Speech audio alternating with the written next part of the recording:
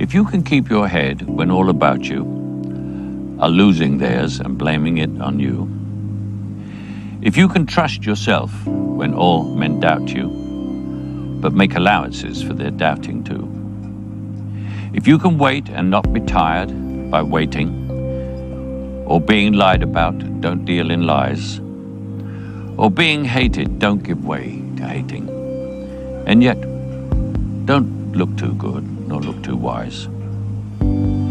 If you can dream and not make dreams your master, if you can think and not make thoughts your aim, if you can meet with triumph and disaster and treat those two impostors just the same, if you can hear the truth you've spoken twisted by knaves to make a trap for fools, or watch the things you gave your life for broken, and stoop and build them up with worn-out tools, if you can make one heap of all your winnings and risk it on one turn of pitch and toss, and lose and start again at the beginning, and never breathe a word about your loss, if you can force your heart and nerve and sinew to serve your turn long after they are done, and so hold on when there is nothing in you except the will which says to them, hold on.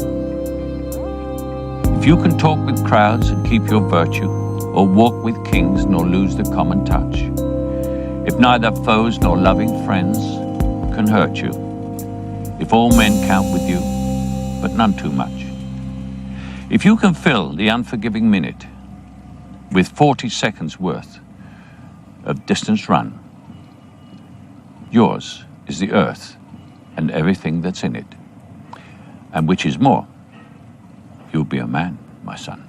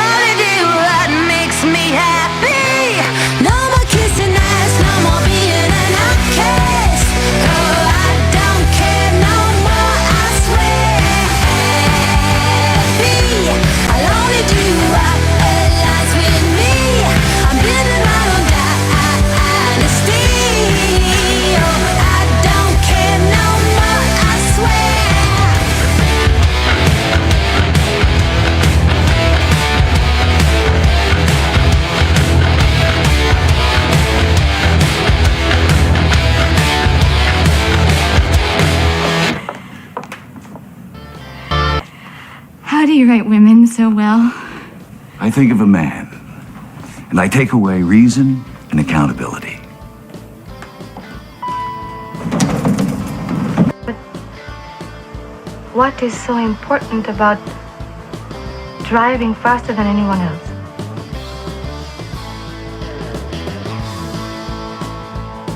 A lot of people go through life doing things badly. Racing's important to men who do it well. When you're racing, it's life. Anything that happens before or after, it's just waiting. Target acquired. Eagle 1, first strike. You have permission to engage the target.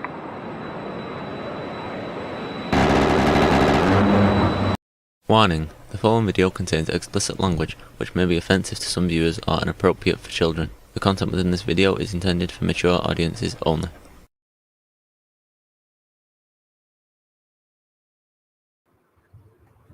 Hey, what's up, everybody? Good to see you. Good to see you. All right. Oh, man. What a day. Already been to the lake today. I was out early this morning, got up at 4:30. Hit the water. I've been on the phone a lot this morning, a lot of stuff going on all over the country, which is wild. I got some debate prep to do. We're going to jump on, I think, with someone here in a couple of minutes and do some debate prep for a panel debate tonight, invite only. And yeah, we're going to get into a lot today. So just stand by. First of all, let me greet everyone. Agrillipus was first up in the chat today. Good to see you. Slutty Gorilla Biscuits was close behind him. GG&G, God, Guns, and Glory. It was next up. The Caucasian Sasquatch is in the house. That's good. Good to see you. Good to see you. Ghost 1978 is working but listening. That's awesome. And yeah, so don't forget to like, subscribe. And Mr. Mister's up in the house. Almost left him out. Seriously, Shelby says, "Sup, mofos." Yeah, it's all good stuff. The pilot in the video that for the stunt flying, that's Bob Hoover, who was a fucking legend. And back in the day, the air race scenes are real, and that scene where the guy like slams into the ground and he gets pissed off about his plane getting crashed, that's fucking legit. That's real. That shit happened. Dial BR549, what's up? I didn't actually troll. I started to do it, but my camera wouldn't fucking work. I've got to figure that out. I know Glenn uses one, and his seems to work really good, but I couldn't make it work. You Tell Me is back in the house. Good to see you. Good to see you. So if somebody doesn't like racing, would that be racist? I think so. I think you have to come to that conclusion, right? So let's jump over here. I'm going to jump in the back over here at my buddy Rob Noor. Rob Noor and I are going to talk a little bit this morning. Maybe we'll see. We'll see what happens in the background. In the meantime, we'll just talk here, guys. We're going to have a great time. We're going to have a great show today. We've got a lot. We've got some debate prep to do, as I said, the subject of which is Tulsi Gabbard's investigation, allegations, etc., against your boy, Obama. I know we got a lot of Obama fans out there today, and you know we're here to get set the record straight, if you will. Yeah. So, so what we got going on here right now is we have the What do we got here? We got, where is my notes? Where are my notes? Fuck, I have my notes right here. Oh, shit, there's my notes. Oh, that's not it. Me. Did I close my notes? Son of a bitch. Fuck if I didn't. How about that? That's all right. Take me 1 minute. Open them back up.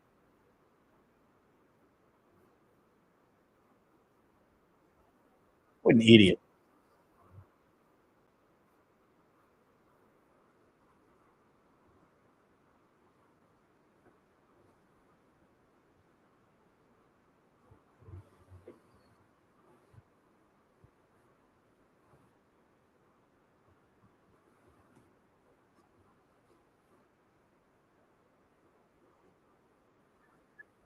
What's up, man? Just happen to have work off tonight. That's awesome, man.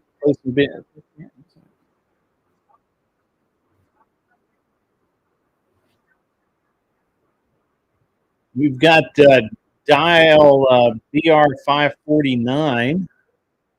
Says great. More investigations to distract from the poor policy making, like the big beautiful bill. Baby. Beautiful. It's awesome. Bankruptcy. If only we could. If only we could, brother. It is probably the path forward for sure.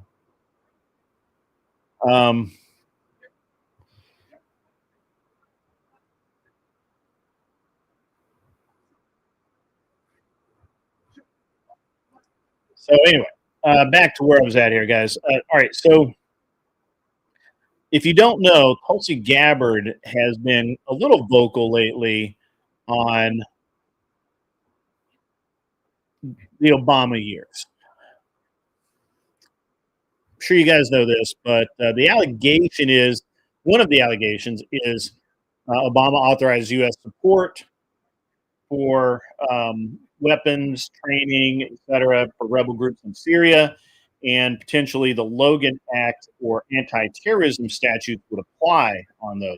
I think the Logan Act more than anti-terrorism statutes, but we'll see. We'll get into that. We got some, just in my notes here, I got some key facts of the Obama administration. We know for a fact funded moderate rebels under Operation Timber Sycamore.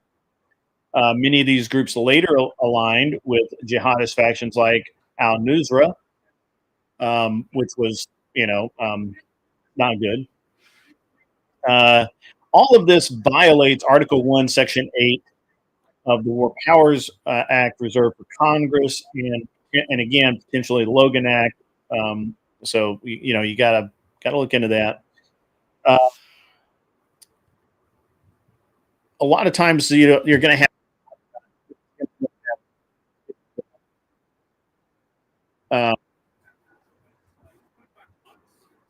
what you're going to have is people say, well, Obama inherited the mess. They were moderates at the time that this money was given.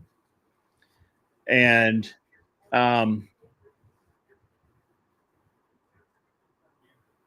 what's up, Tim Hale? What's up, buddy? So even if you want to say that Obama inherited the mess, the complex situation, the whatever you want to say, if you say, well, he inherited this, it's the previous administration's fault. Okay, that doesn't excuse, pardon me, funding enemies of the U.S. It never will, never does, never has, and also all of which endangered American lives. Ghost 1978. Well, we have the evidence to support the allegations. The problem really isn't the evidence. The problem is finding people with enough cojones to stand up and say, yes, this is fucking wrong. And so I'm waiting by the way, guys, I'm waiting to jump on to Rob Noor's stream, and we're going to talk about this. All right. So the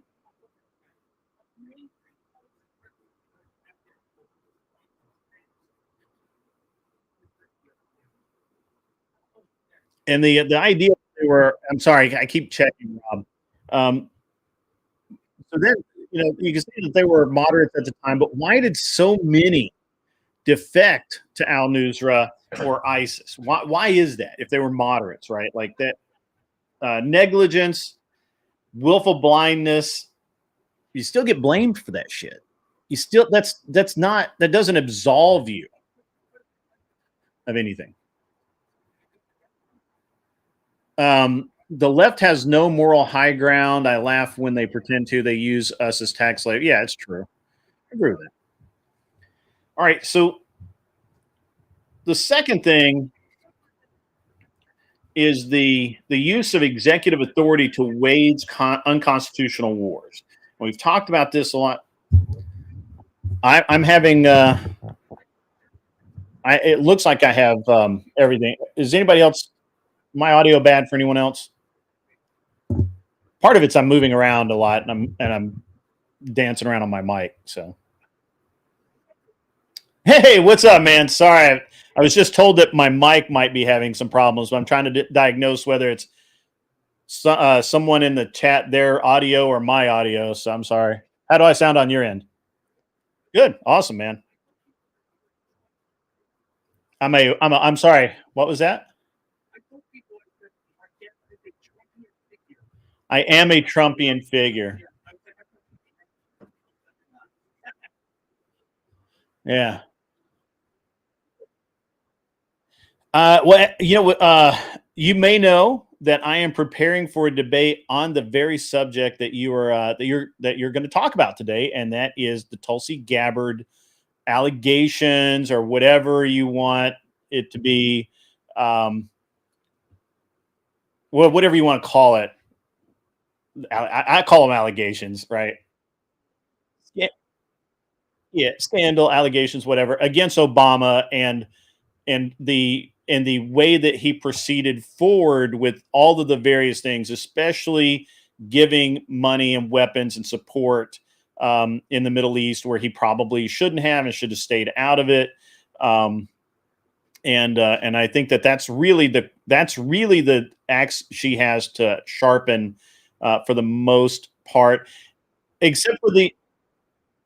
So I'm going to be on Wick's channel. I know you love those guys, so I want to go over there and whip their asses. Hang on, I'll tell you who I'm debating. Give me 1 second. I had not heard of one of them, but the other one's actually a pretty famous guy. Famous, infamous, whatever. No, they're not on a Wick panel. You can't keep them awake long enough. So he does have supplements. It's called cocaine, and I'm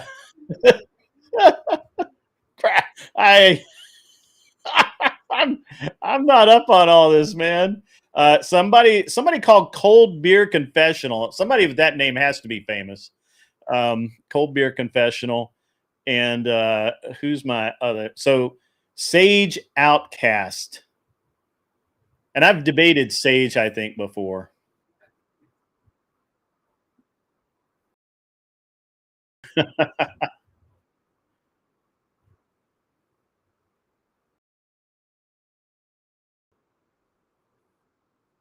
Is that what it is? Okay.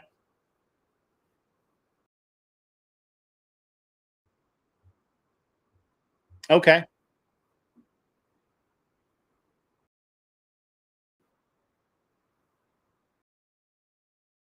A lot of them are, yeah.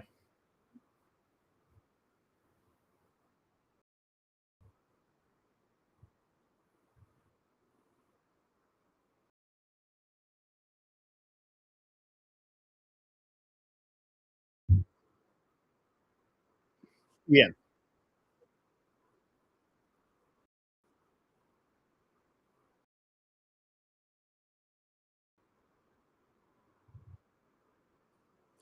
Yeah.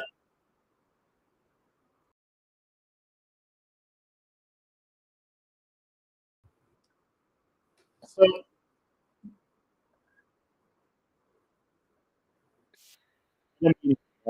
I've got jargon too. We can all have jargon. We can have our own jargon, Rob. You and I. We can have jargon. So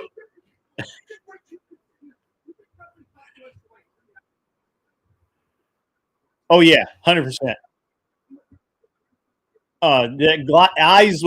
Eyes would glaze over, and people would be like, "What the fuck is this guy even talking about?"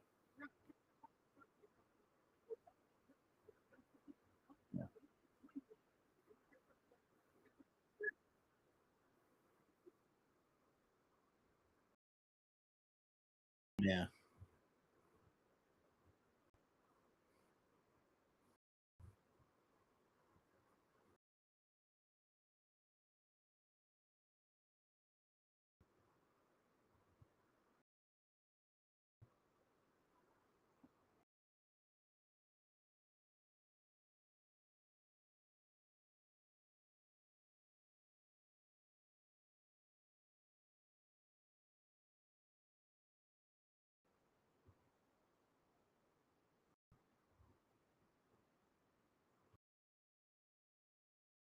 Yes. Right? Because in general, I don't even think Obama's the real villain here, though I think there's a lot to potentially go after him. But the idea of if a president thinks that something bad happened to this country, is it illegal for them to call for an investigation? Probably not. Right.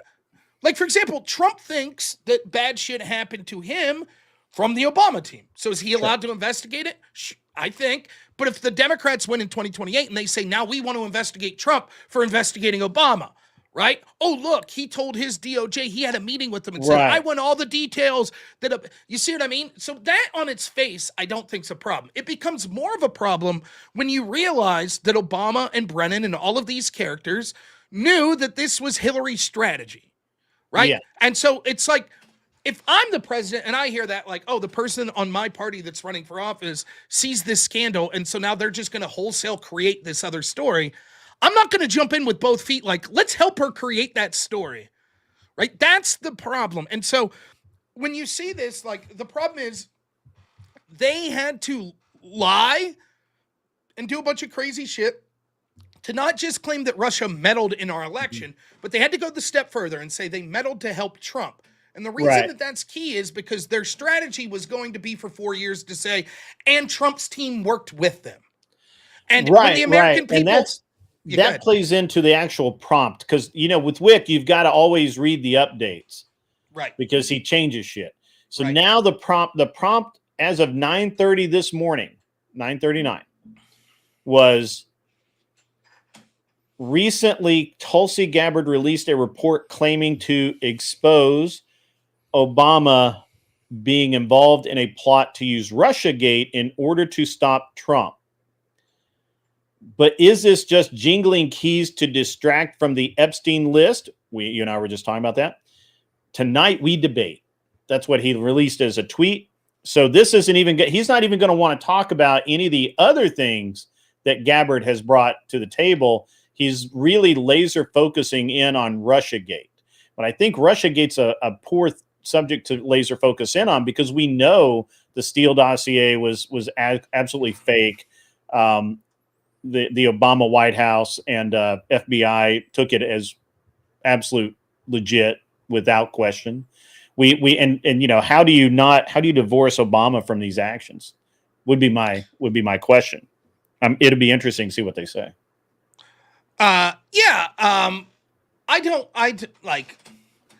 For me, it's like the idea that is this just a distraction from Epstein? I mean, no, that would imply, maybe you would say that if Trump hasn't been talking about this for years, now you could say, is the timing designed to give red meat to his base because they're mad about the Epstein thing? Maybe, but how absurd would it be if we're, what would it matter anyways? Even if it was a distraction, if the evidence is true, it's true. We know at the bare minimum that there were illegal FISA warrants to spy on Trump, and now what we're seeing is the entire premise was they had a conclusion, and that conclusion was Trump tried to help Russia Russia tried to help Trump, and Trump welcomed that help and maybe worked with them. And we're going to use that. That was Hillary Clinton's plan. And now we are going to use that to stymie Trump even once he's in office. And it did. It was the biggest story in the world. We were told over and over Adam Schiff was on TV on a nightly basis. I've seen the evidence. Trump did this. He's a pawn of Vladimir Putin. This was the biggest story in the country. And then it turned out, we found out there was Russia collusion, and it was Hillary's team that colluded with the suspected Russian spy that actually got dirt, that actually used that dirt by the FBI, who then paid that suspected Russian spy to illegally get FISA warrants to spy on the Trump's team and then leak details to the press. The entire premise was started based on this lie that, oh, trust us, Russia interfered to help Trump. And it turns out that no, they set that up from the get-go. And people within the CIA, remember where this originally started? There were 17 intel agents that said, yep, this is all true. And then we found out that, like, I remember at the time, I would ask people like, okay, can you name them? Can you name the 17 intel agencies? Let's hear it. FBI, CIA, NSA. Okay, now where are you going? Name the 17 intel agencies. Did you know that the Coast Guard's got an intel agency? So the U.S. Coast Guard, right. So it's like, and then what you find out now from looking at these Tulsi files, some of the most damning things on them, it will be like this. Like, not only was it just Brennan's team that did this, but people inside of Brennan's team, 2 senior analysts, disagreed with things like including the Steele dossier and disagreed with the conclusion that there was enough confidence to say that Russia was trying to help Trump. So even on this small team, within that small team, there were a couple of people that dissented, and the rest of the people basically didn't get access to any of the information. So like these 17 intel agencies, they didn't get to see the underlying information from the Steele dossier or these other places that said, oh, yeah, Russia's doing this to help Trump. And it was I'll check my feed. Matt Tiabi goes through, there's basically 4 things that were used by Brennan's team to say that Russia was trying to help Trump, and they're all bullshit. Yeah. One of them's the Steele dossier. One of them his aide, who Michael, whatever his name was, who went to jail. Right? They used that. They entrapped him when he was in Europe, I believe, and had him sit down with a known Russian agent. I can't remember that guy's name. But that guy went to jail, and they used that all the time to say, hey, well, this guy went to jail for Trump. Wrongly, because all he did was sit down with somebody who was a known Russian spy, and you got, hung him out to dry for that. And then the one of the talking points was Don Jr. meeting with that Russian woman who was an agent who's Hillary's team also met with, I believe. I could be misremembering. I'll have to check that before tonight, but I believe Hillary's team also met with that lawyer who was also a spy, which I think all lawyers are spies, right? Yeah. Right. And oh, look, there's my name. Yeah. Someone said, I was like, oh. Hey, actually, while you're doing that, guys, listen, in my chat, if you have not already, jump over to Rob's channel and give him a like and a subscribe if you haven't already. Rob's a good guy. We support Rob, have for a long, long time. And absolutely, this is what he does full-time for work now. He's not a part-timer like me. So he needs the support. And thank you. And we will make sure I'll get your link right now into the chat. Everyone should go over and check out Grid's channel as well.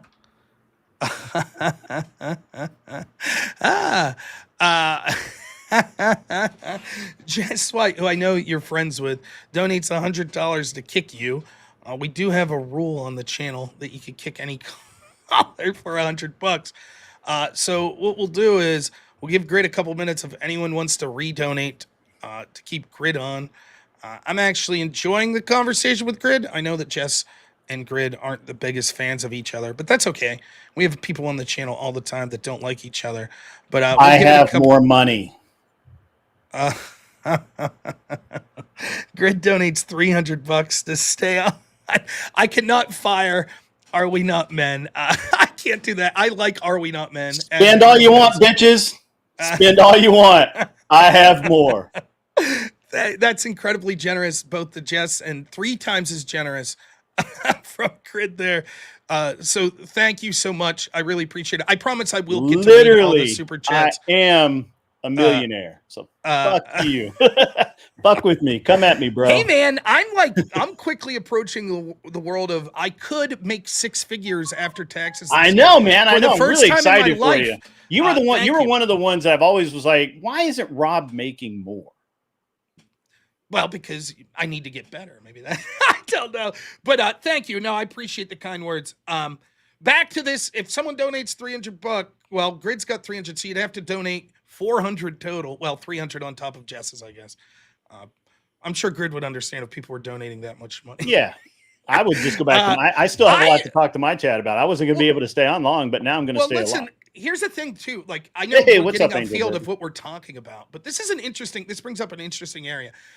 I always didn't mind being the heel on a lot of these left-wing shows. Like, I would go on Dylan Burns' show, and I didn't mind. I didn't mind at all that everyone fucking hated me on there. I was fine. It's like being the bad guy wrestler. Like, you're Hulk Hogan and I'm coming on as like Roddy Piper for everyone to hate me, or the Iron Sheik or something. I'm fine with that, right? And so, like, someone on my channel that comes on all the time and people donate money to hate is Duck.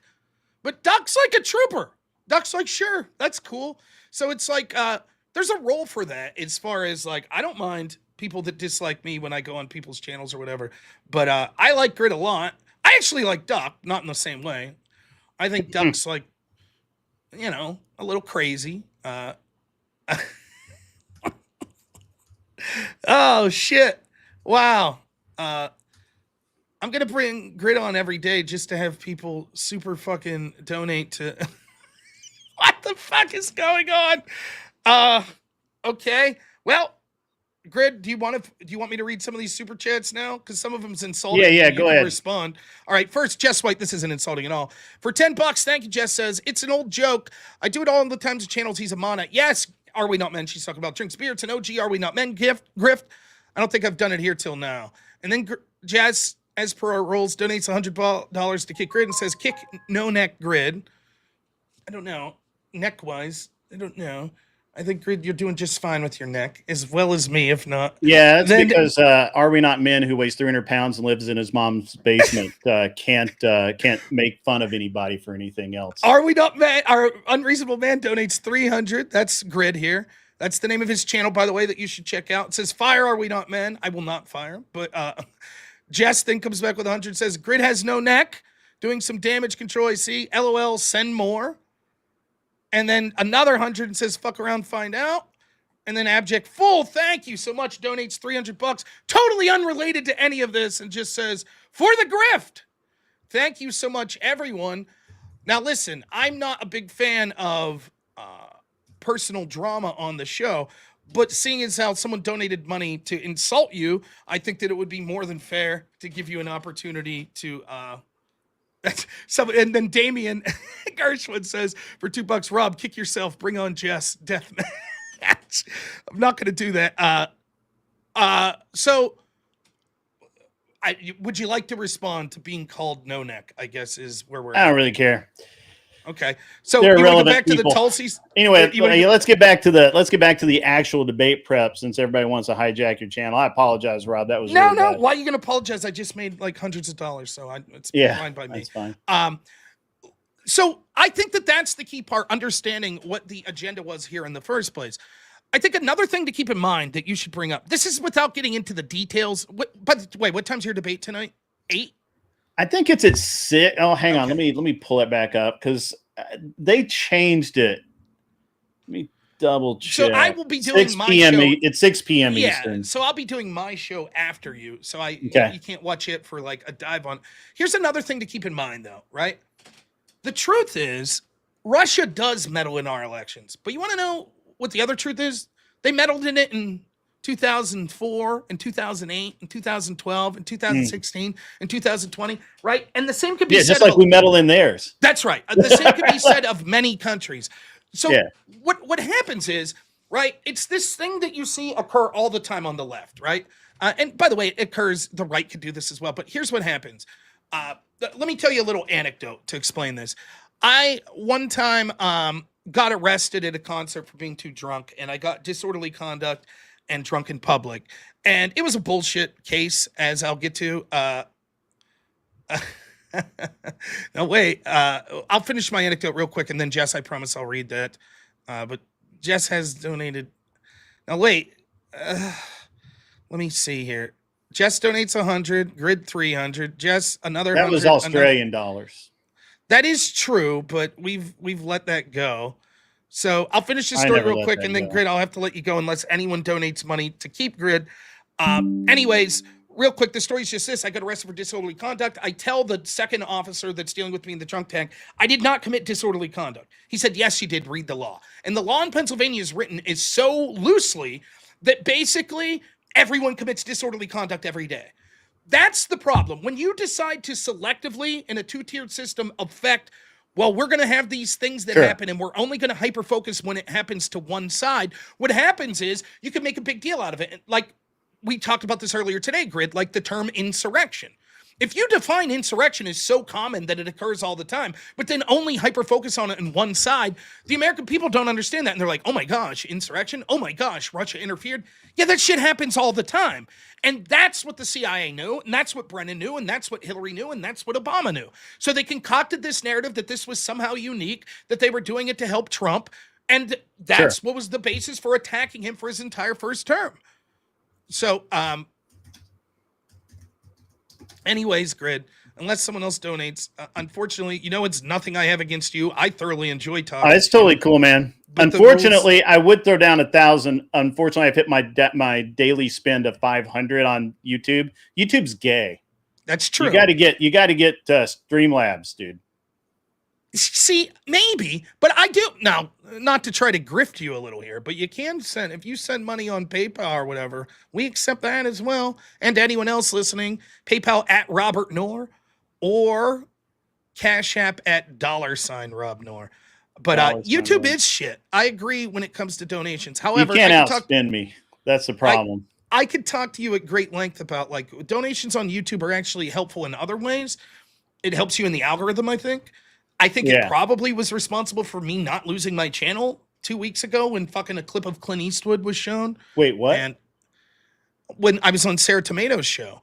And the intro was my July 4th special for my birthday. And fucking she played an intro video with Clint Eastwood. And I literally banned my entire channel for violating the firearms policy. And I had to talk to a rep. And it took 24 hours to get my channel back because I didn't know that. I did not know that had happened to you. Yeah, it was dog shit. It really was. But all right, Grid. Unfortunately, though, man, rules are rules. It's all good, man. I'll go back to my channel and prep for my debate. They can cope harder, spend more money, keep going. Well, thank you so much, Grid. Grid, maybe I'll review your debate later in the week if you don't mind that. That might you're welcome to it. Yeah, that's certainly a topic I'm interested in. I'm doing it with Admiral Gibbs, and he says he's coming in hot, like he's gonna go after these guys, which is fine. Well, Gibbs is a good guy. I like him, and he's certainly going to come in hot. Whether he'll have good arguments or not, but he'll be hot. I guarantee that. So no shit. It's a real thing. He's got quite the what is his $ Rob Knorr? He's got quite a what am I trying to think of here? He's very much. He has a he's got a personality. He's got a personality. Yes, plays a part. There is something about Gibbs that is incredibly likable. Like he seems like a regular fucking dude, and I think that plays to his strength. Now, sometimes he can get a little afield, and it's hard to be his debate partner because he'll have like an idea stuck in his head, and it's like he's an interesting dude. I like him though. He's actually like he's a serious networker. Thank you, God's Gun to Glory. Appreciate it. By the way, now I'm assuming. Are you trying to send money, or do you you don't have to, dude? You really don't. But I'll throw down a G, man. I don't care. You don't have to do it just because of some. All you got to do is fire. Are we not men? I'm not firing. Are we not men? I can't do that. Kicking people off a street. Give them a week off without pay. Give them a week off. I can't do that because.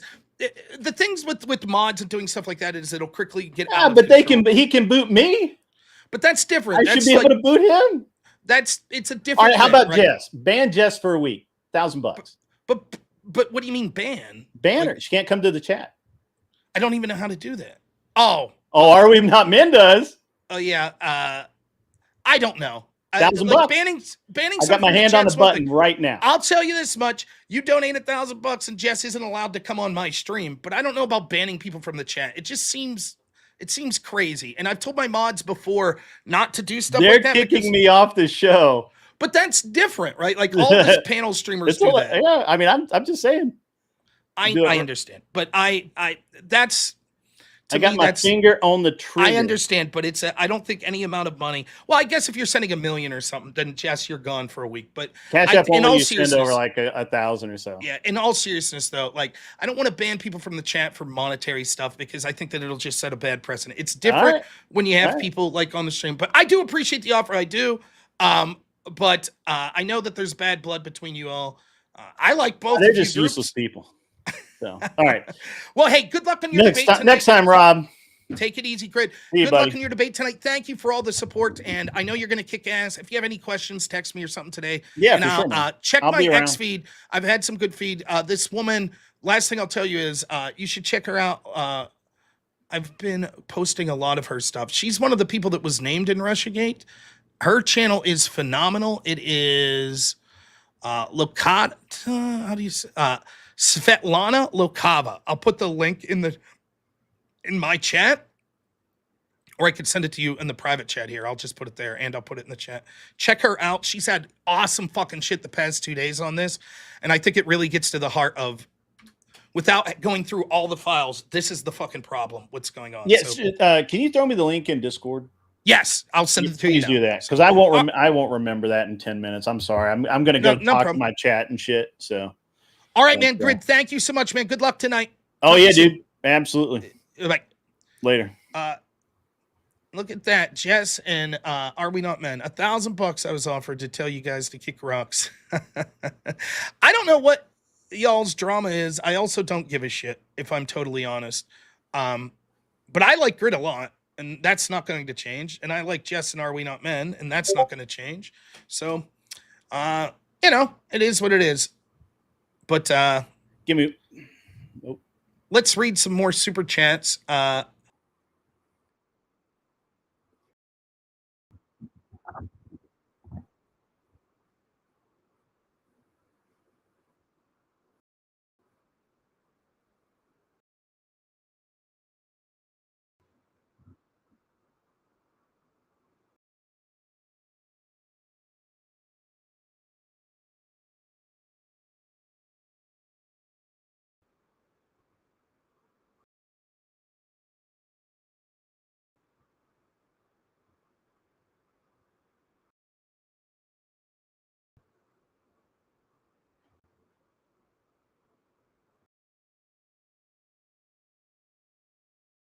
All right, hang on. I got to figure out how to fucking mute this shit.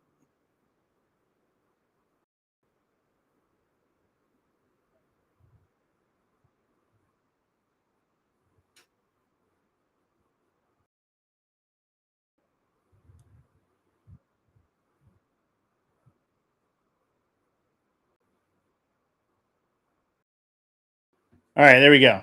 Sorry.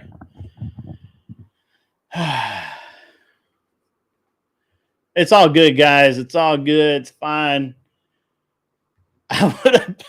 They wouldn't let me pay to ban him for a week. I literally had my finger on the button.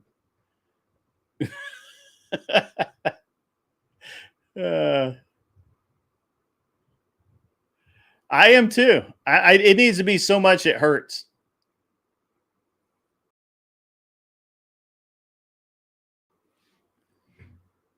John Brennan, that's the guy I was thinking about. Yeah. Yeah, claimed his life was at risk, so his family. Yeah, that's right. Yeah.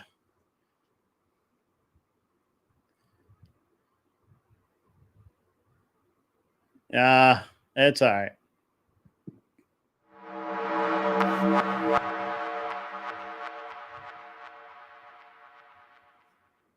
Seriously, Shelby donated $10. Super chat. Seems like petty PS.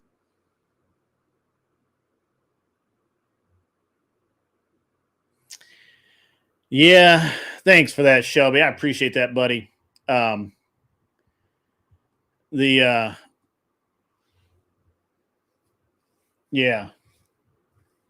He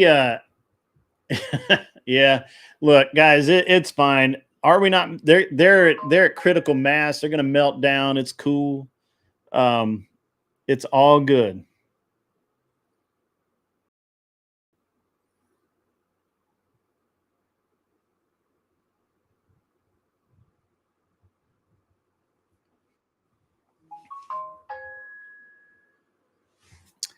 Admiral Gibbs is now texting me, guys. I apologize. It's a horrible fucking stream. I'm not talking or anything. God damn it, man. Jesus Christ. What kind of baby back bullshit is this? Getting there.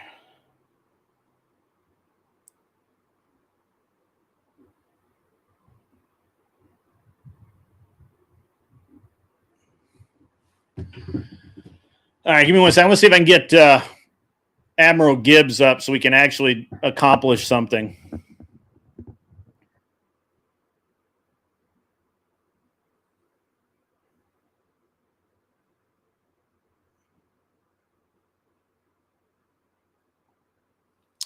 Let me get Gibbsy up here. Let me grab this.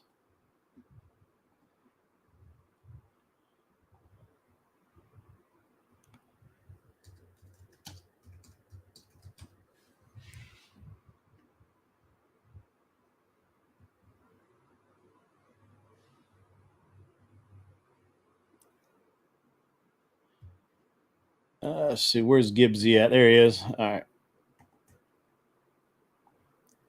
All right. That was kind of crazy. It was. What's up, only a Mr. Bill? Yeah,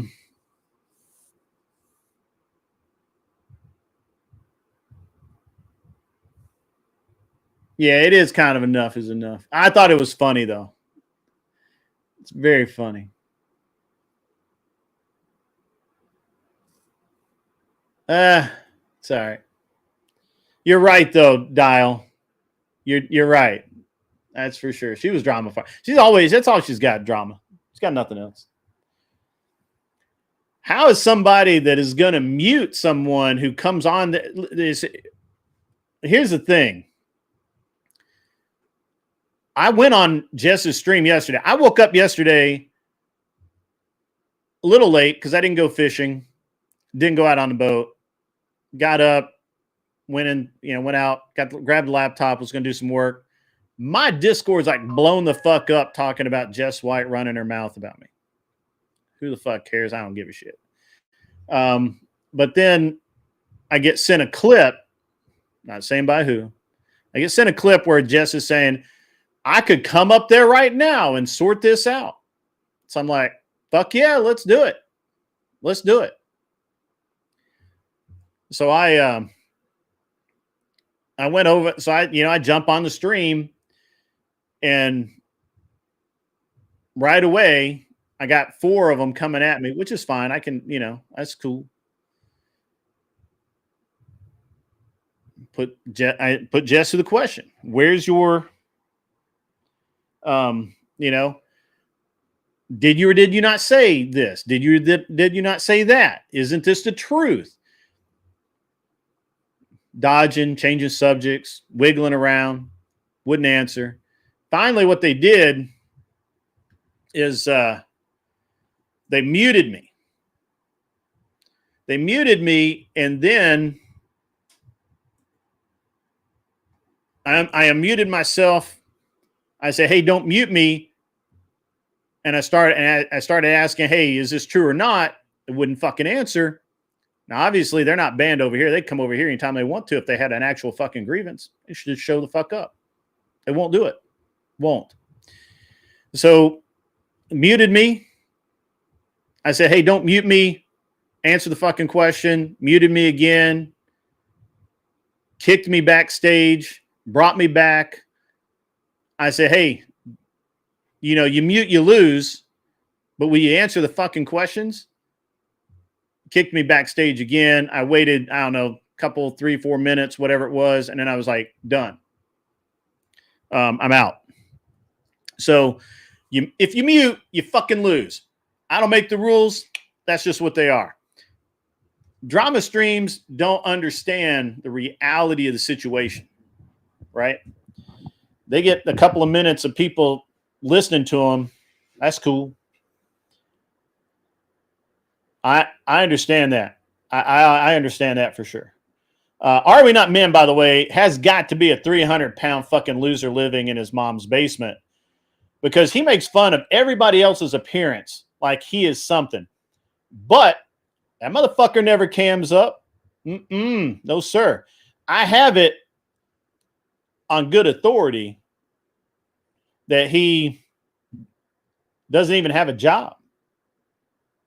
That's the reason why he's got to use people like Jess and grift off of her ass, right? He's her pimp. That's what's up. I tell you that, to be honest. He lives, Are We Not Men maybe works a construction job once in a while. Other than that, all he can do is pimp Jess out for drama and take the money. That's what he does. That's all he's doing. That's it. Not one of those motherfuckers were cammed up yesterday. When I was cammed up, not one of them fuckers were cammed up. I said that too. Yeah, y'all motherfuckers ain't even cammed up. You come at me? They don't know what they're doing. They don't know what they're talking about.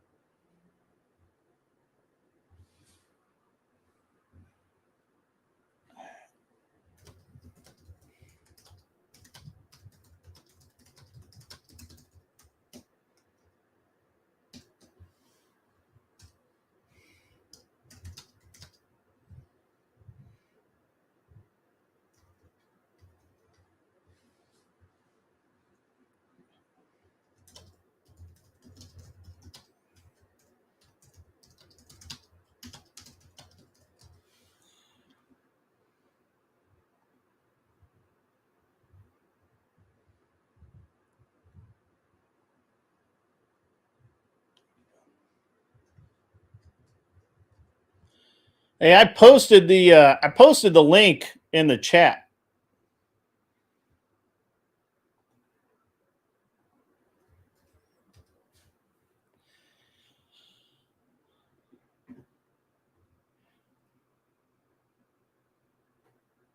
I posted a link in the chat, Dial. I'll send it to you on Discord too.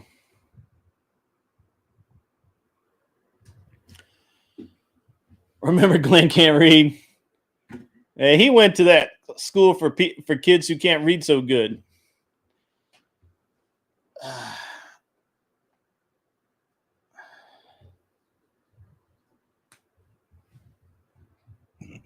Yeah, honestly, I'm not. They're invisible to me now. I got to be honest with you guys. I just don't give a shit. I'm kind of sorry I even went to Rob's channel now. I talked to Rob on the phone earlier, you know.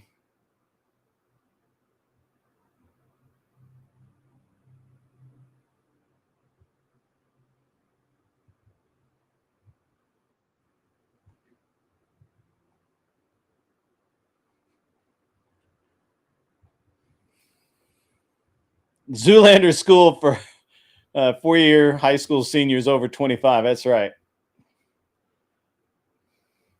Yeah, throw the crayons at Glenn. That's right. Glenn, I sent everybody the link. Ain't nobody here yet.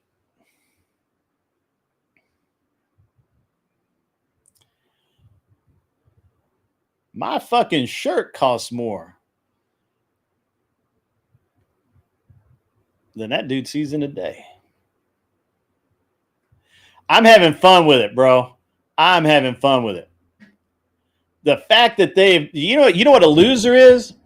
A loser is some dumb motherfucker that does 30 hours a week in stream time on someone like me that doesn't give two fucks about them at all. That's very funny. That's all. That's so funny. 30 plus hours, bro. That's a job. That's a fucking job. Their job is to pay attention to me. Like ball lickers. Losers aren't winners. Losers aren't winners, baby. Losers aren't winners.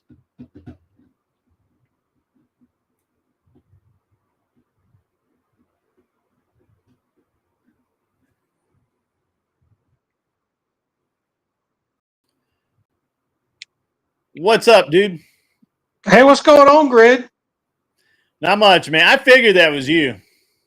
Yeah, How many aliases do you have? I make a new one every week. New one every week. All right. I figure I'd come in color today. You want to do some? You want to do some debate prep, man? That was an awesome Have debate. you been paying attention? Have you? Huh? That was an awesome debate prompt. I'm a big fan. I'm a big fan of the leftist position on that. So yeah. All right. Let me hear your position. My position. Well, I guess it's not really a leftist position. It's more of a non-interventionist position, but it'll be construed as leftist by the Trumpies. Donald Trump isn't exceptional or different or better than any other president. He is doing the thing that you're accusing Obama of doing in terms of the intervention in other countries and funding groups that will inevitably harm our interests abroad and domestically, right? Every president, all the modern presidents have done things that have funded subversive political groups in other countries for one reason or another that turned around and opposed us either in their country or our interest in their country, like Saddam Hussein. We funded them against the Iranians in the 80s. Remember? The Shah, you know, we funded the Shah, and what ended up happening was a political backlash against him because he was so unpopular. We didn't just fund the Shah, though. We actually went in and eliminated his political competition. Right. So it's not a feature of Obama. It's a feature of our government system and our interventionist foreign policy that's caused this problem to exist. Trump's doing the same thing now. There are organizations being funded now that will inevitably turn on us because they have their own interests in mind, and we're just a piggy bank to them because that's what the U.S. taxpayer is. That's true. But what do you think about Tulsi Gabbard's position that? And actually, and I would love to debate what you're talking about, but what the actual prompt is different than what it was. Did you hear the actual prompt? I read it off. Did you hear it? Yeah, I heard it, but I was so distracted by Jess's avatar picture and how hot she is that I stopped thinking, you know, because she's so hot in her avatar picture. I stopped all cognitive thought. You know, my lizard brain took over. So you'll have to read it again. That didn't compute at all. Lizard brain. No, that Jess is hot. Oh. Jess White's so ugly that even Australia is scared of her. Yeah, she can scare away the brown snakes in Australia just by looking at them. Jess White's so ugly that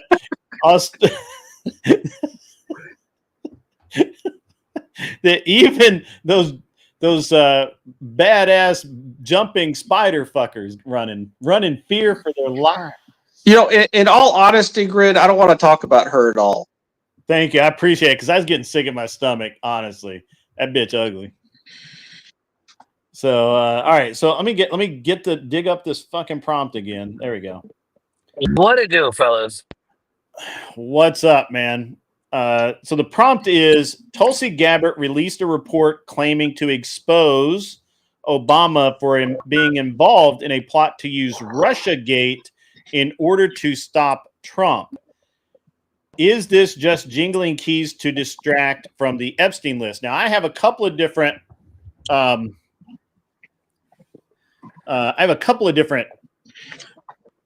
points here. First, I think that it could be to distract from the Epstein file, but to be honest with you, since we don't, that's all conjecture because we don't know what capacity Trump's name is listed in there, right? The reality is that the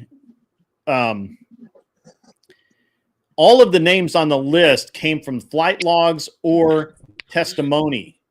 And testimony is notoriously inaccurate. Lies. Could be lies all day. Could be lies. It could be misremembering. That's what I'm saying. It could be lies. It could be that, honestly, it could be.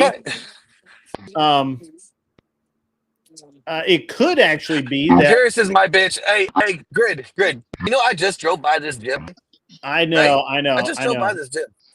Yeah. It's Imperious, hilarious. Imperious, he just drove by your gym. You weren't there. What's up? I'll see you in November. But here's the thing. Do you remember when this chick falsely accused Tucker Carlson of saying her when he was in an entirely different state when it allegedly happened? Like, that's testimony. That's literally testimony. Testimony without corroborated evidence to support it is a bunch of just bullshit. Well, I mean, so this is the thing with the Epstein files or list or whatever. We don't actually know we don't know what's on it. We don't know what capacity Trump has mentioned. So I don't really care about the Epstein list. I would like to see what's on it. I'd like it to be released, but whatever. Imperious, are you coming to Nashville to do a debate con? Double dog dare you. He'd have to out himself as a real person and not a troll in order to do that. Yeah, it's true. No, we should go on Jerry. We should go on Jerry Springer, so I can beat his ass legally. Jerry Springer. I think that's funny. Yeah, and also, so if it's Ghislaine Maxwell giving up the names, that's highly suspect. Oh, come on, Grid. Now you there were associations between Trump and that one guy that they caught that didn't delete himself. So sure, but this is my position on that, and this will always be my position on that. The left went over for 2 years solid, and really 3 years.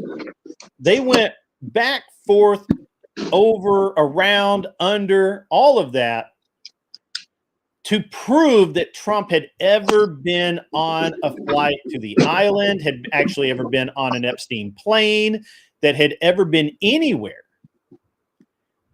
with Epstein or Ghislaine Maxwell. And if they had it, if they had even one reference point of it, it would have come out when Biden was president. My thing is, like, what is Tulsi Gabbard going to expose that Trump or that? Who cares? We already know that, like, that the opposite team is going to want to do whatever they can to make sure that you lose. Well, you know what I'm saying? See, my thing is that anyone who daily listened to all 3 hours of Rush Limbaugh in 2015 and 2016 already knew that. Because Rush laid that out in detail repeatedly on his show. So from my perspective, this is 9-year-old, 10-year-old news that's being trotted out. We're on the same page. We're on the same page. Yeah. This is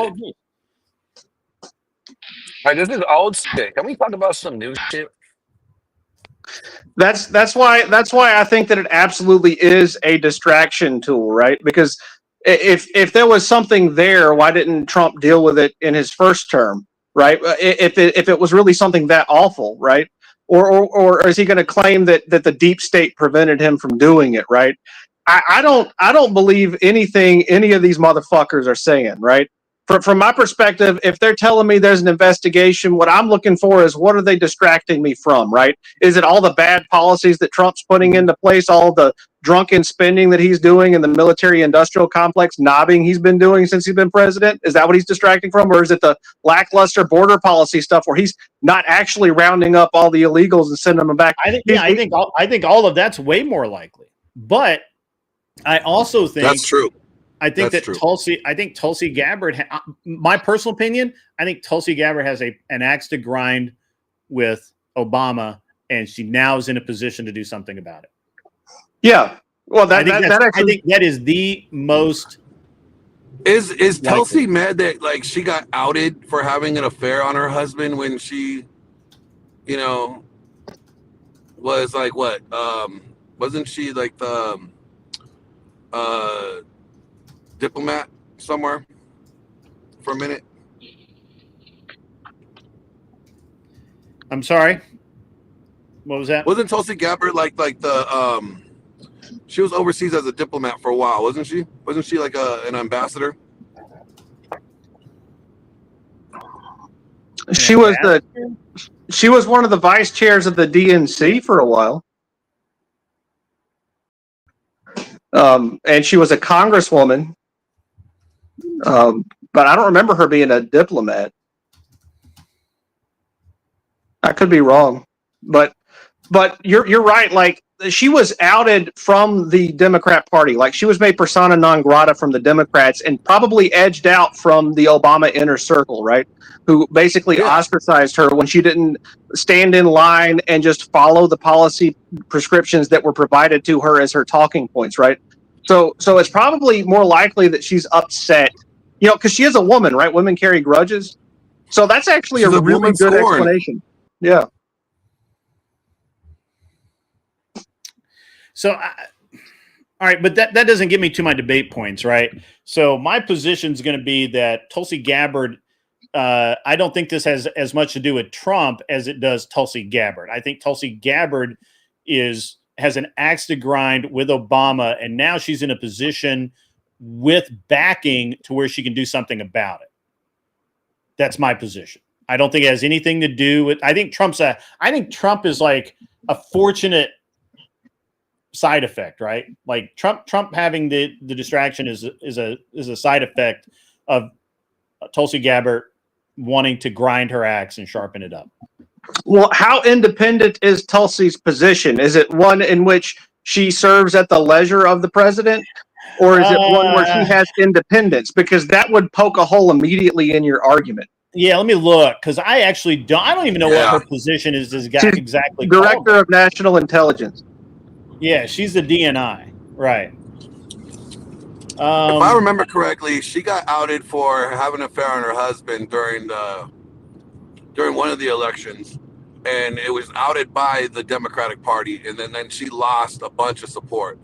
I think you're thinking of Lauren Boebert, I think. Yeah, I think he's thinking of Boebert. Some dick in the theater. No, Lauren did that in the theater. We already knew that. If she's in one of the positions that require congressional approval, then she has independence. But if she's not, then she doesn't really have independence. If she's just working in an administrative position where Trump can, do whatever he wants. I think she had to get congressional approval. I don't know, though.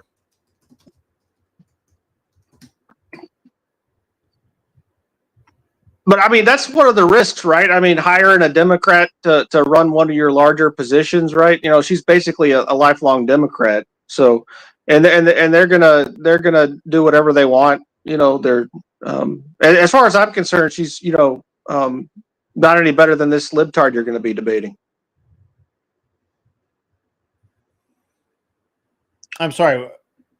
Run me by that again. Well, so Tulsi Gabbard, if she's doing this on her own and it's independent and it's an axe to grind, then that reflects poorly on Trump's decision to choose her for a leadership position, right? So you could say that look into this. So it says, as of now, she does not hold an appointed or elected position that requires congressional approval.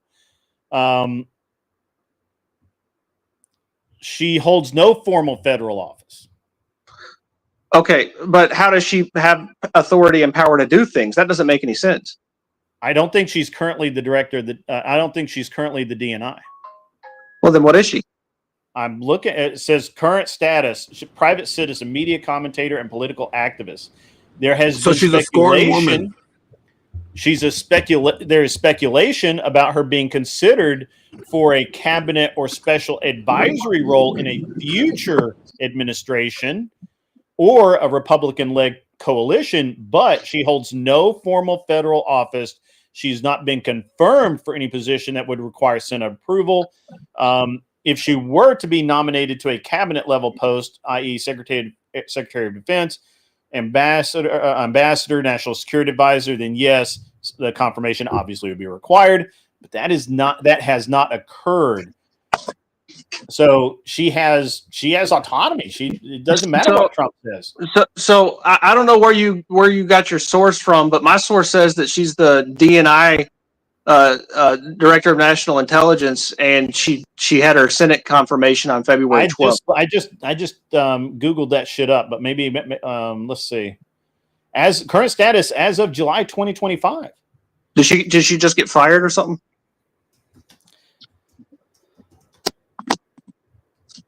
You just make sure. I'll do another search. I think her title is Department of Scorned Woman, and no, is Tulsi Gabbard the head of the DNI? Yeah, just check her Wikipedia, bro. It's on her Wikipedia. She's the DNI. Yeah, serving since. I mean, it says it's weird that I have two different things here. Serving since 2025 as 8th Director of National Intelligence. So let's see. Now, is DNI? Now I got to ask: is DNI the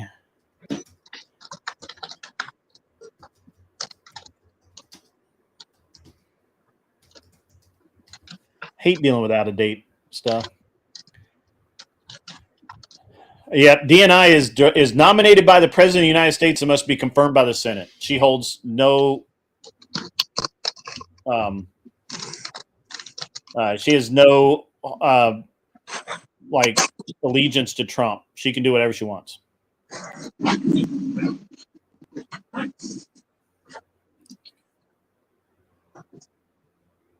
So that does that in.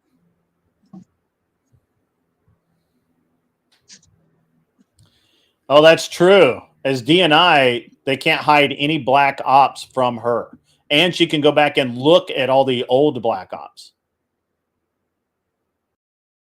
She can't say anything about it, probably.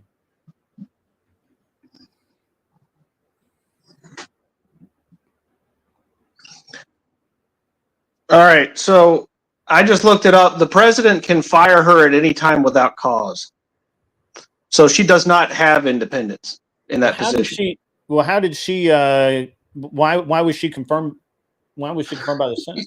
It's different. So these positions have different terms, and so this was this was a non-defined term, right? So she can be in that position.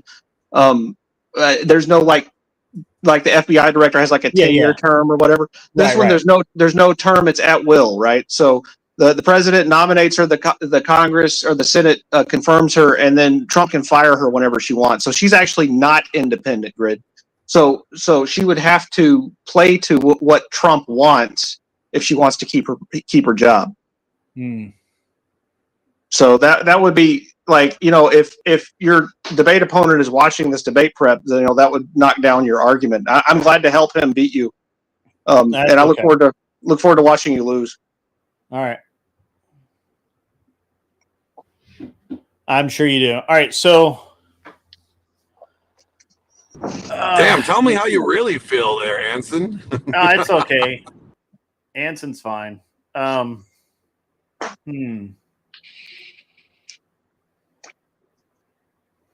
Because I just don't care about the Epstein thing anymore. Like I think everybody keeps hearkening back to it like it's some magic bullet, but I just don't care. I don't think it's I don't know how relevant it is. It's the only person in the country that just really doesn't give Let me tell you how irrelevant it is. Do you remember when Clinton was exposed to be on the flight log or whatever? Mm-hmm. What happened to Clinton? Nothing. Yeah, but Clinton that's why it's irrelevant. But see, that's why it's irrelevant. It's irrelevant. Nothing happened to Clinton. Nothing will happen to Trump. Whoever's on this flight log, nothing's going to happen to them because they can't prove that they diddled any kids. Yeah.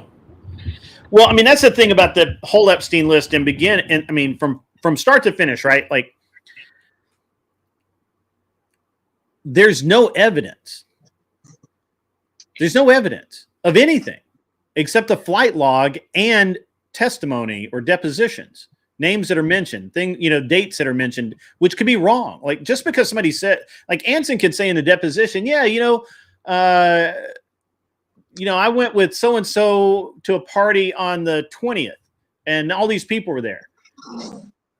Well, but it could have been like the 30th, and there was like nobody there, and it wasn't even a party. It was just, you know, some guys playing poker or something. You know, so this kind of testimony, it's like the worst form of intelligence. It's literally horrible. Now, the problem that we have is that we know that the Epstein's Island was, you know, full of cameras. We know that hard drives are missing, terabytes apparently of data, like not just a little bit, but like a lot of data, like tons of data. Now, is that video evidence? Maybe. It should be, because there are cameras literally everywhere. Does it really matter to this particular argument? Not really. I don't think it, because nobody has. You can't distract from something that doesn't exist. Well, so the Epstein thing is not really that relevant, except for the fact that a large portion of Trump's base viewed that as an important issue during the election. Like, and then for him to turn around and not appear to be as transparent as he promised to be, or either to not admit that he was wrong and that there was actually nothing there. I think that's the bigger thing, but that's not part of the prompt. I agree with you. I think and if I can work that in to the debate, that's something. But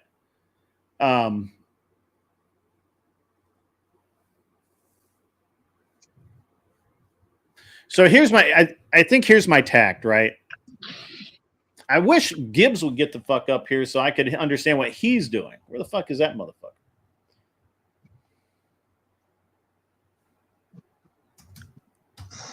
He probably went back to sleep. Not enough cocaine. But all right, so here's my point of view. This should be my point of view, right? We all know Russiagate was a hoax. We all know Russiagate was propagated, pursued, instigated, whatever adjective you want to use, to or by. We originally thought it was the Hillary Clinton's campaign. Now we understand that it was basically all of the DNC. That has to include Obama. Ghislaine's Ghislaine is in prison for 2001 to 2004 actions, which were originally, which are the same charges that Epstein went to prison for, that Ghislaine was never tried for. When they couldn't get anything on Ghislaine, they put her in jail for the 2001 to 2004 infractions. That's why Ghislaine is in prison.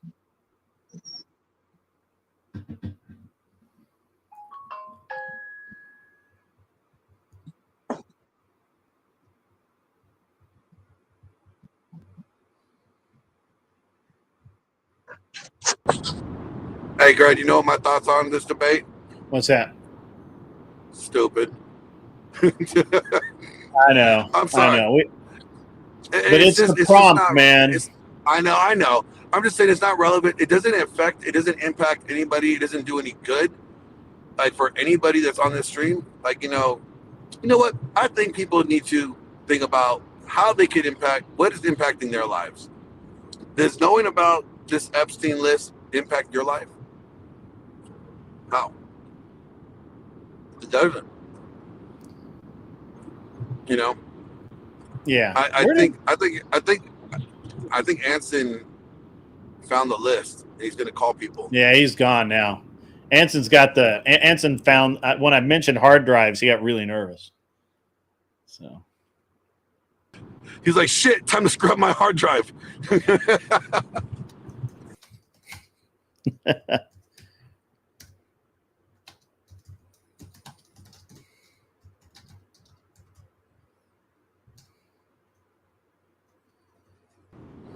But anyways, no, I think your argument is sound if you keep it to this is a bunch of bullshit and this is just bullshit and this is more bullshit. Is that Rob Noor? Is that really Rob Noor? What? That is not Rob Noor. That's fucking free beard rides. I thought Rob Norton in the chat. I thought I just saw Rob So Norton in what? the chat. Hold on. Oh, Normal America. Oh yeah, you can raid. Absolutely, Rob. Sorry, I've got you muted over here. Absolutely, raid me up, baby. I want T. Let me. You want to see justice done to who? I don't understand. So, Grid, you could take the tack that it is a distraction, and so what? Because every administration does it. Yeah, I mean, I will do that. I mean, I will definitely. That's definitely on the list, right? 100%. Isn't this what they call a Kansas City shuffle? As a version of, I guess. I mean, that's what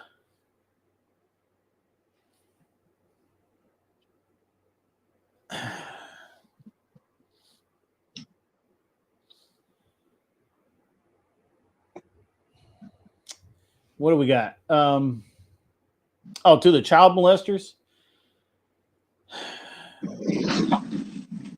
The problem, see, here's the other problem I want to, and I don't like saying this out loud because it's just fucking unpopular opinion. The reality is after 2004 or 8 or whenever it was that they finally got convicted, what's his name? Epstein, there's no proof that anything happened, just speculation. So I don't know. You're damn right, Shelby. You're damn right. What's that? What did Shelby say? Lucky numbers 11. That's right. Sorry. So 2008, the plea deal. That's correct. Thank you, Mullet Baby. Yeah, it was for the 2004. The actions from 2001, 2004, which were 100% substantiated.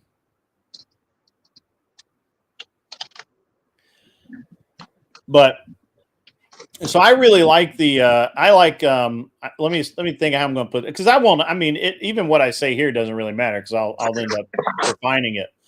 But I do think that it's important to remember that there's a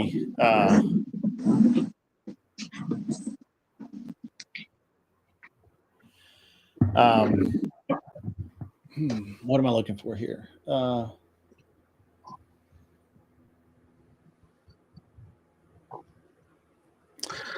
I think the way to look at it is, hey, what's up, Rob Raid? Thank you very much, Rob. Appreciate that.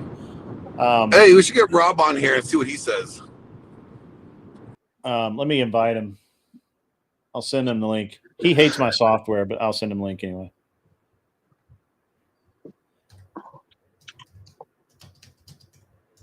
You know, this is a really easy debate for your opponent to win because it is factually true that this is distracting from the Epstein case news.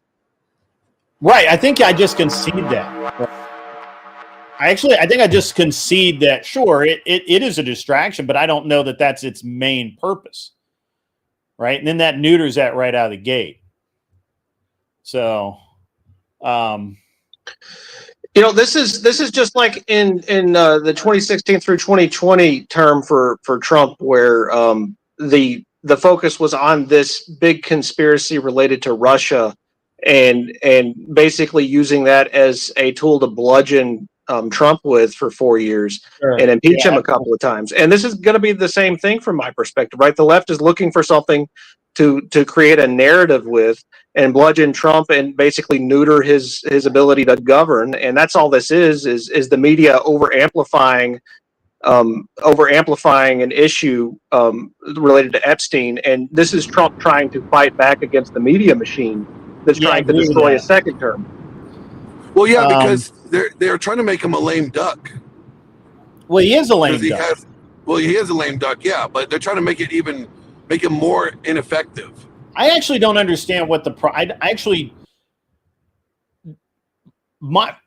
theory is that what the Democrats really truly have to do is they have to taint the Republican Party itself because they can't lose, they can't win right now, right? They're losing across the board, so they have to create all of this division and schisms in the party itself, so that it's as fractured as the Democrat Party, and that's what this is, I think. Most of the reason they're doing like they're harping on the Epstein file, right? Which they weren't. They were trying to bury that shit, right? Right up until there was a tiny potential that Trump's name was in it. More worried about the Monica Lewinsky files? I mean, sure, why not? But hey, are we not, man? Why don't you cam up and jump up on stage? I double dog dare you. Don't be a bitch. Just throw that camera on. Don't feed the trolls, Grid. I'm not feeding the troll. I'm trolling for the troll. I'm trolling. I was out fishing this morning. It was great.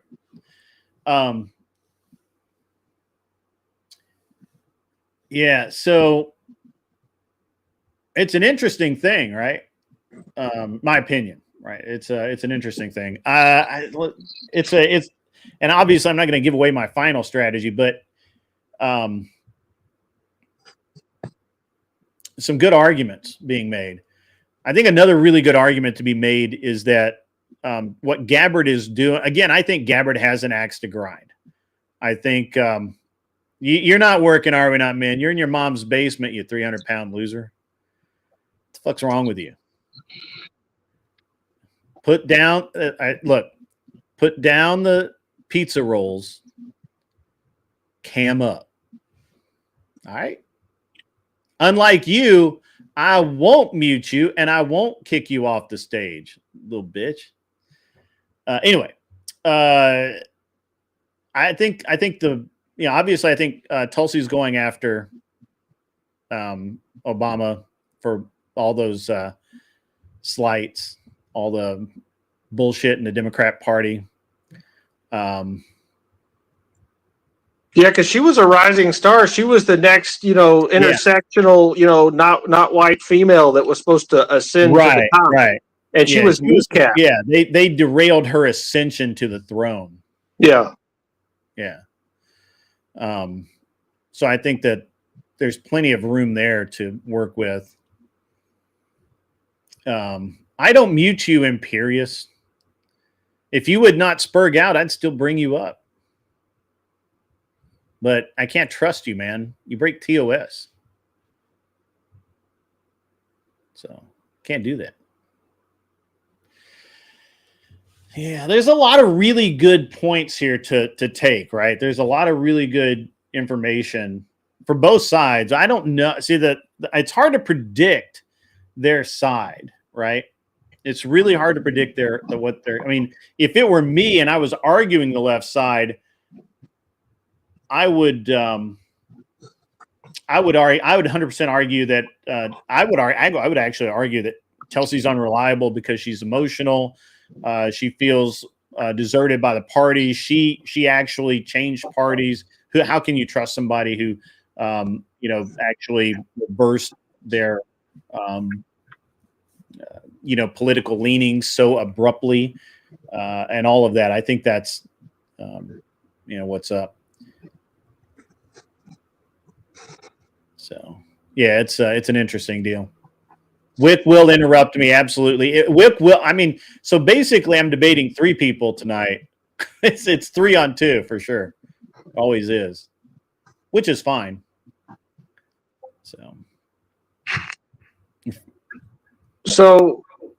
I mean, from the like the Democrat perspective, right? Like the people who see the world through the Democrat lens, and they would not have any empathy for your side, right? And your side doesn't have much empathy for their side, right? Sure. But in reality, like both sides behave like this, right? Where there's a narrative that comes out, because that's how politics works, right? It's controlling narrative. and media spin. And what's happened is that the media and the leftists in the media had this narrative and they were running with it, and they don't want to get it derailed because they want to use it to kneecap Trump, right? So this is basically just them saying, hey, you can't do the same thing we're doing by running a narrative against Trump, by running one against one of the Democrats, because it's an old narrative, and you're just replaying it because we had this other one that was being effective against Trump.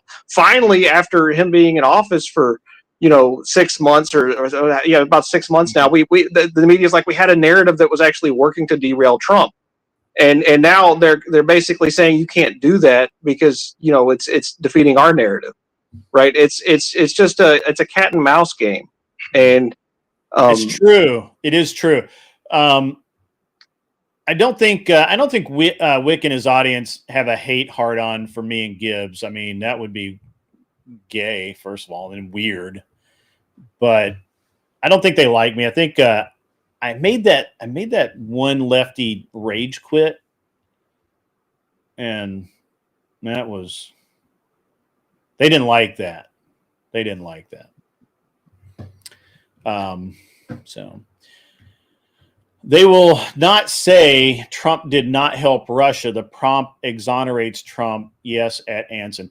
That's an interesting point, is that while what they're going to say is they're going to say that absolutely regardless that there's no evidence to support this whatsoever, they'll say that the Russian interference helped Trump, which we actually know from literally every bit of findings in every hearing and every investigation has shown that the all of the Russia collusion helped Hillary. They'll still say that it helped Trump, which none of it did. And then they're going to say that because of that help, he was kind to them or gave them breaks going forward, which is also not true. He was really hard on Russia, even though he got them to come to the table. He had a good working relationship with Putin. There was some respect there and all of that. I think that even though they're going to try and twist all of that, all of the reality of that into that Trump was easy on Russia, that he gave them whatever they want and all of this stuff, when the reality is that he had the balls to say, you're going to do this or else. And Putin knew that the or else was a real thing. Yeah. I don't know. I was formulating a thought there, and then I lost it. You're gonna have to continue moving your sizable neck. Move your sizable neck some more. Anyway, yeah. So I think that's a good. I mean, that'll be a good rebuttal, right? I think that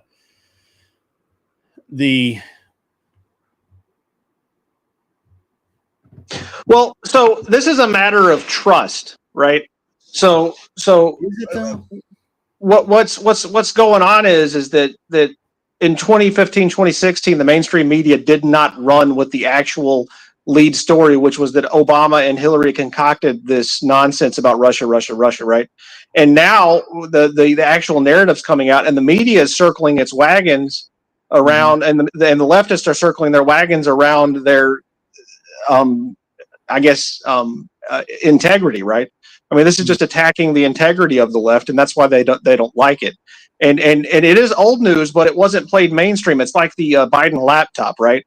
So that came out in real time during the election. How there was this laptop of Hunter Biden that had been found, and then a bunch of intelligence people came out and said it was fake, but that came out later to be just political hacks, right?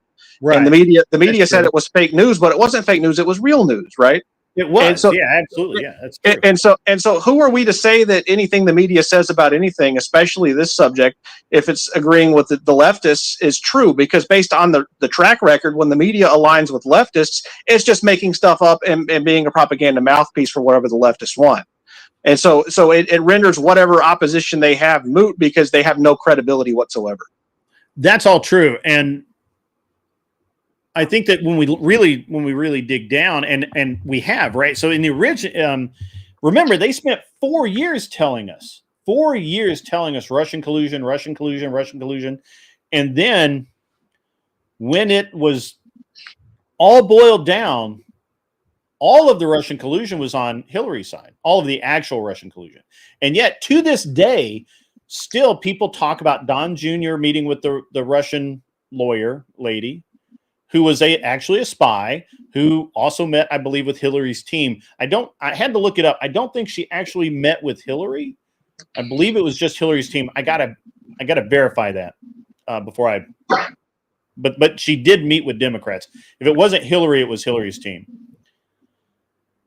Who was the guy that went to jail?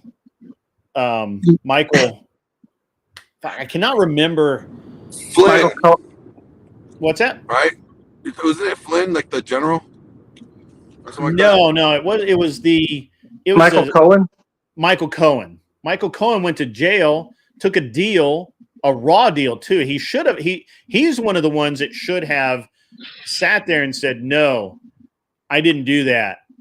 I met with these people, but I didn't know they were Russian spies. I was introduced to them as businessmen, as people that were interested in doing." Working with our country, working with through proper channels. He should have doubled down. The FBI and to some degree the CIA pushed him into admitting something that he didn't actually do. So, but yet the Democrats will always say, "Well, look at Michael Cohen. He admitted, right? He pled guilty to doing these crimes," which is false. He did not. He signed a confession because he was told if he didn't, he was going to go to jail for a very, very long time. And that's what happens. At the end of the day, I think and so it was Michael Cohen. It was Don Jr.'s meeting with the attorney who now there is some proof now that he knew that she was a Russian agent at the time, but the meeting was set up that she was representing like business interests or whatever, right? Like she was like being an intermediary or something. I'm not really sure. I have to look more into that. The news keeps coming out about some of this stuff.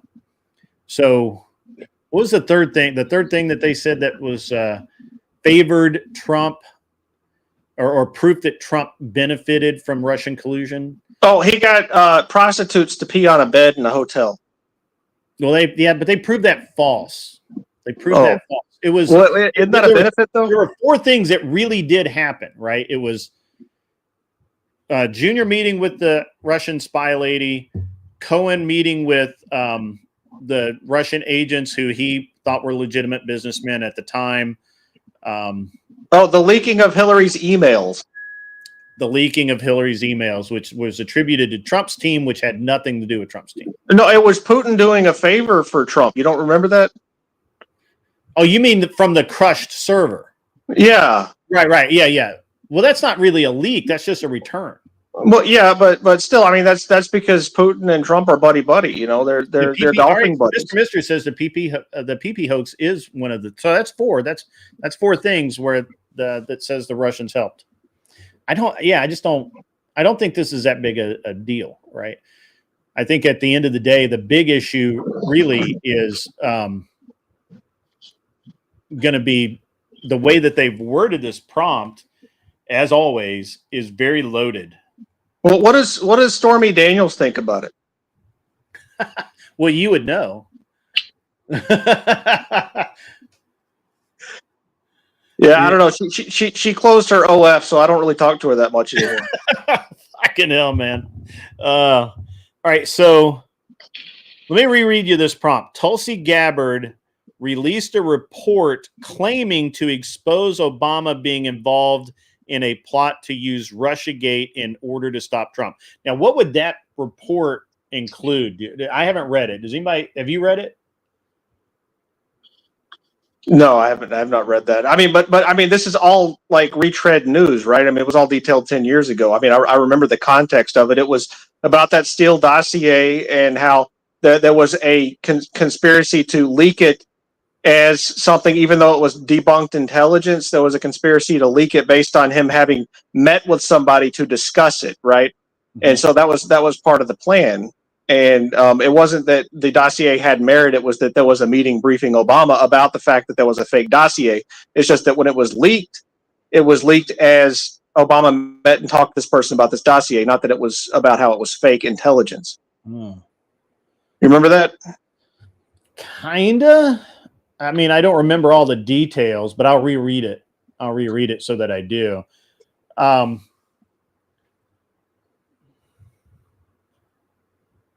Did he? What? That's a lot of double talk there. It's a lot. I'm trying to figure out if that's what they actually said or if you're just interpreting. Well, no, I'm telling you the way that it was explained to me like 9 or 10 years ago when I was a student of L. Rushbo was that the Steele dossier was concocted by the Hillary Clinton administration, and it was basically just a bunch of opposition intelligence research that didn't have any factual merit. And Obama was briefed on it by one of his intelligence officials, saying that it wasn't, saying that this was just fake nonsense. But then the meeting that Obama had and the dossier were leaked, but it was excluded that the dossier was fake. It was just right. It was reported as Obama received a briefing on this intelligence that had been collected. Okay. And that was the start of all of the Russiagate stuff, right? It started with Hillary Clinton and Obama, and an Obama meeting making it an official thing that entered the zeitgeist. Never Lucky Rubber Ducky. You feel like it's an old story. I do too, but I think we suspected it, but now there's proof, right? Like there's actual documentation of when all of this stuff happened, right? So, yeah. Sorry, I haven't been paying attention to chat. No, I haven't read the new document that you're talking about because I don't watch the modern news because it's all lies. I mean, without Rush Limbaugh on the air, there's no real way to get real news anymore. Yeah, it's really tough, right? No Rush Limbaugh. It's rough.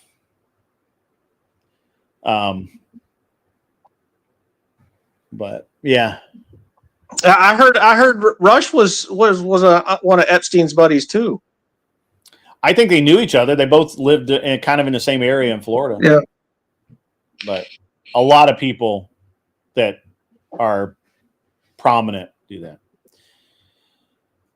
Mullet Baby says they have emails, dates, and meetings if it started sooner compared to the official narrative. See, I think that's something that is coming out now. Is the timeline starting to be clarified? Because I think in Trump's first term, he didn't have a Tulsi Gabbard who, I'm not saying she has Trump's back, but she certainly does not like the Obama administration, right? And so she's going to give the real data, right? Like no spin, no nothing, just like here it is. This is when they knew. Well, supposedly they knew and I'm just for example, if they knew in April, but they said they didn't know about it until August, that changes part of the narrative, right? That changes the timeline. Mr. I know you do, man. That's why you're part of the you're the solution, man. You're the solution. So yeah, but yeah, it's an interesting thing for me. I have I gotta read up on this stuff a little bit before we get into the debate tonight. So pro League of Extraordinary Gentlemen, I am too, man. Loyalty is key. It is actually. That's really true. New timeline is now 2016, 2017, not 2018. Yikes! That's a yikes. That's why they're all running scared. Yeah, he sent me the information. I'm gonna read up on it after once I end this stream. We're just about, we're got about an hour and a half left. So Glenn, you popped up? Did you again just to take a break and let my mind process some of the stuff? What have you got going on, man? What's up?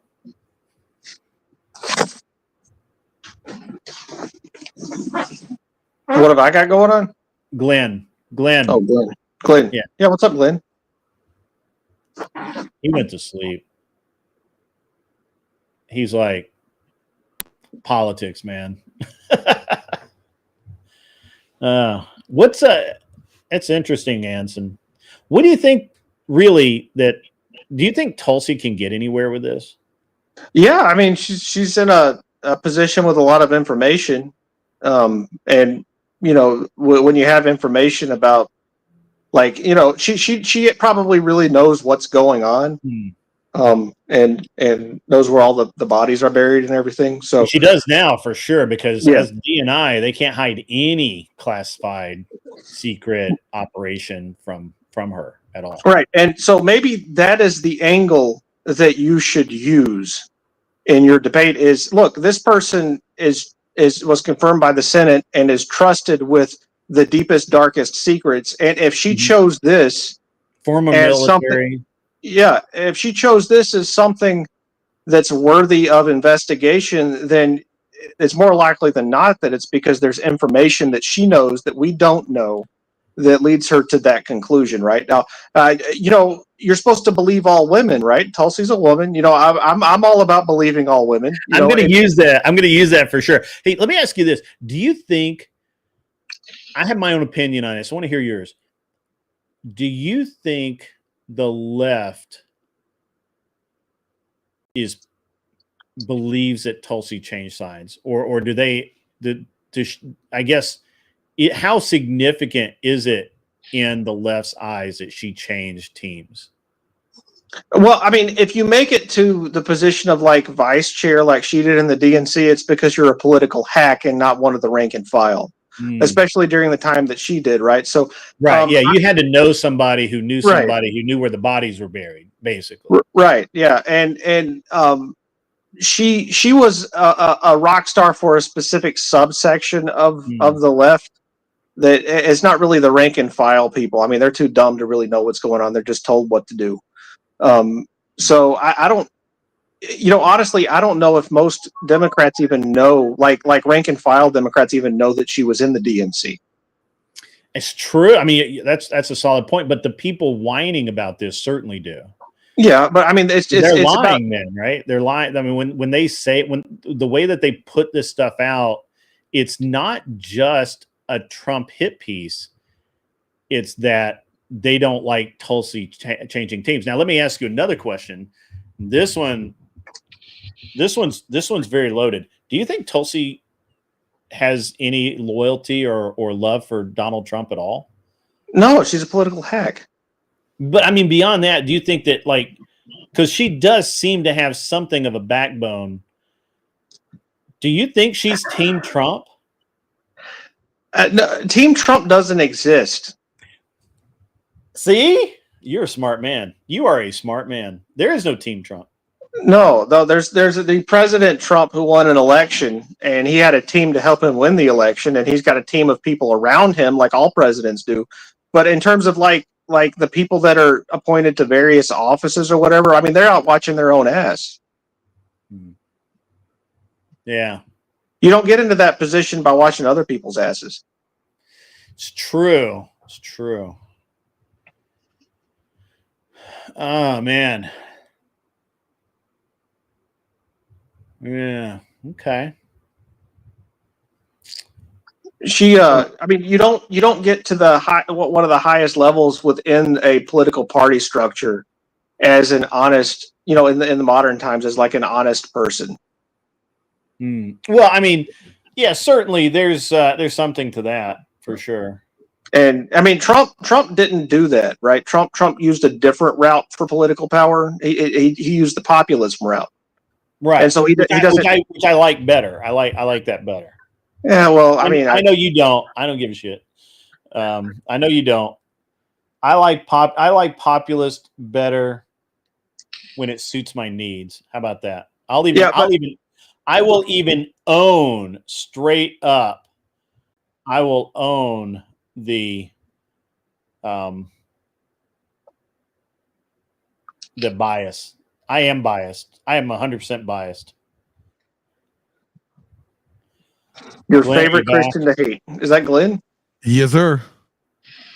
What did you freeze or something? I was No, like, I got "What's home. up?" And you were like, "You didn't answer." I got home, bro. I got home.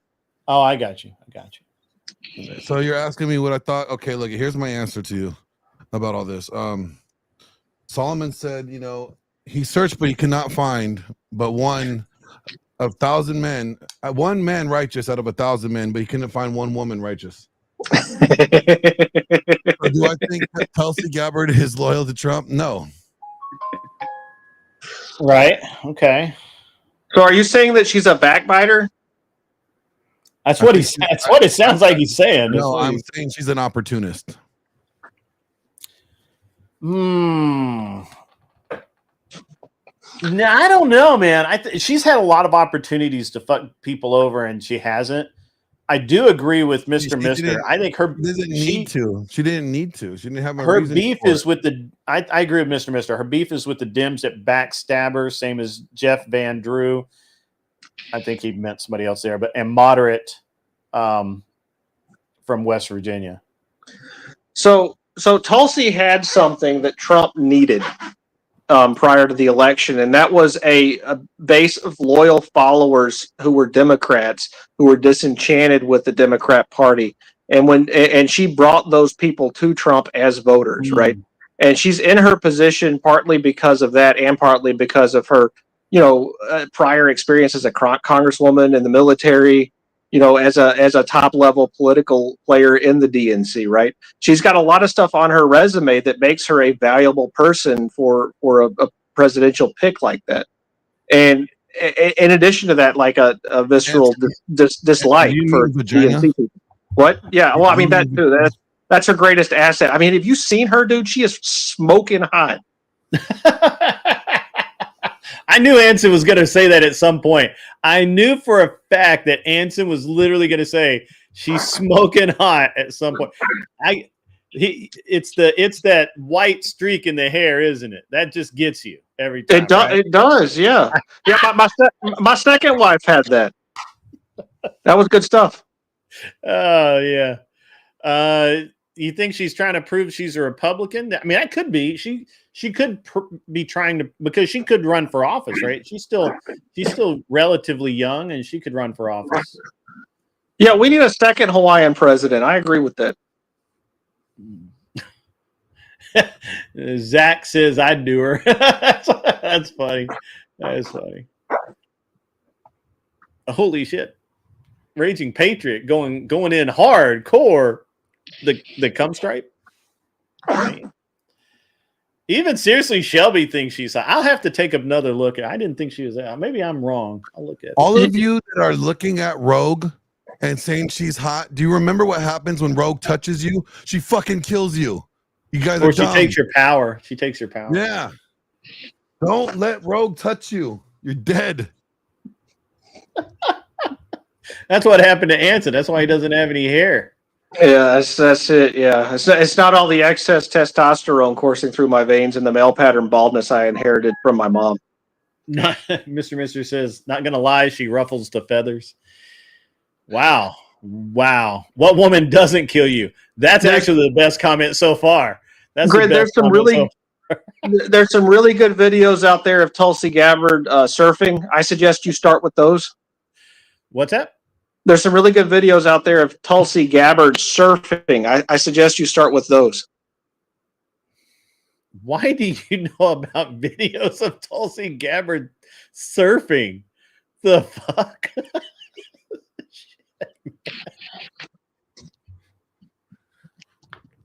There's Degen, and then there's Anson. Did you search these out, or did they just magically appear? Those are the worst thirst traps ever. Yeah, well, I have to figure out who to vote for, and as a fine, upstanding citizen, I do research about the political candidates that are running.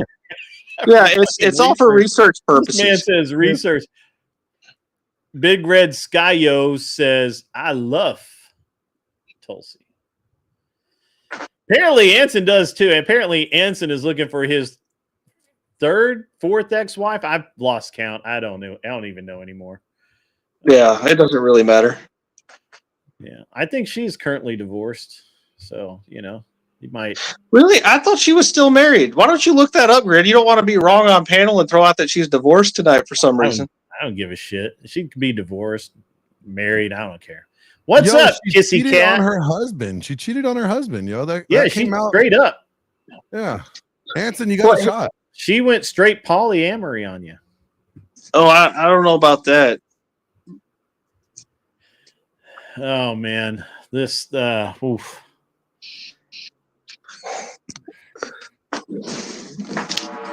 Anson's the kind of guy who will send Tulsi an official letter asking her for lingerie pics. That's the type of guy Anson is. I really want to support you as a constituent. Anson will be like, look, I know you can win this. I just got to see a titty. Show me a titty, and we're gonna get you. We'll get you those votes. Oh,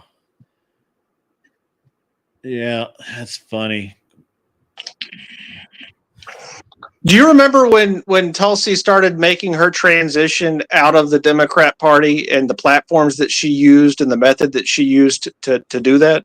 So she went on. Transition is really a good word to use. I mean, because that means a whole different. That word's changed.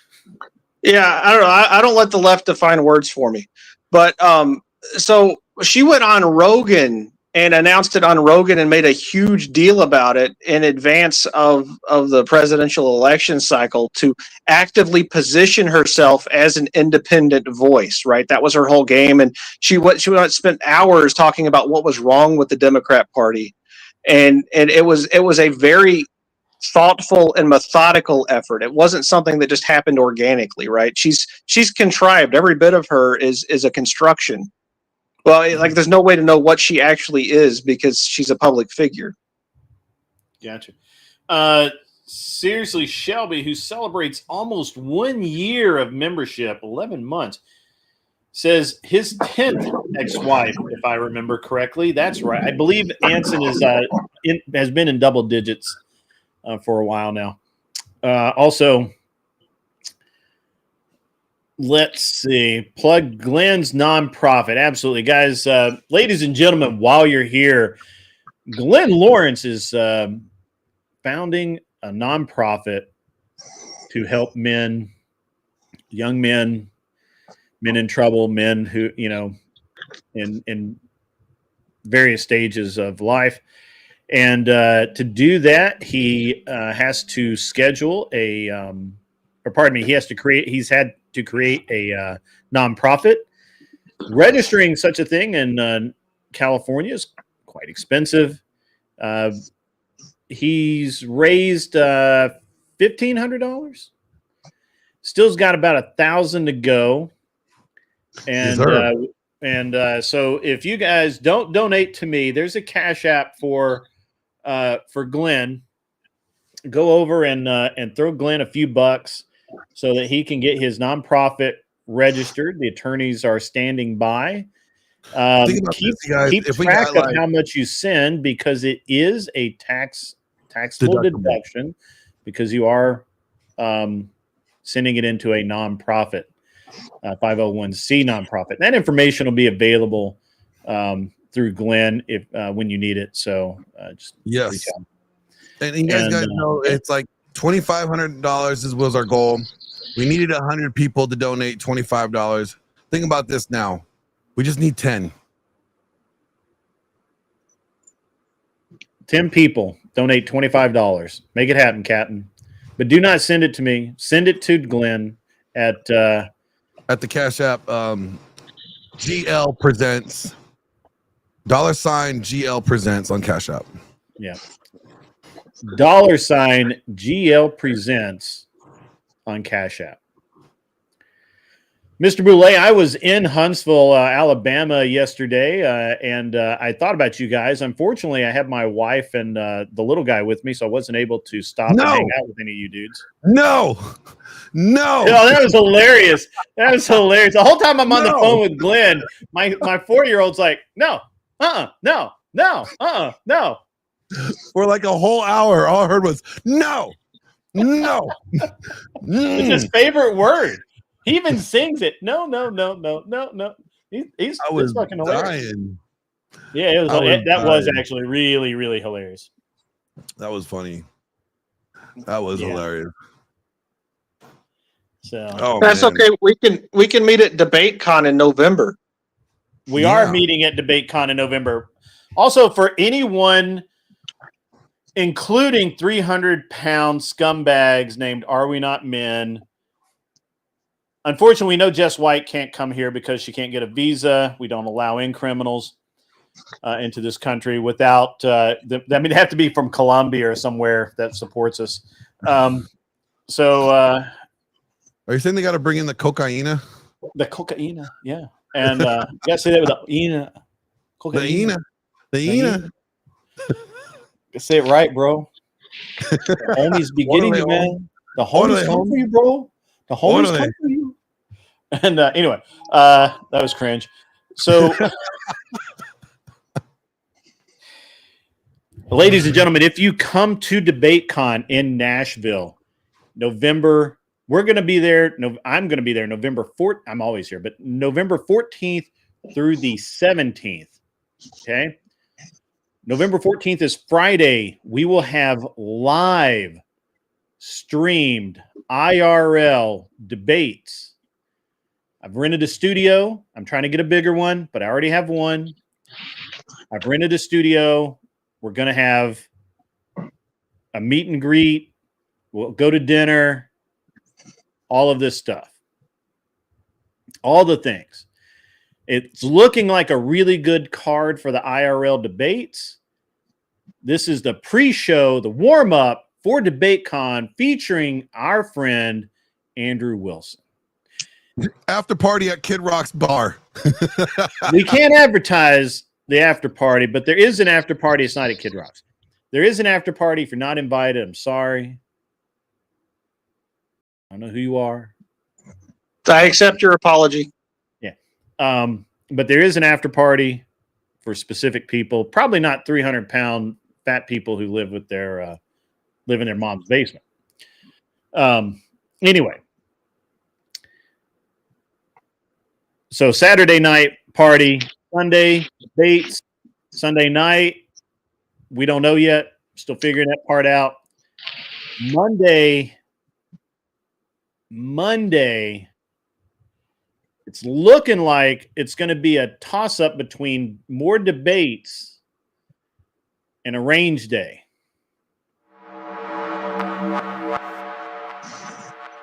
Grid, you promised me axe throwing. You did say I could bring my axe. We're going to do some axe throwing Shelby somewhere in there. donated $10. That's Super right. chat. All right, with the TTS. What happens in Nashville doesn't stay in Nashville. Don't do anything stupid or I'll find out. It's true. It's true. Also, put bond money. Keep bond money on you. They arrest people here. We're a real state. We're not California. And so at any rate, Monday looking like maybe a range day. We'll go do some shooting. At some point, there's going to be some axe throwing. Glenn's going to take a group of you guys off to the axe throwing place and throw some daggum axes. And Sunday night, if anyone's still there, or if you want to, or Saturday night, or Monday night. Monday night, Grid. Monday. Yeah, Monday night. You guys got me. Monday night, if you're still hanging around, you're still having fun, we'll do more IRL debates, and it's gonna be lit. Also, Naomi, we know that you're not 300 pounds. We were very specifically talking about a 300-pound slob named Are We Not Men? And we're gonna do a reading of the Bible. Initials are "fuck you a long time for money," and yeah, so he can Grid, you forgot the Bible study on Sunday night. You know, like the Gen Z Bible read. No, I didn't forget that because I don't know anything about that. I will not be participating in that. That is a separate activity. Is not part of this. This is not.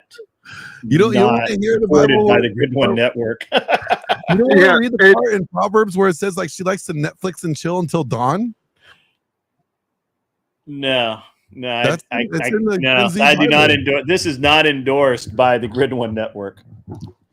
So. Yeah, and the free beard rides available will not be a part of Grid's program either. Yes, we do not endorse or even acknowledge that such a thing exists. That's a figment of your imaginations. Obviously, tickets go on sale soon. As soon as I know, I'm going to buy a block of them. I'm going to probably buy like 20 tickets. I will make those available to members of my show. That if you miss out, come help me. Come to me. I'll try and help you out. I'm going to try and get 20 tickets. I don't know if they're going to let me. I'm going to try. And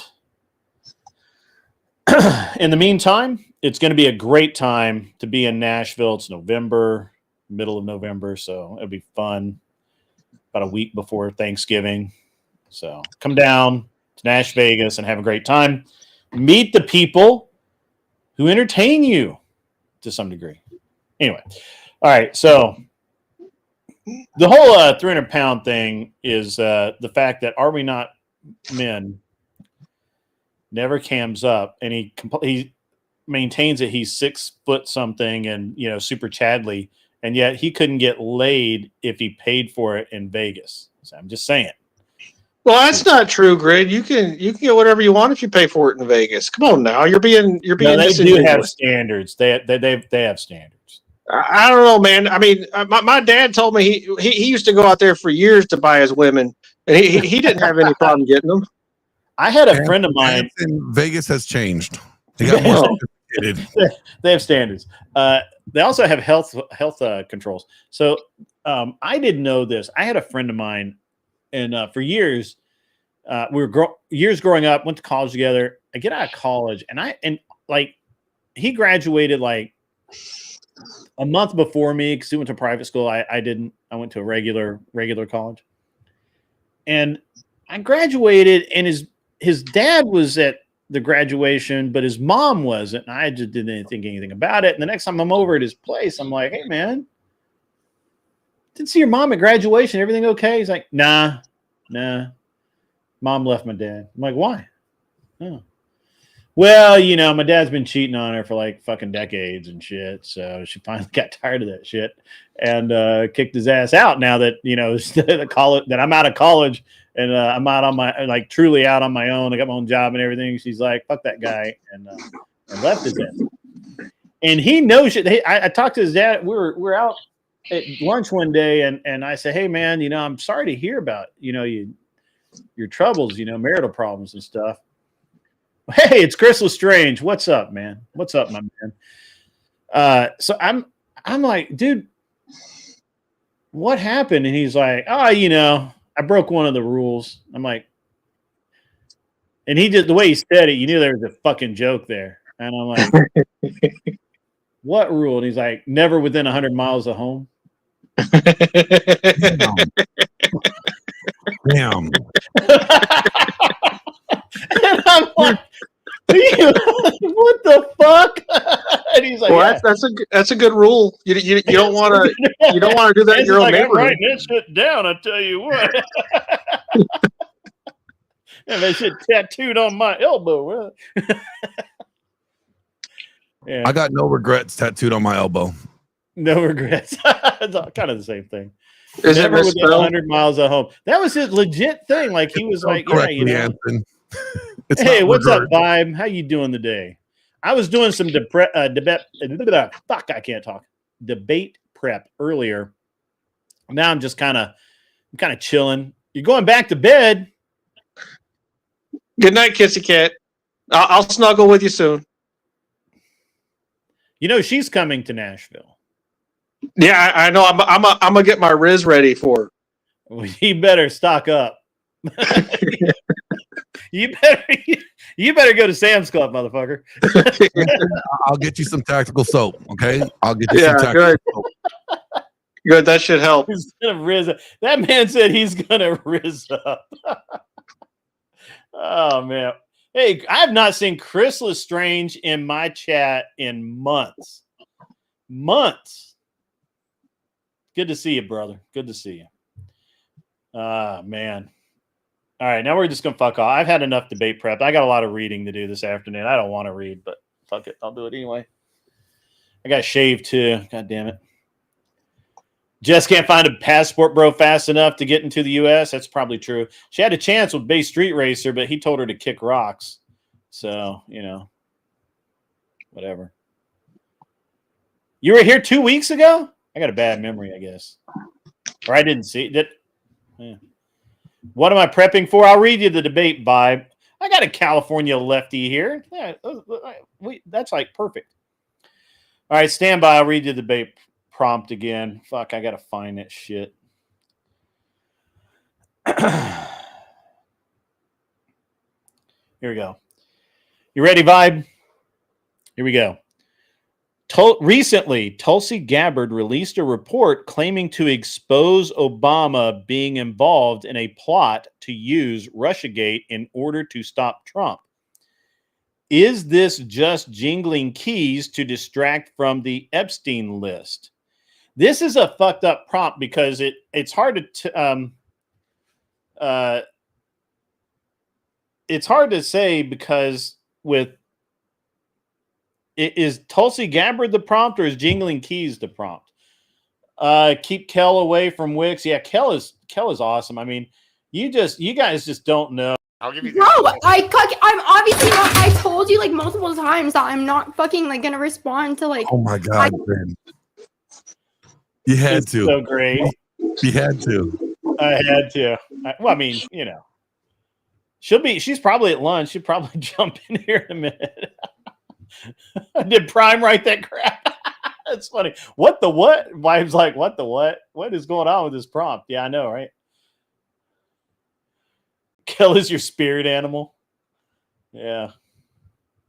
I agree. I get you. It is funny every single time. It's just you don't even have to know the backstory. The great thing is like you don't even need to know the backstory. You know that. That's some shit. Vibe, right. So I actually rereading it.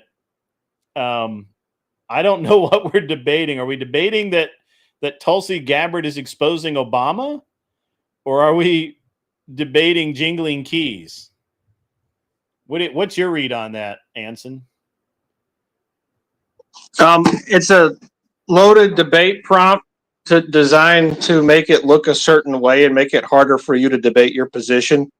It's designed to put you on the back foot. Yeah. We got to do the old switcheroo, though. Yeah.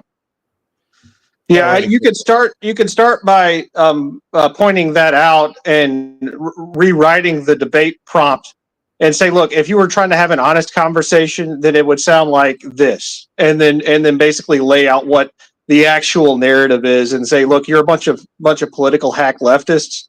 That's the only reason why you phrased it this way. Yeah. That's good. So basically when they reads it, I can say, yeah, we can.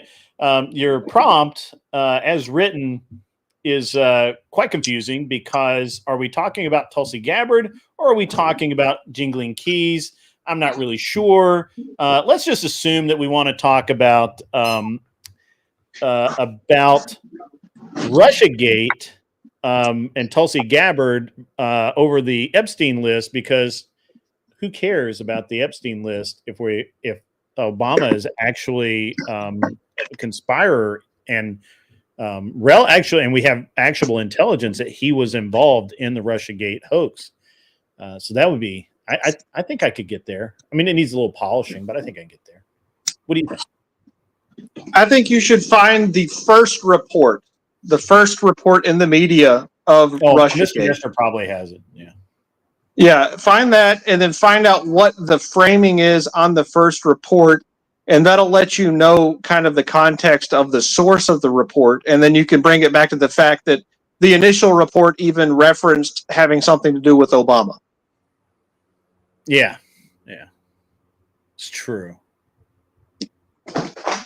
We have the first, second, third, fourth, fifth, and probably the sixth report, right? Because they changed it like 18,000 times. Well, yeah, it was a political football. I mean, the only reason it existed was to hurt Trump, just like the only reason why this Epstein controversy exists now in its current form is to hurt Trump, just like Trump used the Epstein thing to hurt leftists during his political run, right? It's political football. People are just throwing it around on the field. The truth is irrelevant. True. Yeah. I think the truth in this case is irrelevant because if Obama broke constitutional law by using his influence and to just change when this information was acknowledged, or to change the narrative about when it was received, or any of the other things that very likely most likely happened, who cares? Well, I mean, Obama didn't wait. I like what Anson said. It is like a political football, but here's the thing: you only have 4 downs before it becomes irrelevant. You only have 4 downs. You only have 4 downs before it becomes irrelevant, because you bring it up once. You better make some yardage on that. You better get somewhere with it, and before you got to score a touchdown, because you either got to get a touchdown with it, or it becomes a nothing burger. Nobody gives a fuck. It's true. It's true. They will claim if Trump has immunity, so does Obama, which is true, but we're not actually looking to go after Obama for crimes. We're looking to put Obama in prison. We're trying to clarify the narrative so the American people have a clear understanding of what actually happened, because we're tired of the American people being lied to. This is what the American people are so sick of, and especially with the Democrats, is constant lying, right? The constant manipulation of data. Trump you can say that Trump should have released the Epstein file, but Biden had 4 fucking years to release it as well, and he didn't. And the fact that he sat on it for 4 years, literally, like, nobody can believe anything in the Epstein files as they are. They can't, because we know that Biden's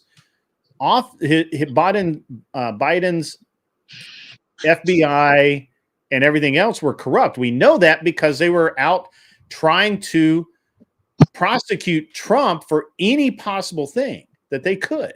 We know that.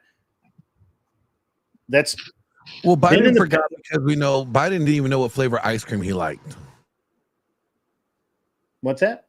Biden forgot what flavored ice cream he liked. He did. You can't even count Biden as a president. And I guess I've got to remember to say Biden administration and not Biden, because that's 2 separate things. But just say Harris. Can we just say Harris? Because we know Biden. It wasn't Harris, though. I don't think Harris was in. No, it was Joe Biden.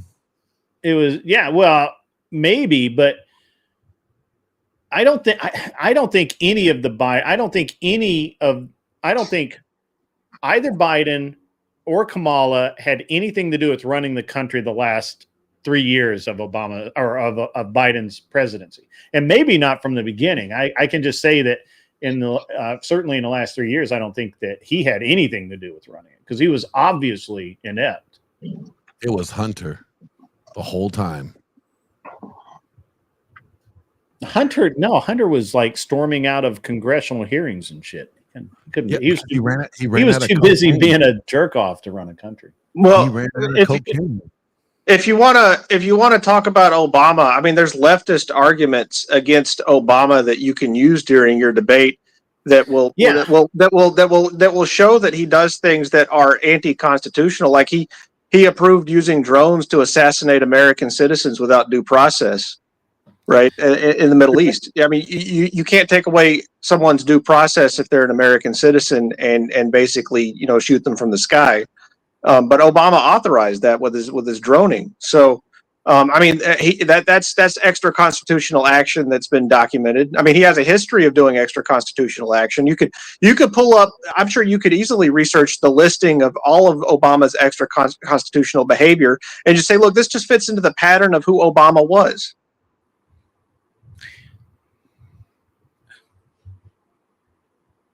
Wouldn't it be almost more accurate to say that it was Pelosi, Schumer, and I can't remember the guy's name, but basically Pelosi and Schumer running the whole show during the Obama years as well as the Biden years? Well, the different branches of government, they got everything they wanted out of the executive branch. Like Obama never crossed Pelosi at all. Like literally everything she said happened the way she wanted it to happen. Because if he was involved. Sugar mama. That was his sugar mama. Well, come on now. You know, no, I think it's, I'm looking at the fact that it's all the same policies, right? Like it's not even like it's one. So look, and this is just conspiracy theory bullshit, right? So if you have so like if Anson is actually pulling the strings in my administration, and then you get in and he's still pulling the strings, the methodology and the fingerprints are the same, right? It doesn't change between administrations. The pattern doesn't change, right? This happens, then this happens, and this happens, and the music never stops. Whereas if like when I'm in office, you know, my focus may be on these things. And when Anson's in office, his focus may be on something completely else, and he ignores everything I was focusing on. But it's just an interesting. It would be interesting to note the way what the decision making and everything look like between Obama and Biden administrations. Well, you could do the same exact analysis for Trump and ask who's actually running the show in Trump's administration, because it's a feature of American presidents. And Putin pointed this out in his interview with Tucker Carlson, where he doesn't really know who's running the country. He did. He did say that. It's just a feature of our system because democracy is deficient. There we go, monarchy again. Representative monarchy, right? No, you're right. I should be the king, and everybody should just, you know. I agree with you, Anson. Yes. Crossfire Hurricane was that the illegal gun running? I thought it was something else. I thought it was Fast and Furious. That was Fast and Furious. Yeah. That's what I thought it was. Fast and Furious. A lot of my homies got a lot of cool guns during that time. Yeah. Yeah, but you could easily research all of Obama's extra constitutional actions, and say, look, he had a pattern of behavior. This fits the pattern of behavior. It's obvious that now it's coming to light because we don't have a one-sided administration and media that's circling the wagon around the deep state anymore. And sure. Obama was the deep state, and so now it's time for the reckoning. The 10-year-old reckoning that should have happened a decade ago is happening today, and you just don't like it because you don't like being held accountable because you're the party of no accountability. That's why so many women vote for you. Yeah, I mean, I'm kind of reading back through some chat. Yeah, I mean, forgery's real. Certainly, nobody knows who's running anything right now. I mean, we just think we do. Steve Bannon was prosecuted for ignoring a congressional subpoena. But Hunter Biden literally walked out during this. You know, like he just walked out while under. He didn't have enough coke, bro. Yeah, that's right. Yeah. He couldn't function, bro. Bro. I need it. He's like, I need a bump. I need a bump right now. That's not even a lie, bro. That's real. That's real shit. He's like, I need a bump and a stripper's ass. I need a that's true. Have you seen, you know, this is like complete sidebar, but have you seen the text messages that were released between Hunter Biden and his niece?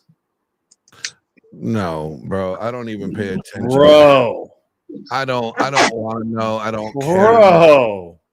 Like totally legal in New Jersey. Totally legal in New Jersey and Rhode Island. Where were they at the time? Probably New Jersey. Why are you laughing like that, Grit? Like... It was bad. Like they're bad. Like, hey, Grit, like, we need to bad. get you that. We need to get you that patch that you could put on that hat. The one that I sent you yesterday. Yeah? I'm bad with I'm bad with apologies, so unfuck yourself. Yeah, that's it, man. Yeah, dude, I don't have any other patches up here right now. I don't think. I have tons of patches like that. I'll have to bring you some. Here we go. I sent Grit a picture of this patch that says like I suck at apologies, so unfuck you or whatever. Yeah, so unfuck you or whatever. So this one says, if you don't like it, pull the ring on it. That's funny. Yeah. There you go. The cock ring? Sure. Wow. Actually, let me read that again. If you don't like it, you should pull the ring on it. Yeah. That's what it is. Yeah, the cock ring. Yeah. Probably not that. I think this was a Marine thing because grenades. Their whole thing is grenades. There you go. So Glenn needs to get rid of his troon clothes. I got a question. What is a troon? Because I hear Imperius saying that all the time. I have no idea what that is. I don't even know what an Imperius is. They don't exist. I think it was Hunter, Mullet Baby. I think it was Hunter.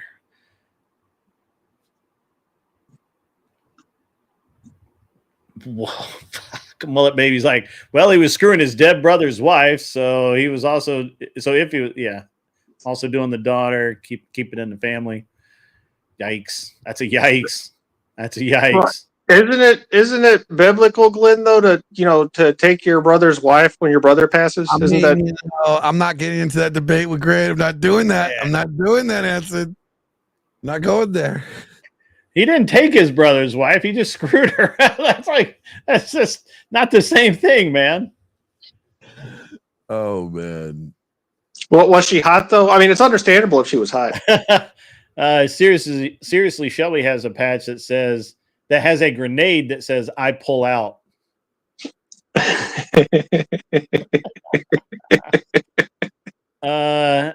Imperius is not Glenn's god. Imperius is a sad person. A troon is a trans. Okay. Oh. The more you know. The more you know. They removed 6 books. I've heard that. I've read those 6 books, but not really sure they were removed or whatever. Separate book, separate edition. Yeah, just like the Catholics did too, Imperius. Y'all Christians don't know what y'all believe. Y'all's books don't even match. Y'all just making this shit up as you go along. No, not really as we go along, but it seems like people really like to argue about it a lot, though. Yeah, they do. I don't really understand that. I mean, you Christians are generally nice people. I don't understand why you bicker with yourself so much. Yeah. I think it's a different thing. But anyway.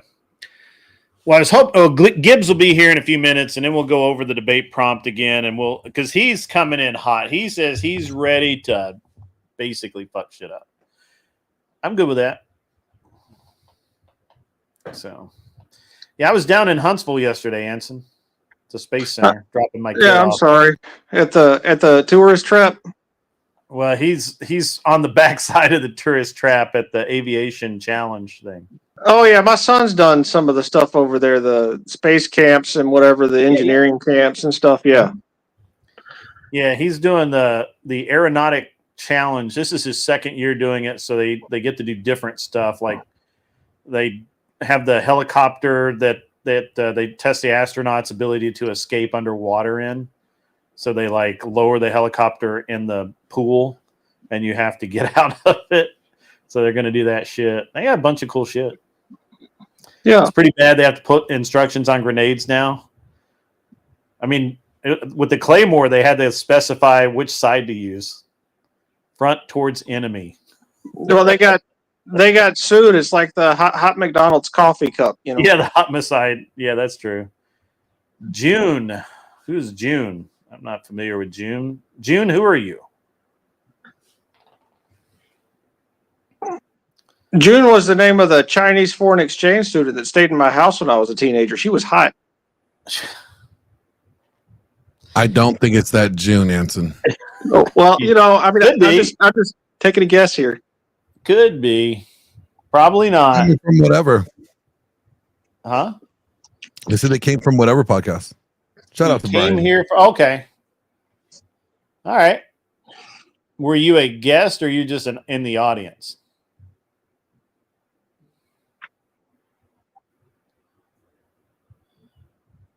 Either way, welcome to Grid's podcast, June. Either way, welcome to Grid's podcast. Unless you're gay, I'm not that guy. Anson, he's telling you not to be gay. Oh, yeah. Well, I mean, I didn't name him a woman's name, so I mean, that's on him, bro. Yeah. Foundations are important to Christians. Yeah, that's true. Go muster up, Shelby. Don't be late. All right, man. Don't be late to muster. They make you run with heavy objects sometimes if you are. I can't believe Grumple Stillskin is chilling. Is Chris Lestrange still in the audience? What's up, Chris Lestrange?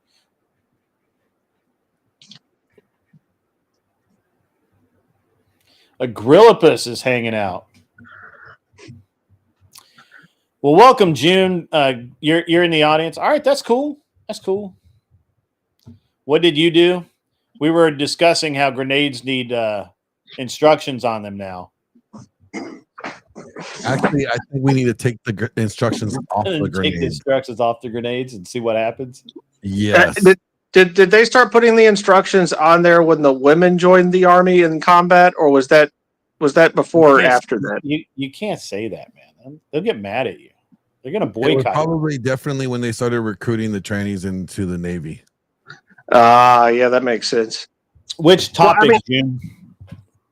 Which topic is interesting? We've gone over like 3. Yeah, I think it was grenades missing in LA and 3 dead cops from the explosion from the one. Yikes. There's some women who need an instruction in cleaning scrubs. How's that even like you just throw them in the washing machine? What's up with that? Grumble Stillskin's a big proponent of taking the warning labels off of everything. Let it sort itself out. I'm in that boat. I don't read the warning labels at all. I would think that female nurses would be good at cleaning their scrubs. I mean, they got all them doctor splooges they got to get off before they get home to their husbands. Probably. I don't know. I mean, aren't nurses like notoriously famous for cheating on their husbands with all the doctors at the office? I don't know if they're notorious, but we could ask Kat and we could ask Kissy Cat and what's her name? Yeah, I'll ask her next time. I'll ask her just like that. Yeah, you should totally do that.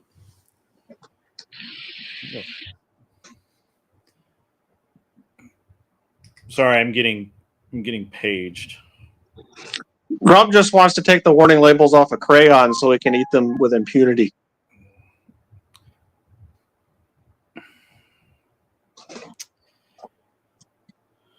I'm popular today for some reason. I don't know why.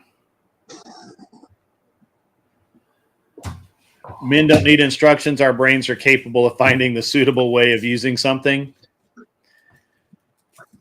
Explain gay men. They don't know how to use women. Anson really wants to laugh at that. Yeah, I did. I was trying to come up with some clever play on it, but something pithy. Yeah. Something pithy, yeah. Explain gay men because they can't figure out how to use women. That's great. Our brains are capable of finding the suitable way of using something. Yeah, June's like, yeah, okay, that's funny. Where is Gibbs, man? I want to get this debate prep in the books, man. No, well, I mean, I already prepped you. Yeah, you did a good job. You did well, Anson. I bet you Anson preps just as well during debates as he does for sex. Yeah, absolutely no effort whatsoever. She's on top. You do too, prep. You have a Reader's Digest there. Oh my goodness. So are you saying that you're the pillow you done princess? yet? Are you the pillow princess in this relationship, Anson? What is my style and type of debate? I'm an angry debater. That's what I am. Apparently, the rumor is somebody else can comment on my style of debate. Anson is an excellent person to comment on that. Grid just yelled at you, and Grid yelled at you and told you to get off his fucking lawn. That's true. Not lying.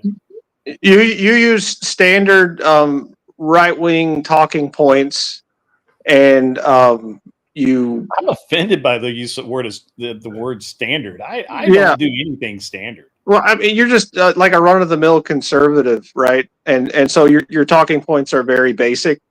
You're like a non-fawn for conservatives. I bounce back and forth between philosophical and data statistics. I'm not a slave to either. I actually dislike, in most cases, I would prefer to make an argument that draws on some philosophical premise than trying to argue from data, because everybody has data. So, yeah, I don't really like your style, Grid. I know it's hard to beat. You don't like that because you'd like to win. Anson loves dates like the female version of Bernie from Weekend. It's Bernie's. It's true. That's true. That is true. Yeah, they put in all the effort. I just sort of lay around. Yeah, that sounds great. Oh, he did. Yeah, it's their job, fish, right? His style is dead fish. That's women's work. That's women's work. That's pretty good. I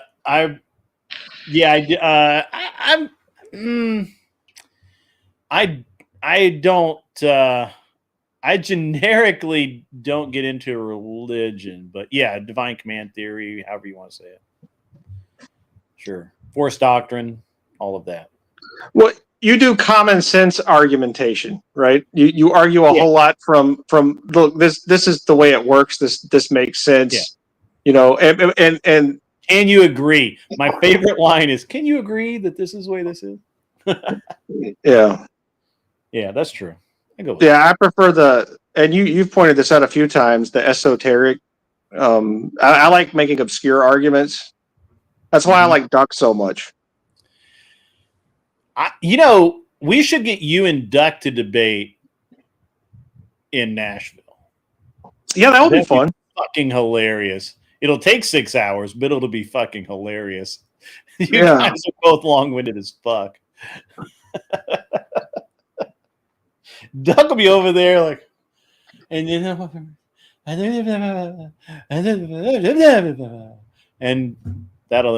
be like, what the hell? I'm just gonna throw popcorn. I'll bring them some vegan food as a peace offering. That's funny. Just throw popcorn. That'd be great. I do. I can be bombastic, June. I do. We were actually talking about that. I was debating Mark Reed on secular humanism versus Christianity. And I literally told him when he was talking about his morals that I could do the 15-minute reduction. I could take the 15 minutes and do the reduction of how his morality is completely subjective and my morality could trump his morality just because I say so. And he has actually no morality whatsoever. or we could just concede the point and move on. It was like, and he was like, "Wait, what?" I'm like, I mean, we all know the Andrew Wilson argument. I mean, I can just sit there and we can take the 15 minutes for me to go and make my point by point until you are reduced, or you could just concede now and move on. And then the other really good one was when he's talking about, and this is something that secularists do, secular humanists do all the time, is they're like, well, people are basically good. And we have our nature is to be good and helpful. And I told him literally, like, without Christianity in my life, I'd be a pirate slitting throats. like I'll be honest with you, there'd be a bunch of dead people. So the force doctrine argument, though, terminating at a deity, like Andrew Wilson constructs, is actually false, because you just created this fictitious being to deflect from the fact that you don't really have a justification for your force. You have to prove the existence of your God in order to be able to use that as part of your force doctrine argument. I really want you to make that argument to Andrew one day. I really do. Yeah. I really want you to. Yeah, I will. One day. I've got a whole syllogism written for it. Hold on. You're a sophist. You argue, Anton. I haven't actually heard you actually debate, but maybe once or twice. But you tend towards being a sophist, don't you? It just depends on the debate. Sophistry, as it were. Bar Wolf, are you going to DebateCon? I better see you there.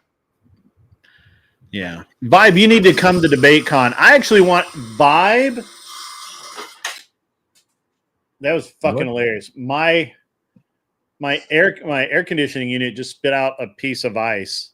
I might have it turned down a little too much. me and Vibe need to go grab some lunch. Like Vibe is like he's like half an hour from you. That's what he said. Yeah, he doesn't live that far from me. Yeah. Vibe, you need to come to DebateCon, and I want you and Fabian Liberty to debate something, anything. It'll be great. I don't care what the subject is. Anson's mulling that over in his head. Like, how does this work? Yeah. I'm just wondering, how the fuck did you get ice coming out of your fucking your air conditioner? I don't know. Fucker's working. That's all that matters. We got a wet heat down here in the south, Glenn. Yeah, it's not like humidity. The desert. Yeah. Yeah, it's humidity. I'm in the desert. Okay, California is a desert. California is a desert. If Colorado turns the water off, you're all fucked. Now we could boil the ocean water. You boil ocean water? Well, you're fucked for 3 days until you run out of firewood. Because all there's out there is fucking desert. That's true. No, we'll just go up to the redwoods. We'll just get some of the redwoods. Vibe, are you in California? Yeah, he's like oh yeah, Vibe is. I meant June. Never Lucky Rubber Ducky. I was in NorCal for a little while. I mean, I was in NorCal twice. I lived at Tahoe for a while, and then I was at I owned a house in Hayward. So Hayward. Usually there's only ice where there's illegal immigrants. Boom. That's a mic drop. Vibe, I just got back from Huntington. Yeah. Usually there's only ice where the illegal immigrants. Oh shit, that's a good one. Oh, that's boom. That's what it is. Great. Is that your wife telling you time to get off and time to do something? No, dude. I had some meetings this morning, and they ended up not. They ended up being kind of cockbags about it and not really replying. No, you're not American. Is that fucking Russian that he's got going on there? What the fuck is that? Is that Russian? Maybe he's It looks Russian. Is that Russian? Me. That looks Russian to me. That looks Russian. You're Russian. He's Russian. Perfect. He heard us talking about the Russians and Russia Gate, and we got a no shit Russian in the chat. That's awesome. That's like Russian for Russian. That's funny. Thank you. Appreciate that. All right. What's up, Gibbsy? How you doing? You living the dream? I have actually been living the dream. I have been able to make fun of people today. You know what? Living the dream. You know the secret to living the dream? Being me. No, nightmares are dreams too. Amen to that. I always go by the Bond villain from the Die Another Day, where he's like, "Oh yeah, you know, I live my dreams." You know, I guess he lived his nightmare in that case, but. That was Thor's favorite saying. He goes, "Do you know the secret about living the dream?" I'd be like, "What?" He goes, "Nightmares are dreams too." You know, the real secret of living the dream is just be me, but you can't because there's only one me. You know, my sleep paralysis demon filed a restraining order against me. I don't know why. I guess he's didn't like what was happening. What now? My sleep paralysis demon. He filed a restraining order. Sleep paralysis demon? He filed a restraining order against me. You know. Yeah. Gibbs, I heard you're gonna be bringing some Texas barbecue to DebateCon. I mean, I could like. Well, here's the problem. I don't know if I can bring it, but I could cook it. So we got an issue, Gibbsy, is that Andrew beat me to the punch, and he's actually hosting an event Saturday night that we're all invited to as members of the Crucible. Yeah, you told me this. I did? Okay. Yeah, he cut me. We have Slick Pig here too. We have real barbecue here. Doesn't mean you can't do one Friday night. Wait, do y'all put sauce? Do y'all put sauce in y'all's barbecue? Because if you put sauce, then that means y'all already lost. No. So most places the barbecue comes sauceless and you sauce it. Yeah. So you need sauce because it tastes like ass, and you have to put the sauce on there. No, I do not sauce mine. There's a reason. There's a reason. Texas. It ain't like Texas barbecue. Yeah, that's true. Yeah, this guy knows. There's a reason Texas has won the world championships the last 3 years now. Yeah, they cheated. There's no reason to sauce the barbecue here, but people do because I don't know, because they're fucking weird and they like a lot of heat or some shit. I just want the fucking barbecue. If you cook steak and someone asks you for like sauce, just know that means that your shit sucks. Yeah, see, in Alabama we use the white sauce. No, we don't want your white sauce. We don't want your white sauce. I don't think I want the white sauce. Yeah, I'm gonna think. Yeah, you got to order. Yeah, here you have. Do you have to order it now? I know a lot of places you have to ask for sauce if you want sauce, because that's what girls do. Maybe there's hope for America. Yeah. Don't hold your breath. Yeah, I got to do. California still exists, bro. Yeah. I mean, I'm coming in late to this debate, like on prep wise. So we've been discussing it for a while. So what's your take on this prompt? Because there's two ways this can go. I knew he was going to put Epstein in there, and I just knew it because they can't be good faith. So I actually I don't know. Did y'all watch Gutfield like on Friday on the 5 by chance? Any of y'all? No. Gutfield went on an epic monologue, and he's like, I'm so sick of it. He's like, they want us to look this over and pass it off. They want us to do all these things. He's like, the Republicans are not like the Dems, right? Yeah, we're out. They keep saying this is distract from Epstein. I was like, he's right. Just last week on Thursday, I hosted a panel where all we did was, as Republicans, we bitched about Epstein. Now, Grid, you and I were a bit on the who gives a shit train, right? Like, sure. But as Republicans, we can do something the Dems can't do.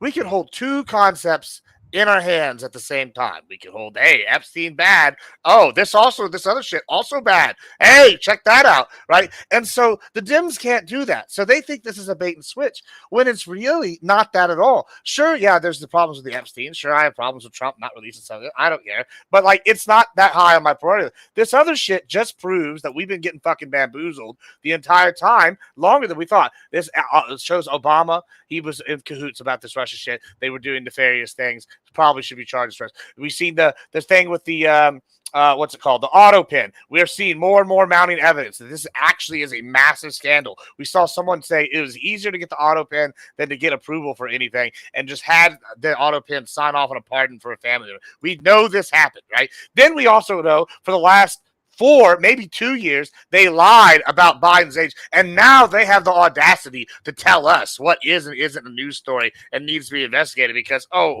Epstein, that they didn't do anything with the Epstein files for the last fucking how many years they've had them. So what's their fucking excuse? Like, it's just, I think my position is righteous indignation at this point. Like, I really think that's the only take I can have. I'm sick of it. Okay. I agree with you. Briar Wolf. I figured you might. Briar Wolf. I still know the people over at the original Slick Pig in Murfreesboro. It's minutes from my house. So yeah. Our Kissy Cat is a honey barbecue girly. That's predictable. So I agree with you. So this is actually what I was thinking, Gibbsy, is what I want to know is why do we even mention the Epstein? Is this a debate about the Epstein deal and jangly keys, or is this a debate about Tulsi Gabbard going after Obama? She has an axe to grind with Obama and everyone in his administration. She now has access to all of these documents. I think that's a much more important thing than the Epstein files, to be honest with you. And just because Trump's name has been mentioned in relation to the Epstein files is a nothing burger to me, because we have to keep in mind that for 4 years plus some, maybe a couple more years, they literally tried everything they could do to tie Trump to Epstein. They had the FBI working on it. They had the NSA working on it. They had literally everybody. And you know what they found? Nada. Nothing. Zero. And do you think that if Biden's administration had found any correlation between Trump and Epstein, Trump wouldn't have been in court for it? You're muted. Way they wouldn't have used it. Anything. If they had found like the smallest nuthead of evidence, like they would have used it. Like, but no, they didn't do it. And then like now they're like, oh yeah, people are mad because he might have appeared on the list. Like, sure, okay, cool. I get that Trump's like a little worried it might hurt his image, but like at the same time, well, like, why are we talking about this in terms of this debate? It's clearly a misdirect because they know this is actually something of substance. It's to try and tell people like you and I that we are mind-numb robots. Yeah, that's exactly what it is. If they don't respect the American population, like it's the same thing with redistricting, right? Because both things can be true, as you said earlier. Both things can be true. I can be unhappy with some of the things Trump's done in his presidency, and I cannot really give a shit about Epstein. Well, I mean, it's more nefarious than that, right? Like it goes kind of what you just said now, where they don't respect the American people. They think that the average person is too stupid to understand like high level thinking concepts, right? Like when they can't hold two things at one time, right? So like look at redistricting, right? They talk about redistricting and they're like, oh, we have all these illegals. Well, what's that going to happen? Well, your state's going to get more seats on the census. Well, okay, they might not be voting directly, but now California gets 3-4 extra seats on their voting, and they're like, oh, well, Republicans aren't going to be able to figure that out. Like, bro, like y'all have been playing a rigged game for a while, and now you're getting called on it, and y'all are going. Well, and that's a solid point about this prompt, is that Tulsi Gabbard is now the DNI. She has access to every single black book job ever. She can literally look it up and see who is investigating what operations they went on, what they tried, all the fake stuff. And the biggest thing, which is this prompt doesn't address, is the biggest thing about it is when Obama knew about the dossier, the Steele dossier, and it being fake, and what it actually was. And there's at least two narratives, and we're going to expose them. And Mr. Mister's already given me, I believe Mr. Mister's already put it in my back chat where all the details of that. And I agree with Ghost 1978 here. Even if they put all the documents out regarding Epstein, like every single one of them, unredacted, all of it, nobody would believe any of it. Biden had 4 years to alter that shit. Biden had 4 years to just make up shit. You're muted again. You keep muting yourself. Yeah, it's because I'm fucking multitasking over here. Yeah, I don't believe any of it. Like, I don't see why anybody would. You know, like this idea that it's not tainted is ridiculous. I mean, it's been tainted from like the day one. Like, I feel like that's been a talking point that everybody's been talking about. They're saying it's conspiracy, yada yada, who's in charge, dude. And now we're looking at it and it looks tainted. And people are going, well, we want it all released. Well, cool. We want it all. We want like tainted milk released.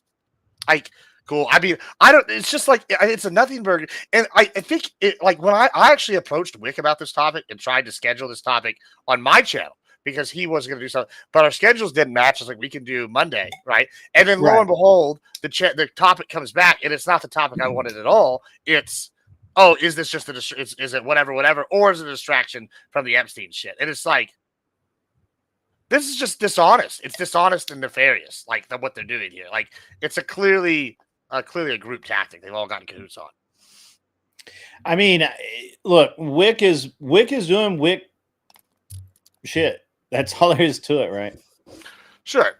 I mean, I'm not mad about it for that. You know, you got to play to your audience, but I do think it's entertaining that they're gonna like that. That's what they keep having. It's like they finally have one piece of ammo. And it's like they're going to keep using it because everything's going so good. Every time they talk about like, oh, economy's doing bad. Well, economy numbers keep coming back. Trade deals aren't getting done. We've had 2 trade deals done this weekend. You know, they're like, well, this thing's not done. And it's like every time, like, oh, they're going to drag us to a bigger war with Iran. That hasn't materialized, right? Like, Iran's in shambles. Like, every single thing Trump has done lately has been pretty much a success. Like, his support among his illegal Hispanics skyrocketing. Why? Well, it's because they came here legally and they got sick of people jumping the line. You know, I mean, the only thing I think that I'm actually upset about Trump right now is that, giving amnesty for all the ag workers and hotel workers. I don't think that that's he should do that. But like, if I get 90% of everything else I want, I could probably stomach that pill. Yeah. No, I agree. I mean, the idea that, like, I was never under the assumption we're going to get 100% of what we wanted, like with any president, especially Trump, who is really a Democrat. He's like not a Republican. He's a New York. Right. New York He's a centrist Democrat, a Kennedy Democrat, if you will. Yeah. I mean, so like the idea that I would get as like a borderline Texas nationalist who's going to get what I want. No, I mean, I didn't think that was ever going to happen, but I am pretty pleased about, how it's been going on so far. Yeah. So where are you at on, Tulsi Gabbard and what? So I really want to make this about Tulsi Gabbard and her axe to grind with Obama, because she was groomed. She wasn't a run of the mill. She was not a run of the mill politician. She was one of the special people, and she was being groomed to be like, congressional head or lead or whatever. And then they basically stabbed her in the back. And that's what led her to, that's one of the things that led her to switch parties. And she especially blames Obama and his administration for that. So do you think that it would be a fair criticism of the Democrats on the panel to levy at Tulsi that she's just going after Obama as a axe grinding mission? Or could we say that, she left the Democrat Party because they stabbed her in the back, and, now she really wants to understand, she's more, it's not so much revenge as just someone that's now wide awake, eyes open, to the duplicity and how far that they'll go to ruin people's lives. Well, I think you might even find like sympathy from like Wick on this issue, right? Like Tulsi, now he's not gonna like say agree. He will never say anything good about Tulsi. I don't expect them to, but I think that's a fair complaint. And you can look at how the left is treating people like Fetterman right now, right? They're sitting there calling this guy a traitor. They sound like once again, I hate to do this, but I grew up around racists. You know, I knew what the Klan looked like, and the guys that are in the Klan, you know, what would they call you? A race traitor, right? Like if you're white and you start talking to somebody else, okay? They sound like that about Fetterman. Like, this guy's a traitor to the party. You know, like just switch out one word and they could be Klansmen, right? And they're literally sitting here going, they're saying the same things about Tulsi. They're saying the same things about like Fetterman. Any moderate dim that like steps out of line, they hunt them down and try to discredit. They tried to do it with Tulsi, it didn't work. They're trying to do it now with Fetterman. You know, I think that you might get some sympathy from Wick on that because I know he's a Fetterman fan. But yeah, I think it's a fair critique to say that I think her eyes are opened, and now that she's the DNI, you know, she's if anybody's gonna know. Oh, it's going to be her, but they're going to be like, well, it's biased, but fuck them. Well, it is biased, but I mean, but we could say the same thing. And so if they come back with, hey, this is biased, we can simply swing that around and say, well, obviously Joe Biden was biased. He had complete access. He had a DNI person, and that person could have brought all of this stuff out, but they didn't, right? Well, instead they chose to bury it, and you know, and then they also chose to like release it and imply that Trump was in cahoots. You know, and again, and I think Mullet Baby 01 is correct in this. For the most part, all the Dems have not cared anything about Epstein until Trump could possibly be involved, and they already spent 4 years trying to tie him to it.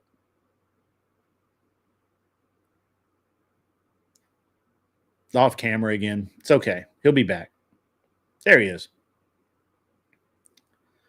Up, DoorDash.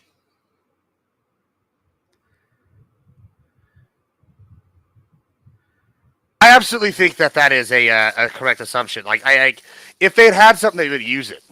Yeah. Right. Like it's like they're like, you know, they're so desperate, right? And that they're just like latching on to anything. And like, the idea that they wouldn't have used the Epstein stuff against Trump if they had anything credible, whenever they it's so ludicrous. It's so ludicrous. Yeah. It's I mean, crazy. Did you see these? I mean, we all saw the most ridiculous charges we've ever seen. Applied to Trump, and then they're like, yeah, well, you know, Epstein, like, it's just like it's like what kind of bizarro world are you living in that y'all can just like bizarro world? Yeah, like I mean, like it's literally like y'all are asking us to take leaps of logic that really that no one in their right mind accepts. Bad leaps of logic. Yeah, like, nobody. Not like things that you could like. I could take a leap of logic and say that Tulsi Gabbard is actually probably at least attempting to act in good faith here. But I can 100% also agree that she is probably biased between the against the Obama administration and probably has an axe to grind. So what? Yeah, I mean, I don't see a problem with that either. I mean, like you put the people that have axes to grind in the positions to grind those axes. That's what you do. Yeah. Like you know, who's going to be motivated to find shit on Obama? Well, the person that hates Obama. Like, same with Trump. You think they didn't have motivated people going after Trump when he was, you know? Yeah, I don't buy. I don't think that's a real argument. Like, if you want to sit here and try to, if they want to sit here and try to say that. Yeah. I mean, it's also like, when's the last time we knew, like, this is like Watergate level stuff, really, right? Like, what was Watergate about? Well, they were trying to break in to get the DNC stuff at the time, right? And then they wanted to release it. Yeah, this is very similar to that, in my opinion. You know, like in the sort of like nefarious, they're actively working to like subvert a political election. Like, they're actively like releasing information they know is not verifiable or false in order to like get the American public to think something. Sure. Well, I mean, I don't know. It's going to be interesting to see what their justifications are for Trump not being even mentioned until now, when their White House had the Epstein file, and they were literally investigating Trump for everything. Like everything. They investigated him. I mean, they charged him for all kinds of election fraud that he didn't do. They charged him for campaign stuff that he didn't do. I mean, literally, if is there anyone that can with a straight face say that if the Biden White House had anything in the Epstein file that actually pertained to Donald Trump, that they wouldn't have done something to it? Let's keep in mind that what the original announcement was that his name was in the Epstein files. It seems like, because obviously nobody's seen anything yet, but it seems like that what Trump's name was actually brought up by Ghislaine Maxwell in this recent deposition that she gave, which could be anything. Yeah, also, I mean, yeah, go ahead. Yeah, I mean, I don't even know. Like, I mean, is this somebody that we're taking? Like, what convictions have come from, Maxwell at this point? Well, right, yeah. Yeah, like, she hasn't fucking ratted out anybody. Like, as far as I know, like, nobody's I don't think gone down. she can. I don't think she knows anything. I think, and again, you have to remember that the entire case against Ghislaine Maxwell pertained to 2001, 2004 charges that were the same charges that Jeffrey Epstein was originally convicted for. We don't actually have any concrete information that I'm aware of, all for finding some. There's no concrete information about anything that happened after 2004, which actually I think Epstein wasn't convicted until like 2008. But there's no concrete information that anything that there was any misconduct after that we can prove. Now, I'm not saying that there wasn't, right? I'm not saying that he didn't. I'm saying that we can prove. Yeah, and I mean, the other thing is like they're sitting here doing this. I mean, this seems like this is just the start of this investigation. Mhm. Once again, like they like this is what they keep doing. They're like, well, but what about this? But what about that? And it's like, I just like, I really find this whole like dismissal thing. I asked this people before the election, right? I said, okay, let's say Trump gets off on these charges and he gets elected, right? And they investigate, I don't know, Biden for whatever. Yeah. I was like, what level of proof will y'all need to accept this? Well, and nobody, of course, could give me an answer. And what that tells me is that there is no level of proof that they're going to. Right. I think I was there that night. I mean, because I've asked it a lot of times on a lot of different paths, and nobody can ever give me this answer. And like people go, okay, Gibbs, well, what level of proof would you need for Gibbs for them to say that Trump was diddling kids? It's like, I don't know, maybe a few eyewitness testimonies and some like video, some texts. Like it wouldn't be that hard. And then Gibbs, what are you going to say then? Are you going to stand by glorious leader? I'm going to say no. Throw his ass in the wood chipper with the rest of them, and then fucking move on with my day. And we're going to go on continuing to change America under the Republican leadership. I believe that Trump deserves some like beat down here, because he could have released the Epstein file originally back in 2000 or what was it, 18, when it was when this all came to a head, I think. Maybe 19, and that all could have, he could have diffused a lot of it just by making all of the information that was available then available. I gotta grab this. You can talk for a minute. Yeah, chat. How y'all doing today? Let's. I don't know. I'm pretty excited about this thing today. I think there's gonna be a beating I don't know the people that we're going against. I've never heard of them. But it just really, like I said, the fact that they've included the Epstein thing in with this another separate topic once again just shows how like unreasonable the Dems are, like as a whole. Yeah. Like, so I do think that this is a shaking of keys of shiny things to distract. And I agree with Mullet Baby that Trump has been a success on his core plans. Immigration has been stopped on the U.S. border. They're down to almost triple digits a day. Yeah, I mean, it's almost nothing. Like, hundreds instead of thousands a day. Well, we went from Shelby Park as the really egregious one. It went from 1,500 a day to it's 3 a week. Yeah. So immigration's working, right? Like, okay, yeah, we're not deporting all of the people at one time, but we're working in the right direction, right? His big beautiful bill went through, right? Whether you like it or not, that's fine. Yeah, I mean, there's pros and cons with the big beautiful bill. I mean, it's full of porn. Yeah, but that's any plan. I mean, so so I was asked. Non-Fon actually tried to get me on this shit, and I'm like, he's like, well, what do you think about the big beautiful bill and the taxation, all this tax cuts and this and that and the other thing? And I'm like, I love it. Like, I was a single issue voter on that bill, and as far as I'm concerned, it accomplished everything I wanted it to. And he was like, "What?" And I'm like, "Yeah, the HPA Act passed in more or less its actual written form, which is the Hearing Protection Act, which deregulates those things right there. That's a suppressor."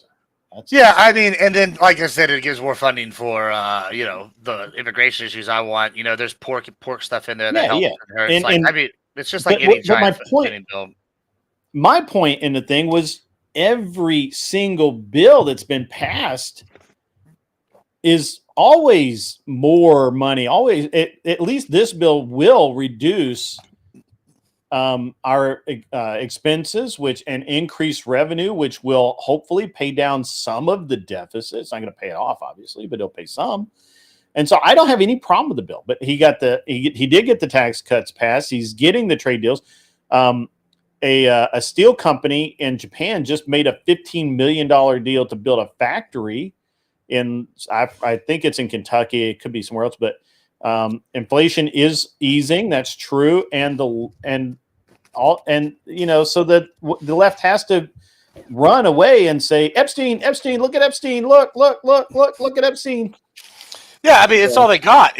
Like, like they're just, it's like, what are you going to do? Like, this is what I'm saying. It just seems like, I don't know if they understand this. I mean, maybe this could be even like something we can bring up, like, and like hammer down. Oh, by the way, you like some of my new shirts, bro, guys? I got a couple of them. I'll show y'all now. But Lockheed Martin, General Dynamics. What is that? LGBT. Oh, LGBT. What's the BAE system? BAE Systems. BAE System. That's funny. And then I got this one as well. I think you'll like this. For all my, my military. Tax the poor, fund the military industrial complex. We actually have one of the chatters here actually works for the military industrial complex. Yeah, I got some pretty funny ones. Like this is another good one here. I haven't even worn it, but this one's made in America, tested in Japan. It's funny. I like that. Yeah, I got a whole bunch. I'm pretty excited to break them out. Who's making your T-shirts for you? This one's a company called Can't Wear This. Yeah, another tinfoil take on the Russiagate stuff. It's being used as a tool to keep the people divided and squabbling about irrelevant things. They can't allow the people to wake up. Yes, actually, Smoking Spaceman, I agree with that. But here's the deal. The art of the deal, folks. It's the art of the deal. You got to keep the people divided, but the more they divide us, the more we win. Like that one? Palestine Israel Crusade. There you go. I'm going to trigger some people. I'm going to use that on Primes one night. You should. Yeah, he invited me to be on an open panel tonight. Are you going to do that? No, because I'm replacing your friend tonight on a different panel. Wait, what? Duck is out. Gibbs is in. Oh, are you? So, Y'all heard it here first. Okay. Yeah, there's gonna be a beating tonight, bro. That guy, I was listening to that other guy fucking bitch for 2 hours while I was out like driving around with my friend Destiny, and he was bitching, and I was like, if this is what masculinity looks like, we are fucked as a country. Let me tell you. So Gibbs, I have some haters. I know you find this insane that I have haters, but because I have a couple of haters, and they've spent, get this now, you're gonna love this, at least 30 hours over 6 or 7 episodes this week bitching about me. Oh, good. So yesterday, I wake up at 8 o'clock in the morning because I didn't go fishing. I didn't get up at 4:30. I pulled my phone up, and I was like, all this Discord, like my Discord looked like a fucking Christmas tree. It was blown up so bad, and it was just glowing in the fucking dark. And so they're like, "Oh, hey, you're being talked about over here," blah blah blah. And I'm like, "Okay, cool." So one of the things, somebody sent me a clip that said that had these people saying, well, he could come here and talk to us right now and sort this out. Oh, here we go. You know me. I'm like, fuck yeah, let's do it. Fuck yeah, applesauce. We will make it happen. So I popped up in their on their show, and they muted me after about 3 minutes. They were like, so I'm like, I was just holding them to the question of, did you actually say this? They called that spurging, by the way. Oh yeah, they've done it to me. I had somebody put out a full hit piece on me, and then while I was in the middle of the Prime show, start like going to like other people that were watching and being like demanding that I leave the show I was on to go to their show. So then afterwards, I happened to be in Kel's chat like 3 hours later, and they like were like talking to Kel, I think, and they're like, "Oh, you know what to do. This guy's avoiding," and I was just like, "I just don't give a shit about you," and they put out like 2 more hit pieces on me because of that. I'm just like, well, here's the deal: you live in your grandma's basement, like unironically, this is where this guy lives, and you make drama content. I fucking do this because I'm want to get my message out, and it's a hobby. And like, you tell me which one of us is the loser here. You're being mean girls for losers online. Like you're doing the mean girl table. Like cool. I was actually the mean girl in high school. Like, you know what I'm saying? Like, you know what? Like, you're not gonna come and be like, "Oh yeah, I don't give 2 fucks about you. You're a loser." I usually tell people that like I'm telling you, the dude that's involved, nobody has ever thought that he was the most dangerous person in the room ever. Yeah, I mean, it's not even about that. Like, I mean, that Connor did that to me one time. He's like, "Oh, I'll come beat your ass. I'm 6 foot something." I'm like, that's a lot of man to just get shot. Like I mean, like you worked out your whole life just to get blown away on my front porch. That's a sad time, bro. Like I'm not gonna fight nobody no more. Well, I'm just saying. Well, I mean, I didn't say I was the best anything except anyway. But so anyway, I mean, I did combat sports my whole life. I'm all metal now, Yeah, let me. So I go on their show. I listen to their bullshit. I start to respond. I start holding them to the question of, did you actually say this? Did this actually happen? Yes or no? Just answer the question. And so they muted me. And then so I unmuted myself and said, don't fucking mute me. Answer the question. They muted me again. I unmuted myself and I said, stop muting me. Answer the question. And they dropped me. They kicked me backstage.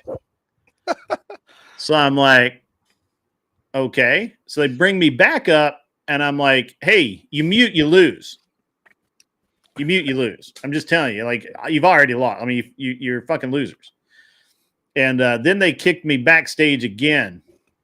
And then I waited like 2 or 3 minutes. I'm like, yeah, fuck this. I'm out of here. I'm gone. And I left. So, fuck them. Yeah, fuck those fuckers. So that's what I and so I have an open call out for the dude who lives in California. He's a commie, obviously. He thinks he's an ortho bro, but he's a fucking drunk. He's a drunk loser living in his mom's basement, guaranteed 100%. that probably weighs 300 pounds because he's obsessed. He's obsessed with everybody else's health.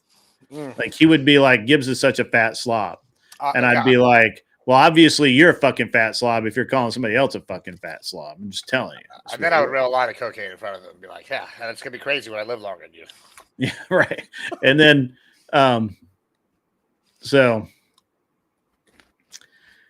Imperious, I never actually muted you, man. I did kick you when you broke TOS, though. That was, don't do that. I understand you don't give a fuck. I do. So it's cool. Don't worry about it. And then what was the other thing that happened there? Oh, yeah. I will literally pay his plane ticket to fly from LA to Nashville for DebateCon to kick his ass. We'll do it legal. We'll go. There's an MMA gym down the road. Yeah, I'm not about breaking the law, bro. I'm not about breaking the law. Well, Texas, you wouldn't even have to use the MMA gym. You could just go on down to the park. I understand. With Tennessee, technically you can, but anyway, open call out. He's not going to respond. He's a bitch. We all know he's a bitch, and he's an overweight fat son of a bitch because he's never cammed up. Never. Makes fun of other people. Cammed up. And the if you care about TOS, you have PMS. That's about the gayest thing I've ever heard, Imperious. And that's pretty gay coming from you. You're. I mean, I understand that you like, a man meat sandwich. I understand. It's okay. I don't judge. But the rest of us, we're not that way. All right. It's okay. He likes the man, little manwich. Little manwich. That's right. And anyway, so and obviously, I don't think Jess White can get a. I don't think Jess White can leave Australia. So, I mean, you might run into a problem with this guy. Can't be, there at the JBACon because he can't be in 300 foot of a school. I'm sorry? Homie might actually, the real problem is he might not be able to go to your thing because he can't be in front of us, 300 feet away from a school. That's the real problem. He can't leave his house because of the ankle monitor. That's probably true. Yeah. I think you're probably right about that. I think you're probably right about that. I've found a lot of these ortho bros are real sus in that way. Like, this is where I run into a problem with the ortho bros, and I know I have some of my audience, right? But I don't have a problem with the ortho bros. I don't either. But do you remember? This might be not a thing that you had to deal with, but I remember when I was in high school and early college, you would have these guys that would wait for the girls to turn 18, and then they would go and try to date them. And it's because they couldn't get any girls their age, but they were like, "Oh, I'm 21, so I can go pick them up on my fucking." Oh yeah, I knew a bunch of those dudes. Yeah, shitty Mustang and pick them up. Yeah. Oh yeah, they're Mustangs. Fuck yes. But they had to be black or white Mustangs. Yeah, and they would always black or white Mustangs. They would always do it, and they go pick them up. Hey, what's up, Ben Thorpe? How are you doing? Maybe some racing stripes on there. How you doing, Thorpe? And they go pick them up. And then they're like, oh, I can buy alcohol, and oh my god, they're a virgin. You just don't know. Virgins are the best. And I'm just like, bro, you want a virgin because you only last 2 minutes in bed, and you're fucking over here picking up girls that are 18 because you can buy alcohol for them. You look sus, and they're like, no, bro, shot collar. What the shot fuck? collar? That would be my chain. You like my chain, guys? Oh, dude, he's got his bling on, bro. I understand. I have, it's. VVS, boys. What's up, Sage Outcast? I hear that we shall be debating with you tonight. That's what I hear. Hear. The word on the streets. Which one of y'all, Sage, was it you that made him include the Epstein thing? Was that you? What's that? Was it Sage that made Wick put in the Epstein stuff? I bet it was. Probably so. It's It's an obsession.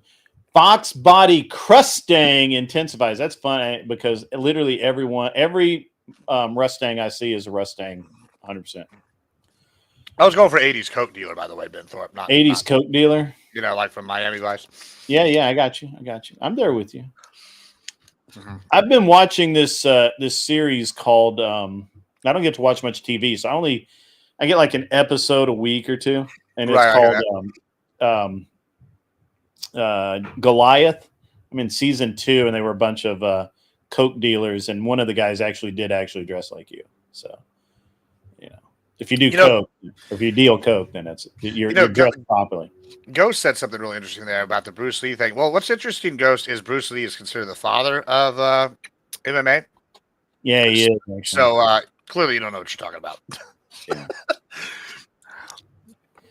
Actually, the guys the guys that a lot of the guys who win MMA are a lot like Bruce Lee. They're all like boxer based. They're stupidly strong, and they're small. They're not like really big dudes. Yeah, I mean the lower weight classes for sure. But there's a reason why your weight classes, like you put Brock Lesnar against like Mighty Mouse. Obviously, Mighty Mouse isn't going to win. Yeah, I don't know enough about it. Anyway, Ben Thorpe. I don't know what the Hawaiian reference is other than to Gibbs's shirt. But I mean, I have the silk shirts over here. If y'all want me that instead, but that's for nighttime. So,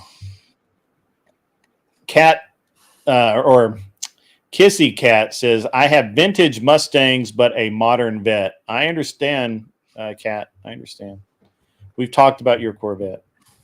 I guessed it. I had to ask which color red it was. I believe it was torch red. Because they're obviously a woman with a Corvette, it's going to be red. So, what can you tell me about Bass Tweaker as a debater? Is he any good? Bass Tweaker, he can be good. He can be good. Can I get him to Spurg? Maybe. All right, good. Maybe. He rock. I mean, literally, like he rocks during. He rocks. What's my favorite classic car? My favorite classic car that I've owned is the 1973 Porsche Carrera RS. I owned one. I sold it. It was a stupid thing to do. That's all right. I did a lot of stupid shit. 1973. Would you ever? My buddy, he was real big into cars, but he was like in the Houston scene. So he had like the lowrider with his big swangers on there. And he sold his with the candy color paint job. He sold his car to Marilyn Manson. I'm on the hunt for. So I have an 86 chassis. I'm pretty confident it's an 86 chassis 911 race car. But it's a race car. Like it's all plastic. And there's like so little metal left.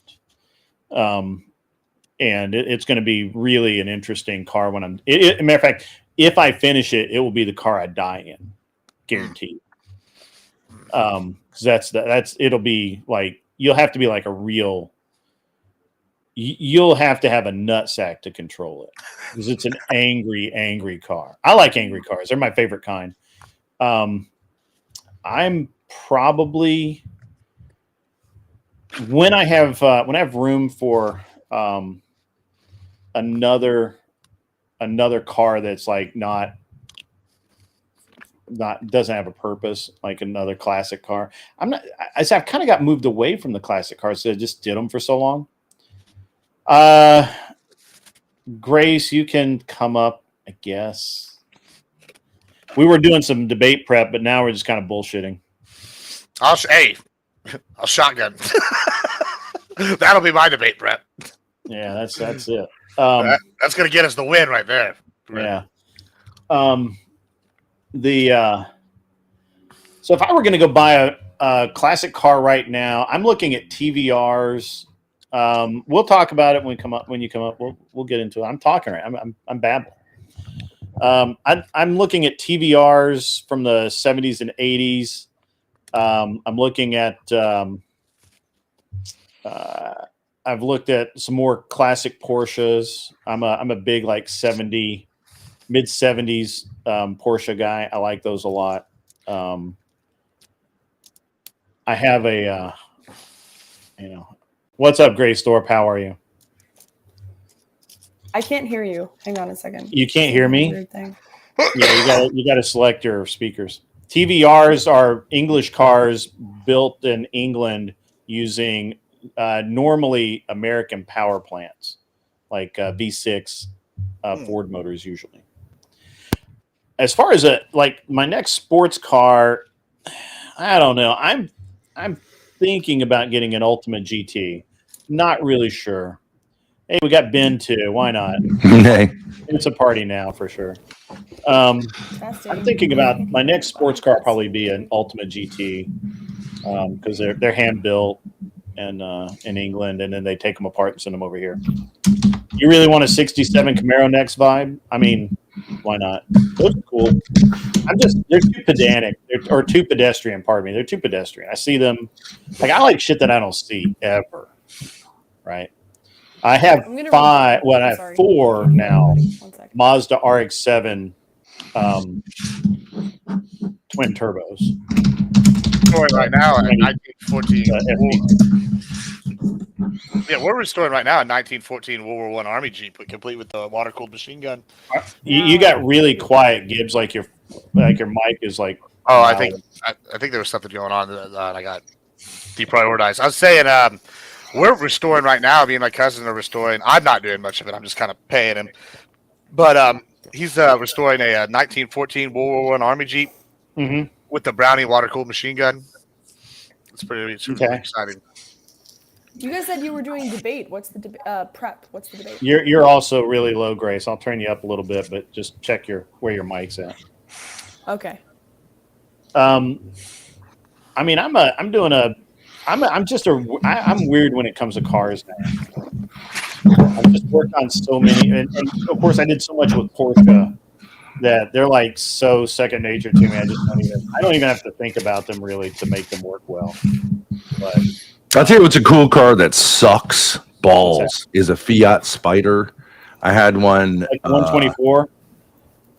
It was like a little blue, convertible. I mean, it was a absolute pussy magnet, but the axle sounds like a 124. The axle broke in half while I was driving. Oh, that's an 850 Sport Spider. They recalled those. What it was. They recalled those. Yeah, I ended up I was just a college kid, so I was stupid, and I was just I just bought it. That's been a while. That's been a minute. And anyways, it cracked up in the South, and this guy was just like a local Virginia guy. He's like, yeah, man, these Italian cars, I can't do nothing with it. So I just left it there, I think. I'm doing a. He's like, you got to weld the axle back together. Yeah, I have a couple of my race cars, and I've got to put those back together. I've got the Porsche race car, and I'll put it back together eventually. I mean, it's the type of car I think it's better. It looks cool in front of your house, sitting there, but don't fucking drive it because it'll fall apart. You know what I mean? Oh yeah, no, I have. I've owned a couple of Fiats, but they were good cars. I've done a bunch with. Like I said, I was a big Porsche guy for a long time. I did with Porsche. I owned a Ferrari for a little while, but I only owned it because I knew I could make money on it. Yeah, they're good. I bought it. What do you mean make money on it? Sell it later? Yeah, well, so there used to be a deal where you could buy a Ferrari brand new and drive it for about a year, and then you would when the new models came out, I could still sell mine. I'd sell mine as like a pre-owned, but you could make 40 or 50 grand selling the car. So I basically owned a couple. I owned a Ferrari without ever making a payment on it, and it just was a great car to have. Never had to do anything to it. Do you sell it back to Ferrari, or you just sell it on? No, so I know the Ferrari. I don't know how this works. No. The way it works is that first of all, to buy a Ferrari, you kind of have to know somebody anyway. You can walk into a dealership and buy one, but your choice is restricted. Like you couldn't walk into a Ferrari store and buy like a new I don't remember what the P90. You can't buy it. Like you can't buy it. It just doesn't exist. You can't get it. And I mean, and they may have one sitting there, but they wouldn't let you buy it. So, what do you think about Paganis? What's that? What do you think about like Paganis? Pagani, I like Pagani. They're good. I thought you said Bugatti. Listen, I don't know much about fucking the fancy cars. I'm more of a whatever gets I can use on the ranch kind of guy. Whatever gets me from point A to B. Well, yeah, I mean, I can't take a Ferrari out on the fucking ranch. I'll tell you that. That thing's gonna last all 30 seconds. Yeah. Oh, you got a ranch? Yeah, we got a ranch. With cows? Yeah, moo. You know what I'm saying? Those ranches there are ranches in Texas that are bigger than the state we're living in. I have a ranch that's pretty. That's true. That's true. If you combine like all of our family's ranch together, we have like the 5th biggest one in Texas. Really? That's probably like about the size of Rhode Island. Yeah, it's pretty close. I mean, now individually, not so much, but I mean, I guess in my I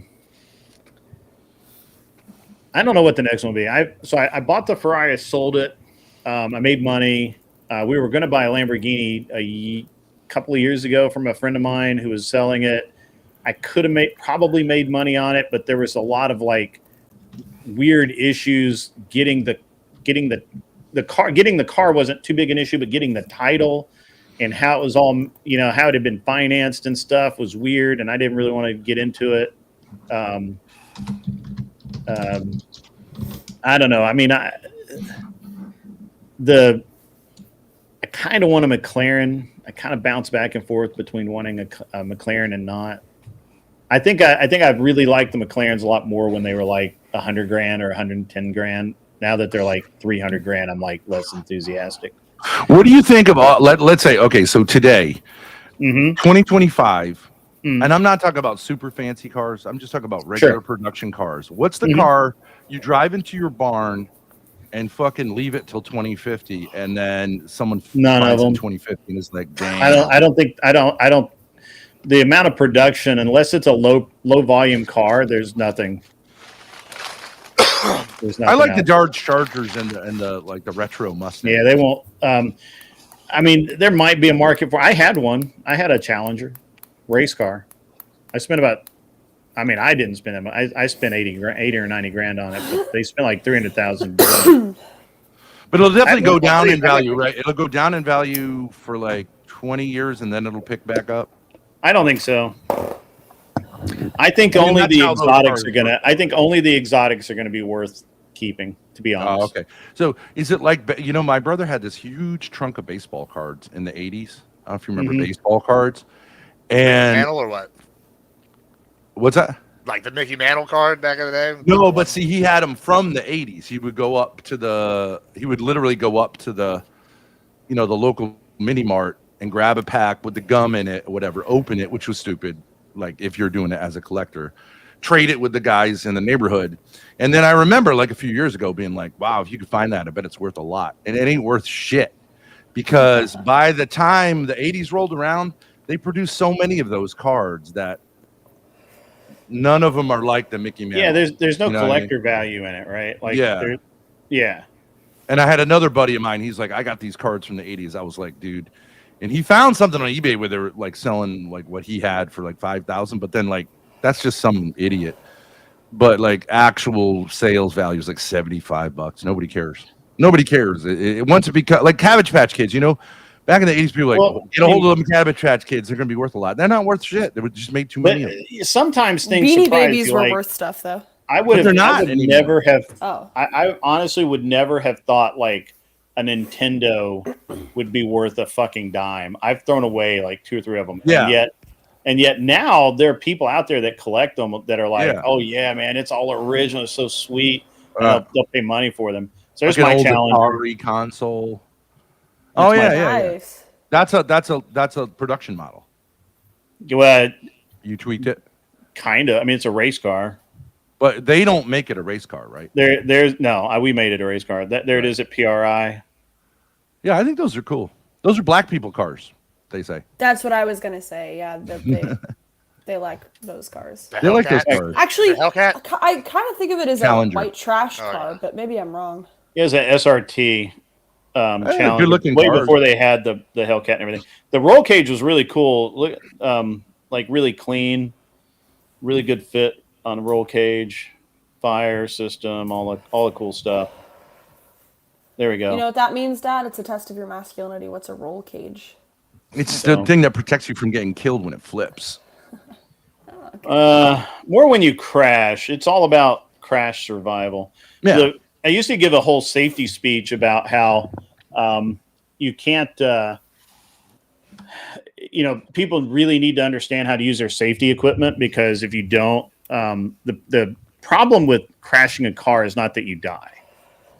The problem with crashing a car is that you live, but you live as a vegetable that are dependent upon the people that love and care for you, that you've been the provider for all their lives. All of a sudden, now they have to take care of you because you're a burn victim because you didn't wear the right fire suit, or you didn't understand how to use a fire extinguisher in a car, right. Or you're paraplegic from the neck down because you didn't wear a Hans device, or you didn't do it right.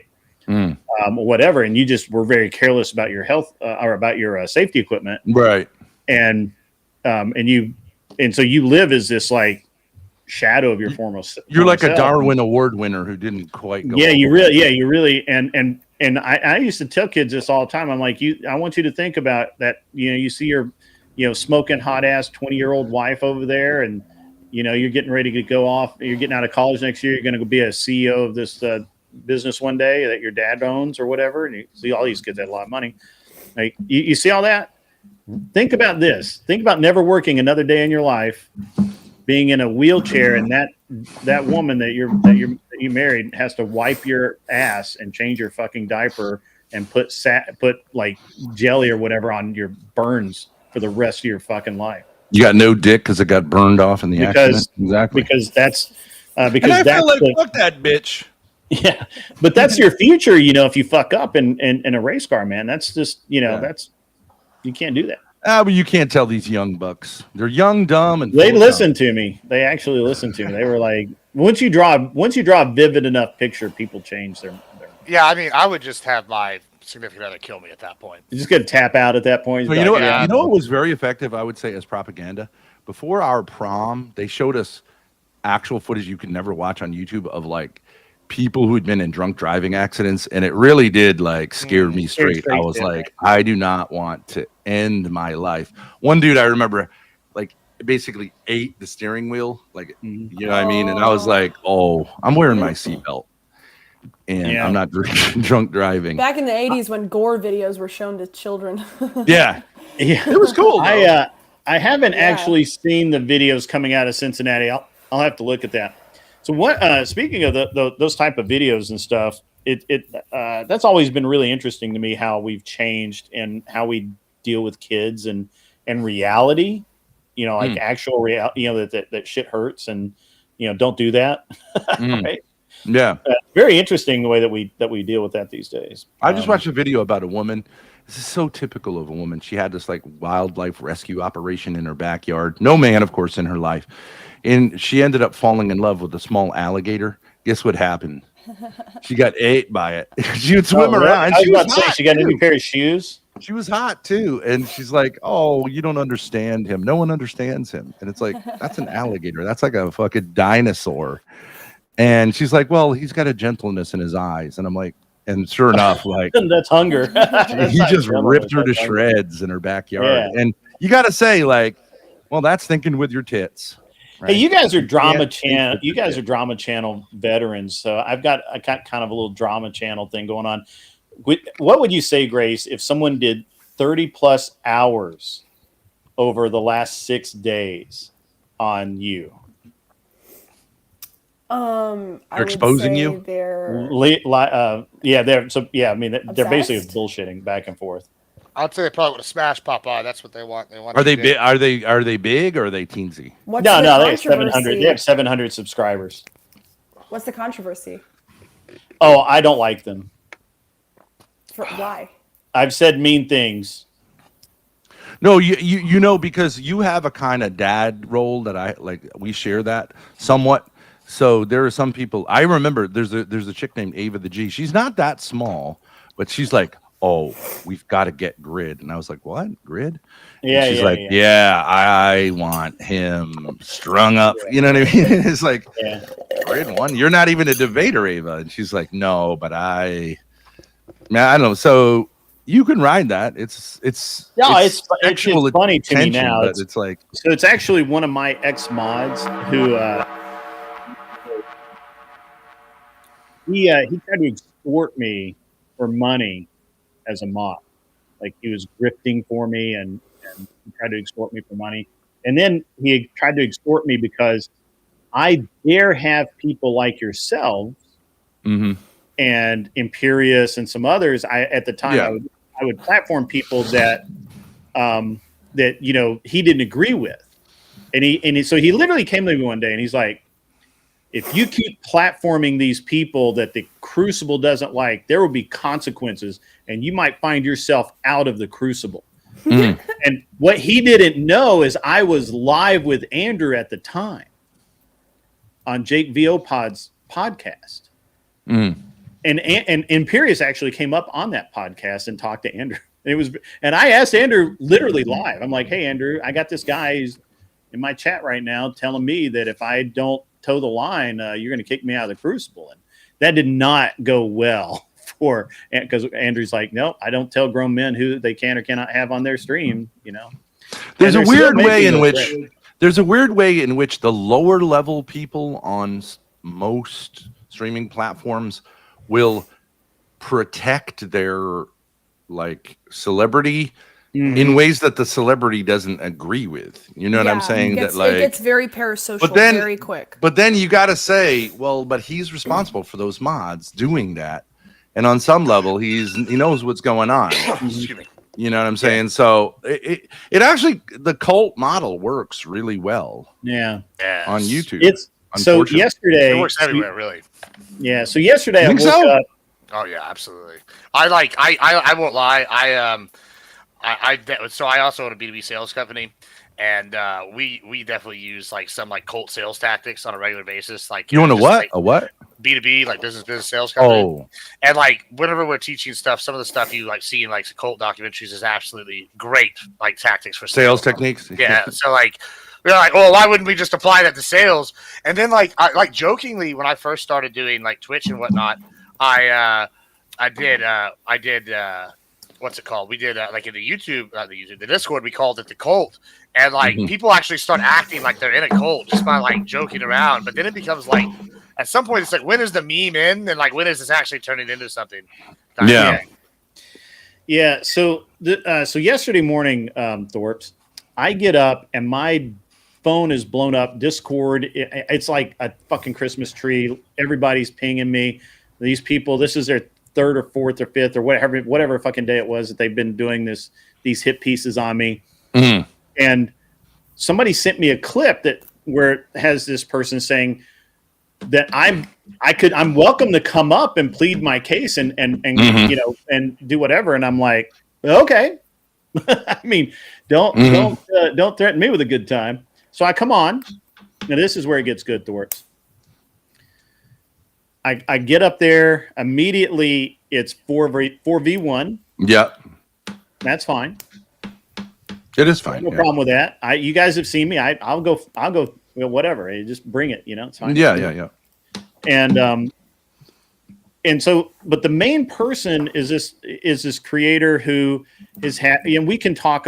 I'll talk to you, privately about all of the ins and outs and whatnot. But yeah, I don't like her. I think she's boring. I think that her content is garbage, and and I understand why nobody goes there, right?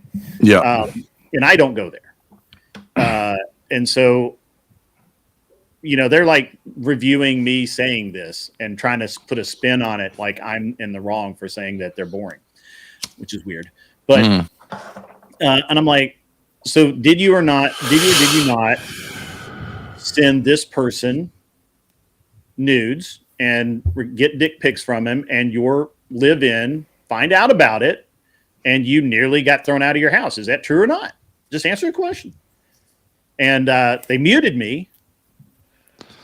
I unmuted myself because on StreamYard. I unmuted myself and said, you mute, you lose.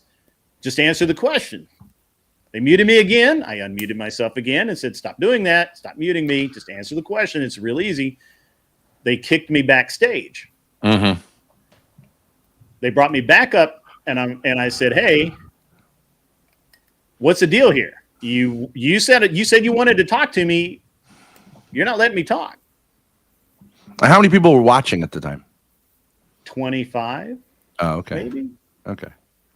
Yeah, it didn't help me, So anyway, and then they put me in the back again, and I'm like, you know what? Nobody puts me in the back, period. But certainly not twice. So fuck this. I'm out of here. Yeah, it's tricky to navigate. If you want to go in, if you want to go into that world, it's a whole. I don't care anything about. I just thought you guys are expert. You guys are pros at the drama. I'm not. I don't do drama streams. We generally end up in the backstage, anyways. We don't even get on the stage to begin with. Yeah, no. We're immediately banned. It's true. It's true. Answer the question. That's right. And just answer the fucking question. Yeah, it is good to do stuff. Did you suck his dick or not? That's all I want to know. Did you do that? Because if you did that, then I'm right, and you don't have any. But yeah, it's good to get like at one point and just try to make it, and then them kicking you off is a win for you.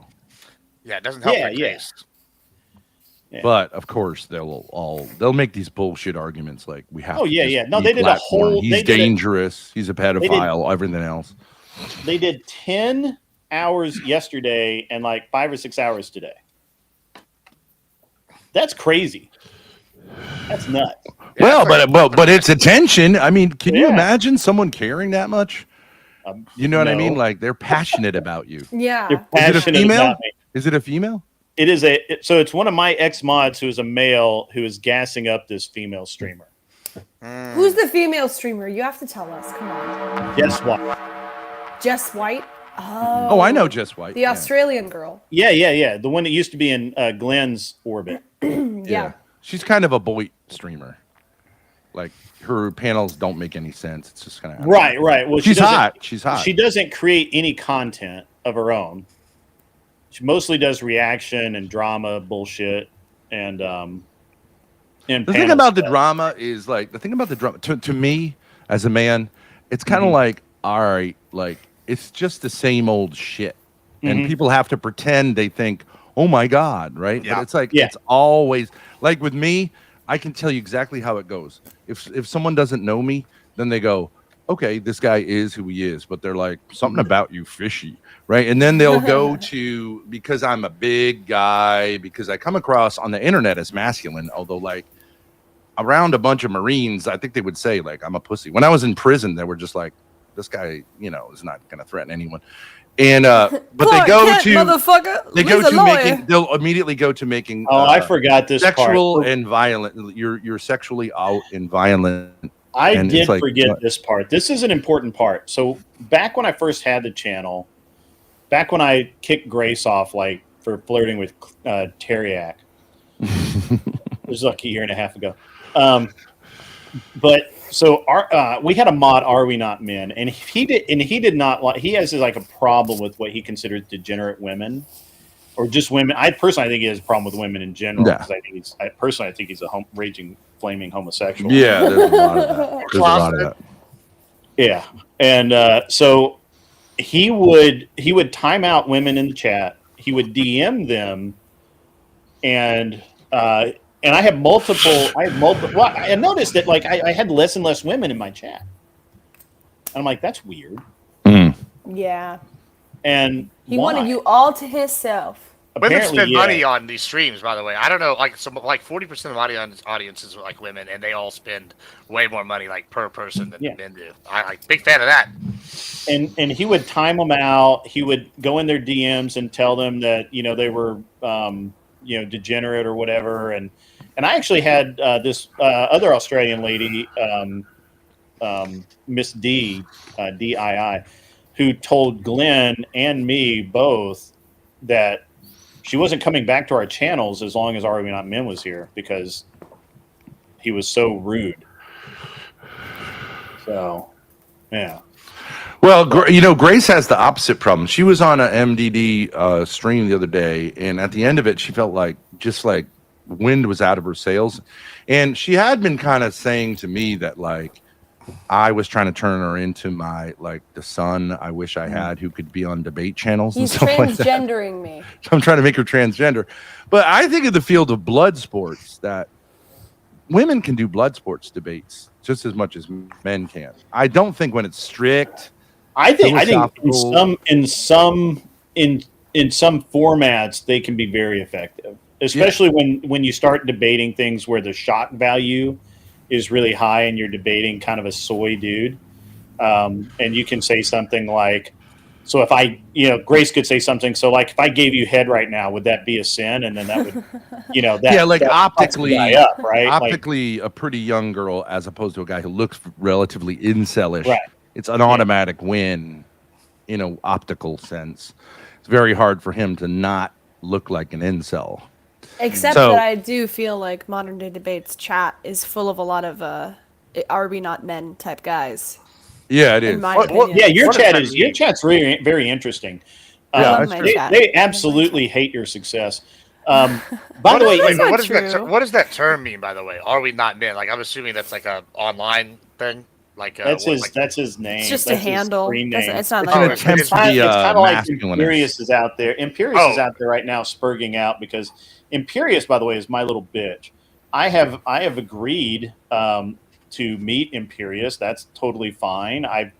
He never cams up. He never. I mean, he's a as long as look. Are you meeting him at DebateCon?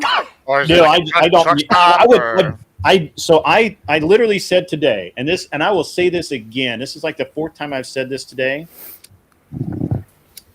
It was not a hit towards you, Eric Harrow. Damn it.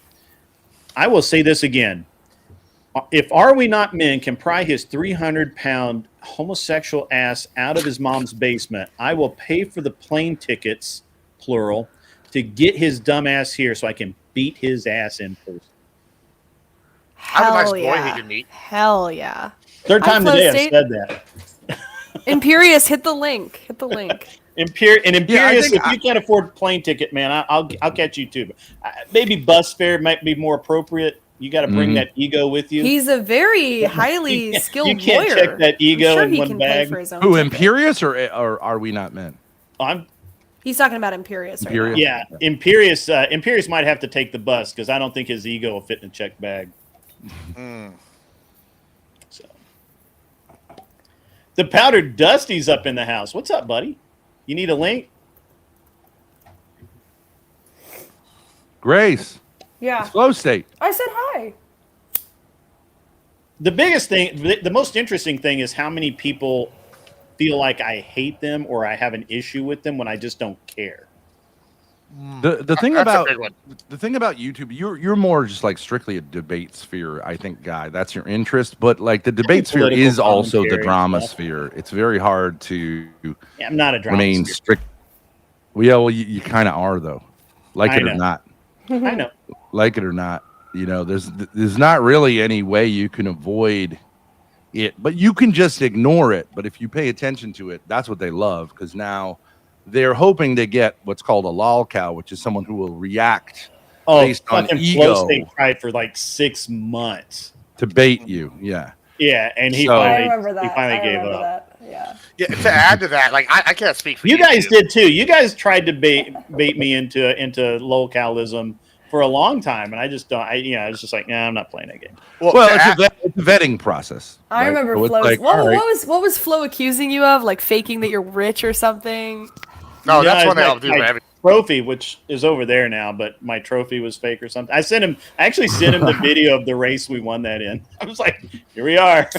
Yeah, there are guys who will like we're not ever these people. We'll just troll a little bit, but That's like people will do a bunch of the link research. is for Flow State, by the way. Well, you're right about the research thing. What's crazy is like I think in the debates here, like I'm pretty more debate oriented than I'm drama, right? But you're absolutely right. You do get dragged in. Like I fucking hate fucking old Nazi points. Fuck that bitch, right? And so when we're sitting here, like you start hating Wait, what? somebody. Is that a like, person? Old Nazi coins? Yeah, Nazi points, counterpoints. Anyway, I don't like this guy, right? So I've had his people like actually do research on Oh, me. you don't like counterpoints? No, fuck that. Connor, right? Yeah, That's his name?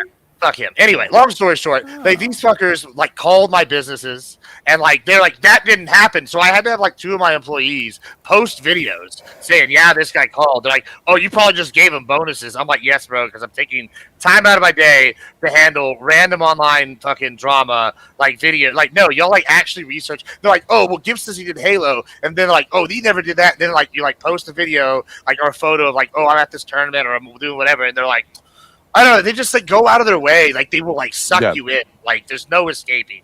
They're some of the. It gets into like they're genuinely psychopaths. Like Yeah. they're really crazy people that you like don't know how crazy they are until they do. Yeah, it. that's a real problem. Is you just don't know how. But I've talked to Are We Not Men enough to know that he's not a man. Anson, I don't brag about my wins, but point of fact, I have my team won at the Daytona 24 Hours. We actually were 21st overall, first in class in AGT in 2001. You can look that shit up.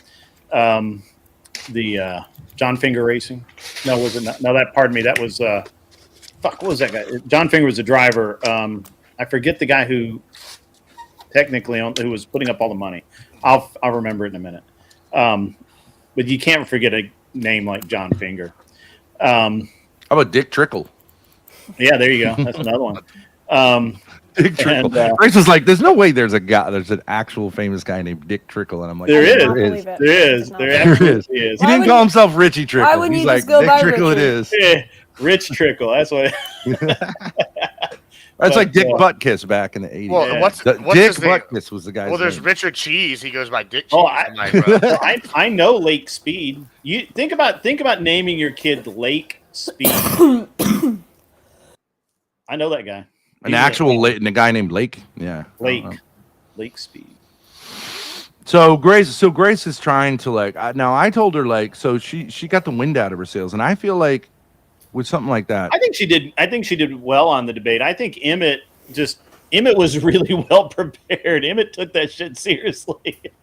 Yeah, I I don't agree with him. Well, Grace's well, we might go over it, but like Grace's take on it was that he would give ground and then, you know what I mean? He wasn't consistent. So you can't really debate against someone who is constantly kind of changing their position. I would say in retrospect, I should have hammered him more when he was like just changing things. Like, for example, when we were talking about if somebody breaks into your house, is it a sin to kill them, to defend yourself? He would say it is a sin, you have to repent. Then he'd say, no, it's not a sin, you don't have to repent. Then he'd go back and say, well, you have to repent, you have to confess it. And at a certain point, I gotta be honest, I didn't watch the whole thing. So but that is what happened. At a certain point, I just said like, okay, I think you mean repent in the sense you might feel bad. I had a debate of my own. So the problem with Grace as a woman, you're understand. trying to say like, I think the difficulty in a debate is like, I think you should have a killer instinct. So if they give you an in, just exploit the fuck out of it. But I can understand how, as a woman, you're more like, I just want to have a conversation. I want us both to learn from each other. As a matter of fact, Lake Speed liked his name so much he named his kid Lake Speed. That's true. I met that guy. Lake Speed Jr.? Yeah, Lake Speed Jr. So what? I don't know. Yeah, I conceded, I guess, to keep the conversation going. Yeah. You also don't want to seem. You don't want to seem too much. Emmett, like I'll throw you the cunt. link if you want to come up really quick. I can't stay on much longer because I've got to.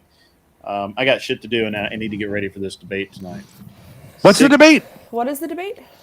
All right, let me give you the prompt here. This is a WIC panel. You familiar with WIC? Yeah. All right. We bust his balls quite a bit. Hottie alert. You should bust WIC's balls. They're small. He's pretty so tolerant. They need more busting than most. But he's pretty tolerant. He's pretty he's kind of a nice guy, honestly. You know, like he doesn't. Yeah. Flo, what's up?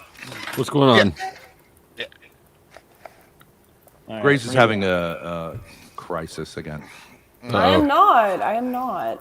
Yeah, she Am is. I? Ben just can't let it go. You lost. You're dead to me. No, I think I you didn't feel got like I did particularly bad. It was just that the whole. I think you got to ethos double of the vote down was for weird. the big win. All right, who's that going? Dusty. That's Dusty. Damn it, Flo. Too many drugs. I was very mad, by the way, on the panel that I we was were all framed. on, I didn't do no drugs. the other day when we were all on there because I by the time I came back, I had a whole bit I was going to do when they brought me back since y'all were doing the bit about the rich guy gonna die thing. I was gonna be like, yeah, let me go put all the Rolexes on. I'll just pretend I'm about to die here and see how far we can go with it. Is that better? But then by the time I came back, y'all were gone. No, I did the drugs, Ben. Don't you ever say that about me. I wasn't dealing them though in quantities that I should have been arrested for. Yeah, I wasn't dealing them at all. I just purchased in quantities. I'm just a wholesale He was shopper. stocking up. He was stocking Right. up. Your Honor, he was stocking up for the. I got 4 kilos for me. Zombie Look, apocalypse. you can get an 8-ball for $100, or you can get like a quarter ounce for $100.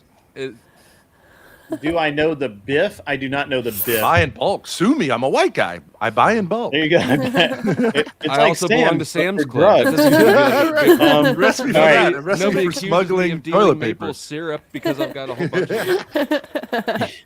I'm trade. It was 2020, Your Honor. I had to trade the drugs for toilet paper. So the actual prompt it's a little confusing, and we're really not sure which prompt we're going to go with because it's technically 2 prompts in one. What's the I'm going to read it right now. What's the platform? It's that Wick.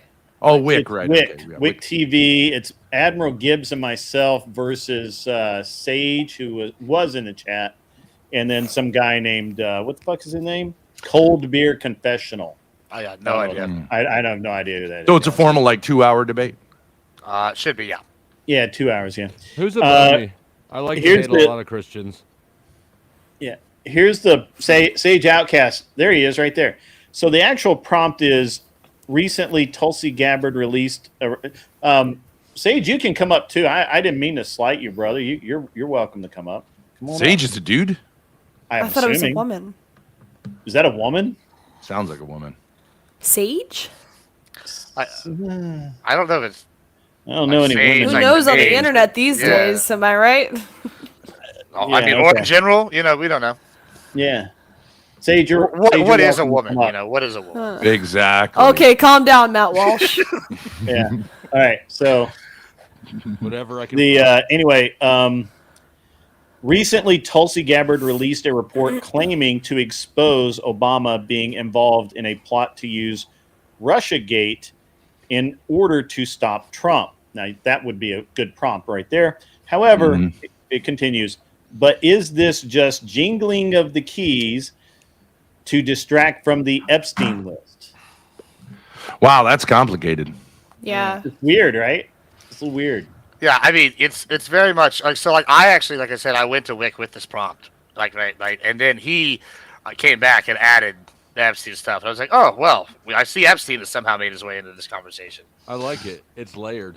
Usually prompts are too kind of Basic. simple. Yeah. Like Grace's prompt was immoral sex is right. And it's like And I won. sex And is I right. won. And I she was think like, Sage that's has not what I actually said. been on my show before and won, or a Sage has. I'm not sure it's the same one or not. What the? Welcome, Sage. How are you? Sage is invisible. I know. It's because he's probably on a cell phone. I've never seen that. Yeah, it just happens. I think I fixed the problem. What is with this system that it won't take my OBS virtual cam? What is? Oh, wrong? you have to make sure your virtual cam is on, and then you have to go back in and select it on your where down there where it says video or where it says stop video, or I don't know what it says on yours, but click the little arrow next to it and select your select virtual cam again. You have to select another camera and then switch back because it doesn't switch automatically. You're gonna have to wait till you get crushed at the debate to see me. Yeah, you're not the only one who can't figure this shit out on this. Whatever, I've struggled What as is well. wrong with him? I thought he had money. I don't know. That Streamlab is not my favorite. I'll tell you that. All right, where's my add my cam? Now I gotta. Oh, look at the Brio. Where's my virtual cam? Is that it right there? Game on. Yeah, select another camera and then select your camera. Yeah. Do this one. Select verb. Yeah. And then let's do allow, and then let's do. Grid, I think. This isn't the Sage that I debated before. No. I think you could beat this guy on voice alone. He sounds a little nervous. You think so? You should. Maybe you should watch my show. Mousy. He sounds a little hyped up. Meth. I mean, you got some? I'll take it if you got it. Yeah, what do you got over there? Damn it! Dusty just left, so your connection. Damn it, Dusty, come back! It's gabapentamine. I got a bunch of gabapentamine they put me on. I don't know what that is, but I'll try anything once. Let's go. Gabapentin, isn't that an anti-seizure medication? No, it's. Why do you know that? Hang on. I know a woman who's on methadone and also has several other. Yeah, she's like medications. 15 drug cocktail. Yeah. Gabapentin. So I've heard the word before. Antipsychotic, I think. Maybe. Cold beer. Old Joe, I'm not sure who you're talking about. Can you clarify that? I'd actually like to figure that out. I'm still trying to figure out this camera and this thing. Listen, you're not going to. I've been fighting with this bullshit for as long as I've known Grid here. This is the easiest one ever, and everybody's like, cry so hard. Cry. No, why don't you, here, listen. Here's how Look, I do. Look, Grace figured it out. Okay. All right. Thank you. Yeah, good point there. Why do you use me as the example? That's fair. No, Grace is way better at this than most men, especially I'm our. a tech wizard. I'm a tech Are wizard. you a tech wizard? Yeah. She's really good at it. Everyone that says that can't figure out. Oh, never mind. Let me start. She's my Chinaman. AI. Hang on. Don't move. Hold I have still. a China girl. Don't move. I got AI. There's the. I mean, apparently somebody said meth and Dusty came back. Oh, I went to go get it. No, he's a coke man, isn't he? No, Dusty got raided for allegedly having meth. Oh, no, allegedly about it. No allegedly. Okay. I but have it wasn't to his. say I allegedly. appreciate It wasn't the his. talk. I don't know how that got there. I don't know how that got into my safe that was locked. That blowtorched into. That's funny. Looks good. It was a Mossad frame job. Because you've been speaking facts on the interwebs. Probably. They had to put out a hit. I believe it. All you MAGA people. Look, and I suppose you think 9/11 wasn't an inside All of job them. too, Your Honor. It certainly was. And I don't consider myself a MAGA person. Dusty is like. I'm adversarial to everything. I'm now subscribed to the meth head. You know what? Anson says he got raided to give him cover for being a Fed. Don't let him fool you. I can actually see that. If anybody, I could 100% see Flo being a Fed. Imagine how Controlled difficult opposition. it was when you're dealing with tweakers and you have this set of teeth, right? Like, Yeah. you guys aren't the first ones to say you're a cop. I just want to ask this one question. Who wants to You answer? got way too many teeth to be a meth dealer. Who wants to? I don't actually disagree. Yeah, that's true too. You got a lot of dental work there. Quick question I want to ask. Who wants? Yeah, to man. Who wants to answer? Me. All right. Imagine you didn't have breakfast this morning. How would that make you feel?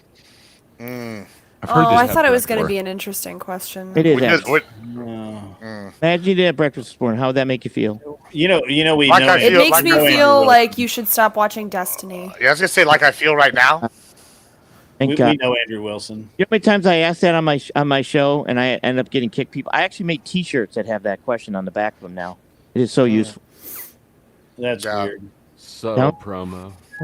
So Sage, you're where can coming we get from the those t-shirts? pro-Obama point of view? I would, Obama?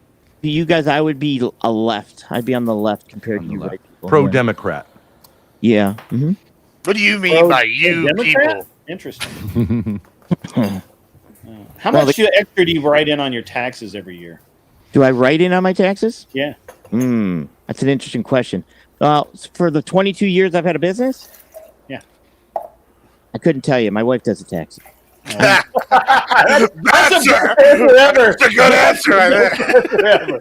Usually the leftists are like, what do you mean write money in for I want I take every single deduction I can. And I'm like, all right, so do I.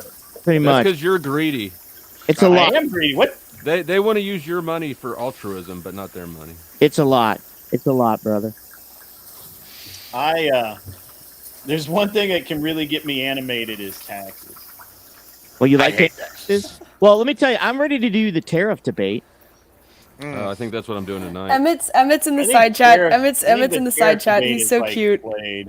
Best part of our debate, Grace, was getting called Doc Ock. That was great. No, I think I'm just gonna present some shit. Are you Non-Fawn and I actually, even though his ideals are different from mine, the mechanics we agree on basically. Yeah. Are you pro tariff? I think tariffs are preferable to a flat corporate tax rate, but no, I'm not pro tariff. It's all passed through to the consumer. Well, you bring up Non-Fawn. Non-Fawn's interesting, right, in that I think he lives in the real world, unlike some Dems, right? Like, he will openly admit, hey, he'll openly be like, he's a capitalist. Yeah, he is a capitalist, but he'll openly admit, like, hey, tariffs as a purely economic tool, this is his stance, not mine, to be clear. He's like, he doesn't think they work. However, he will admit as a political tool, which can lead to economic gain, it will absolutely work. I'm like, okay, well, at least he can be honest, like, in regards like that, like, if there's unfair things. I'm like, okay. But, yeah, he's, still. Yeah, but he admits that short-term tariffs can be helpful, but then he'll literally talk out of the other side of his mouth and say, but the tariffs as they're being used now as short-term remedies are not helpful. So take that in consideration. I'm going to go with him being young. I'm blaming him being young, and maybe we'll convert him once he has to start paying more of these taxes. Tariffs are bad. They're what? They're bad. Yeah, they're just taxes. It's crazy that people as smart and rich as Grid don't see that it's just a pass through to the end user. I'm in logistics, so that's what I do for the last 24 years. Which side?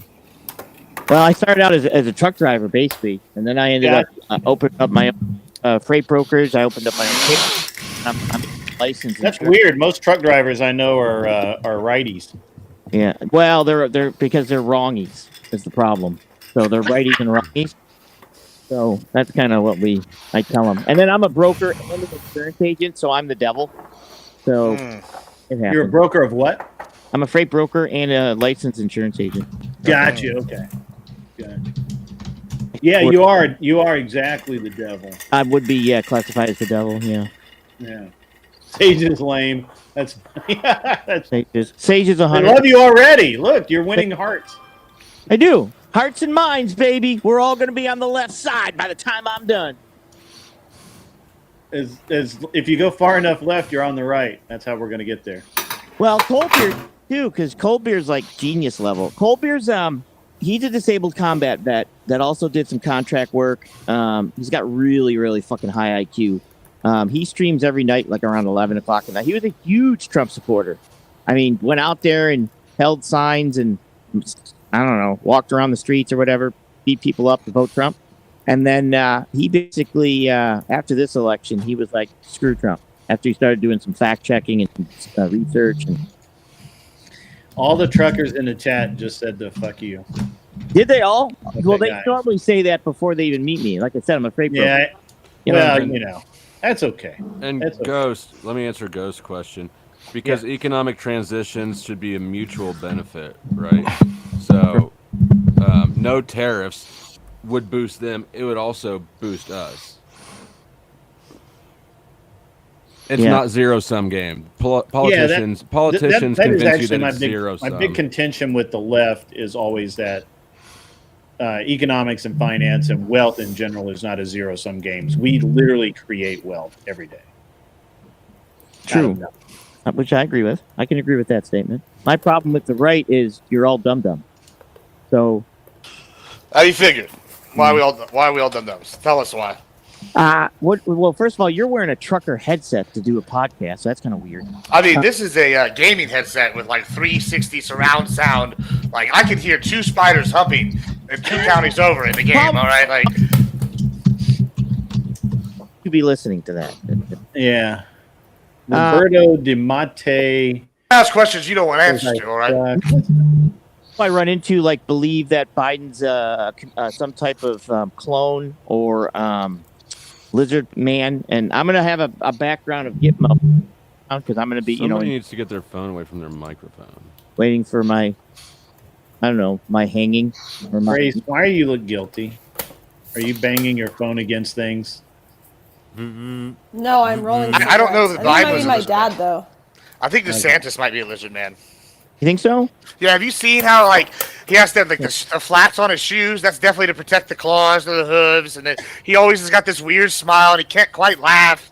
I don't trust that guy. Yeah, I wouldn't either. You're Republican. Hey, listen, the lizards are on both sides. Actually, I'm a constitutional conservative, so be okay. You're really be weird. Yeah. Are you really a constitutional conservative? Yeah. Okay, so you believe in the Constitution and everything about it? How do you feel about those about alligator Alcatraz? Alligator Alcatraz. Spit it out, boy. Spit it out. You got it. I was trying to think of the concentration camp. What's the? I was trying to make it a spicier question, but I couldn't think of it. I know you were trying to get there. What do you think of concentration camps, Grid? How do you feel about people's I feel 4th, 5th, what is it, 12th? Anyways, 14th. Constitution 14th. Thank you. How do you feel about those being violated? Constitutional. Yeah.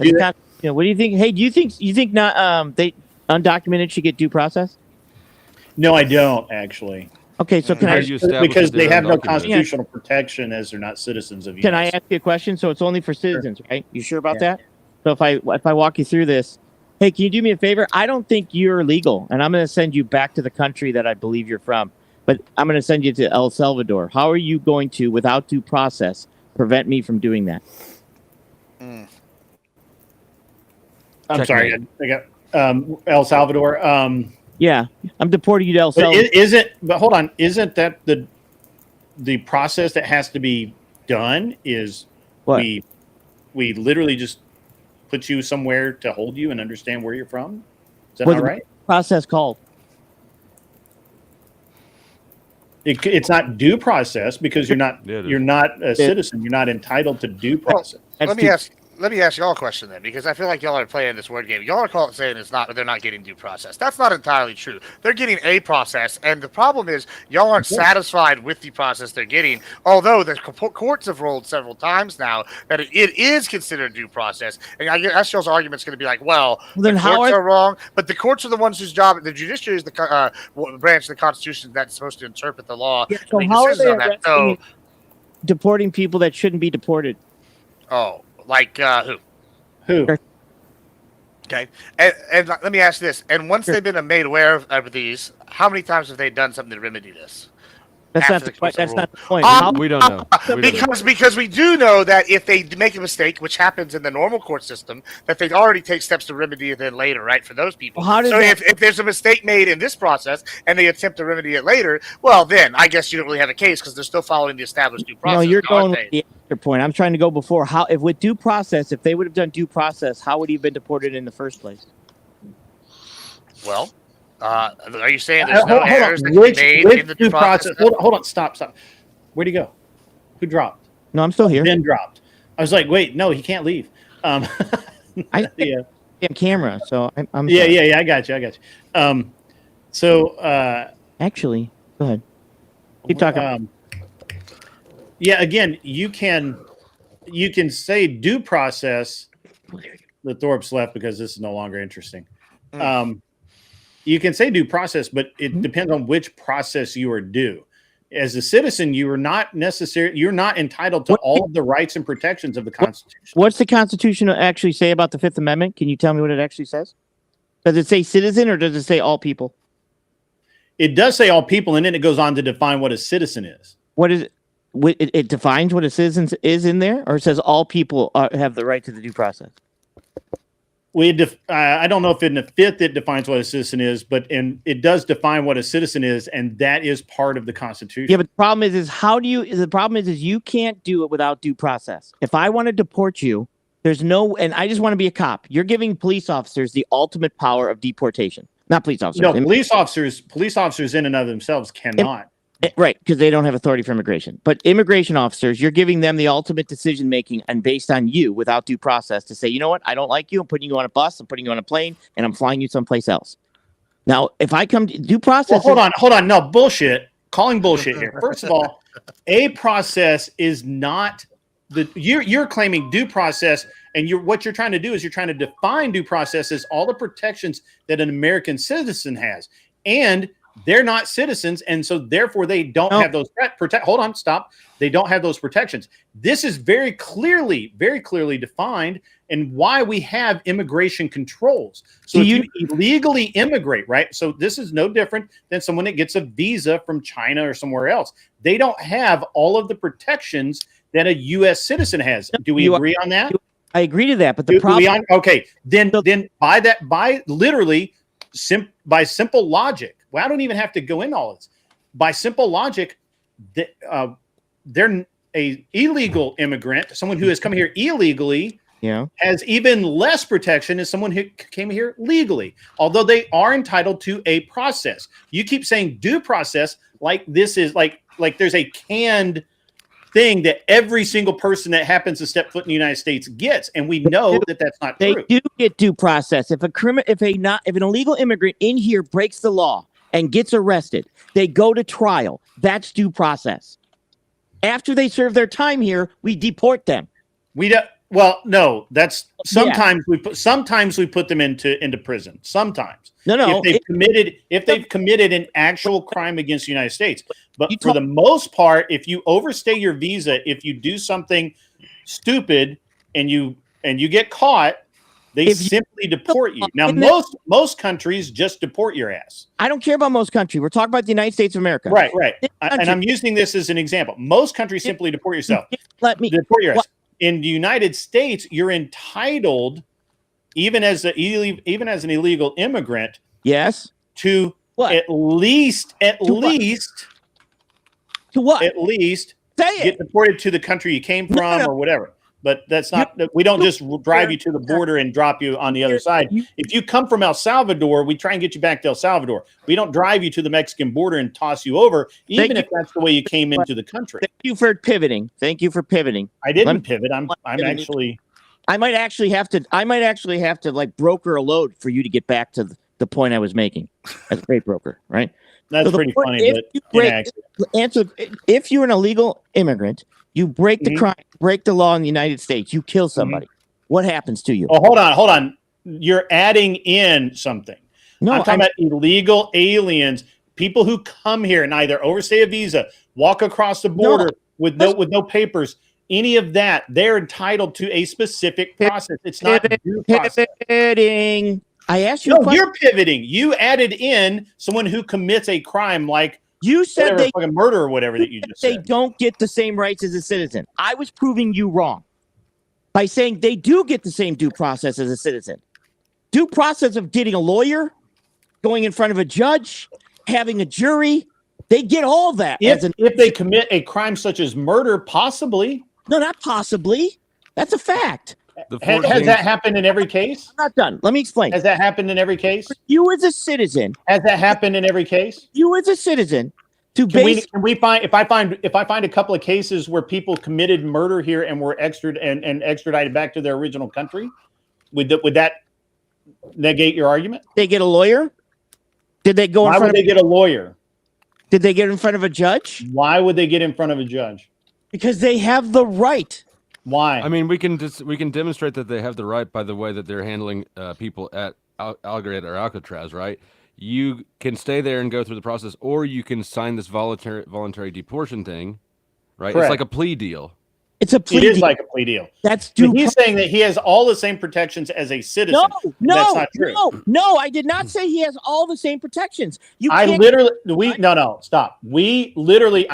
defined it as they do not have the protections of a citizen, and you said that they do.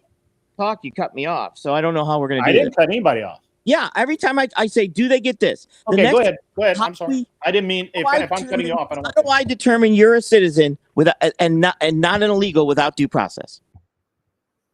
How do you determine if I'm a citizen? You look at my driver's license and compare my picture. That's partially, but if I'm the cop and I say I don't want to look at it, I'm throwing the trash. It's fake. If you were a cop and you, then I would sue the cop. I mean, that's irrelevant at go in that front point. of a lawyer, right? You have the right to go in front of a lawyer. The problem is that due process isn't here to protect the non-citizens. It's to protect me and you, to make sure that some cop can't do it to us. They get due process to the fact that they have to prove that they are legal or not. The due process is the cop doesn't have the right, immigration, doesn't have the right to make that decision. A judge makes that decision. A judge makes it. Cops don't have that authority, meaning immigration cops, don't have the authority to decide if you're a citizen or not. So you get due process determining that you are. And this is happening all the time. People are showing up and their mommies are bringing their birth certificates saying he's legal. That's due process. That's why they both get it. That's why all people have to get it. But it's not the same due process I'm that not you or I would get. You're right. Which is where you started this. No, it's not where I started. They get the same due process to determine if they're legal or not. They also get the same due process if they commit a crime and they want a lawyer and they want a jury and they want a judge and they want to try to fight it. They get that same due process as an illegal. Now, they can have a plea deal where they don't serve time and they say, no, just kick me out.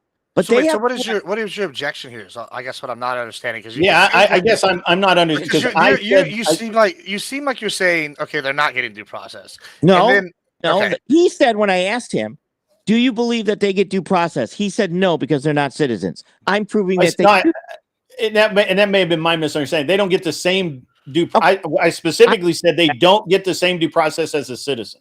I agree with that. They can't carry a firearm. They don't get the specific rights, but they get due process to the point that they have to prove that they are or they're not a citizen. Then we were talking past each other at the beginning, because you asked me if I was really a constitutional conservative, and then you said, "Do illegals get due process?" I said not the same as a citizen, and you said yes, they did. So you both lose. Admiral Gibbs wins. You said they're not citizens. Play the tape back. Somebody go and play the tape back. I did say they're not citizens. Correct. You said no because they're not citizens, but that's not the case. They do get due process. They don't get the same due process as a citizen, which I've said 10 times. What's different about it? What do you mean? As a citizen, yeah. If someone looks at my driver's license and says, "Yeah, I don't believe," all right. For example, my wife is Chinese. Yeah. She is a citizen of the United States. Prove it. Now, we've had to, and so so she has. Initially, she had less protections than a United States citizen. No, what due process does she? Hold on. What due process? Well, she didn't have to consent to a search or seizure because she was here on a visa, and the immigration could literally come in and take a look to see if she was doing anything illegal. Can they do that as an American citizen? Without a warrant? Without a warrant. But don't they basically submit to that technically? Yeah, right. Yes. It's not, they don't submit to it. It is a condition of entry. So yeah, so yes, they are getting the same, but they're waiving that. They're waiving I would say that they don't. I think that they don't. Yeah, you're kind of splitting the hair there. They don't have the option of keeping that because they can't come in. But that's still something that they're deciding to do by becoming a citizen.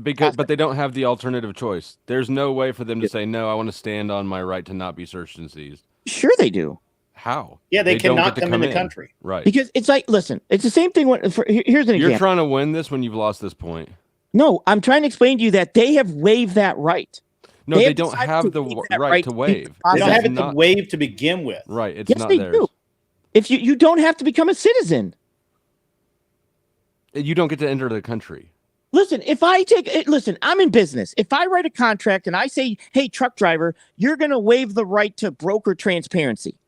I mean, you've won this conversation most of the way through. I think that you can take the L where you get the L. Yeah, but I'm trying to explain that if I have somebody waive the right to broker transparency and they say, no, I don't want to waive that right, I'm like, well, then don't take my load. I don't think I've lost this, Dusty. I think maybe we were talking past each other at the beginning. Fair enough. But this is really telling because you keep ascribing citizen level rights. No, I'm not. Non-citizens. I'm giving you examples of facts that and I give you one that for example, you're trying to split hairs about what's voluntary and what isn't.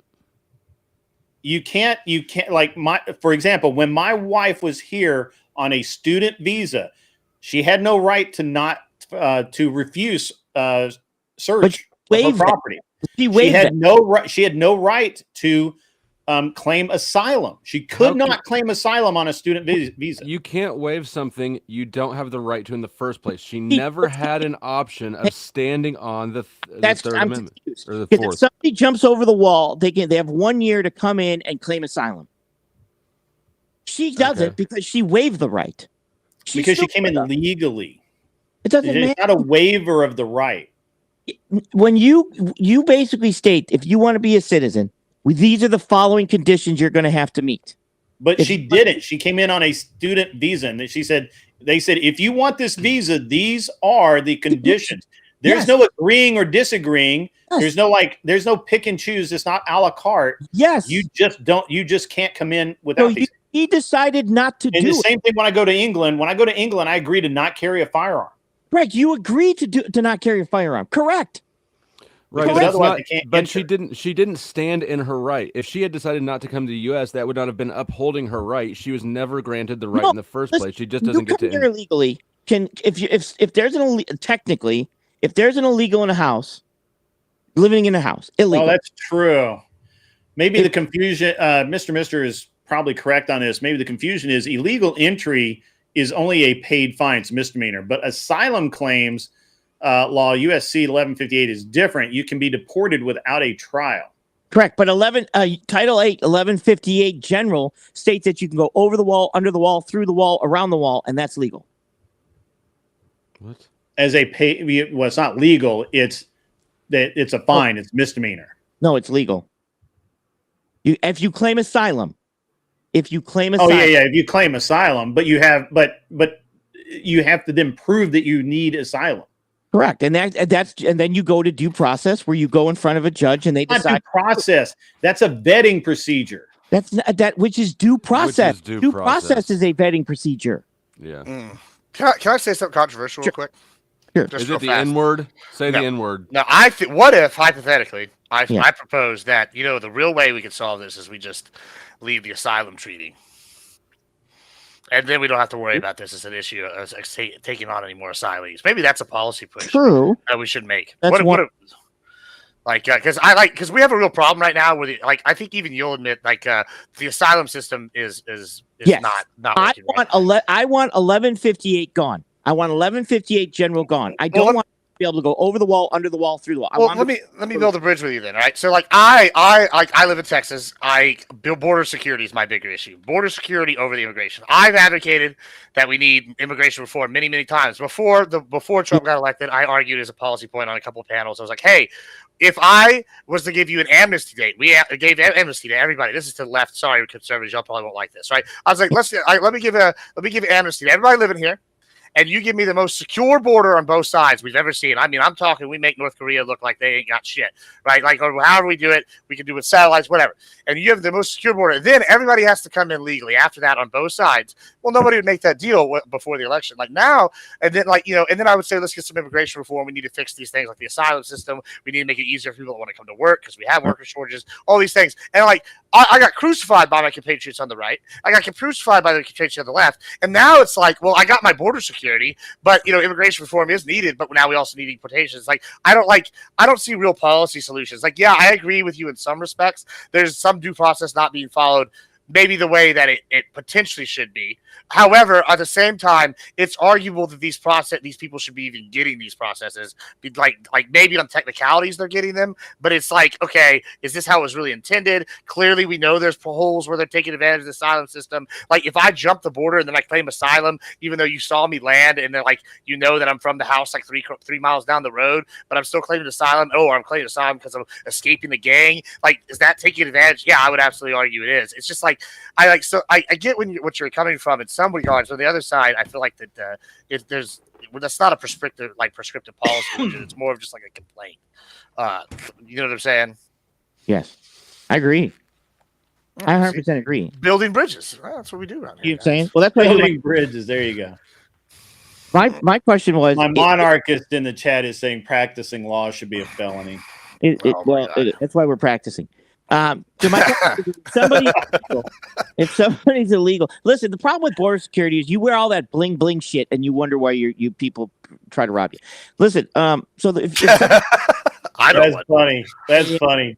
I like that. That's clearly a steel chain. I wouldn't bother. Hey, it's not though. But I thought it was a shock collar. To be honest, I didn't know what it was. I thought it was a shock collar. I can't believe how many people have just been really obsessed about my bling today. I like. You know, have you been getting a lot of compliments? Today, I don't know if they're compliments. They've been statements today, but I was just thinking. Yeah, I don't know if compliments are the word I'd go with, but I do have a shock collar in the other room. I would also not go with compliments. Yeah. I will say though, I also have a shock collar, Dusty, and the women seem to be big fans. So why don't you put your shock collar during the debate? Let's see it. Don't worry. No, is there web access? We'll Can we get get web access to a shock collar?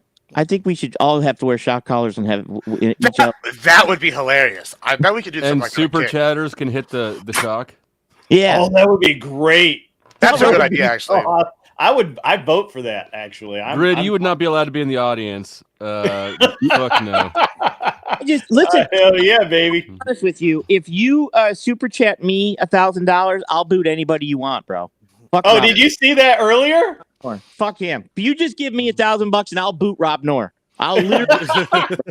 That was funny. So you guys missed out, Dusty. So Jess White paid $100 to try and boot me. So I threw out $300 or whatever, and I'm like, fire Are We Not Men? And Rob's like, I can't fire the mod, whatever. And I'm like, whatever, whatever, just do whatever you gotta do. So then they were like, oh, we're gonna Where was this again? It was on Rob Norris' stream. I was doing a phone in it to get prep for the debate, right? Mm-hmm. And so Rob and I were talking, and we were just being very vague because we got guys like Sage here lurking around, And, what? But and then and so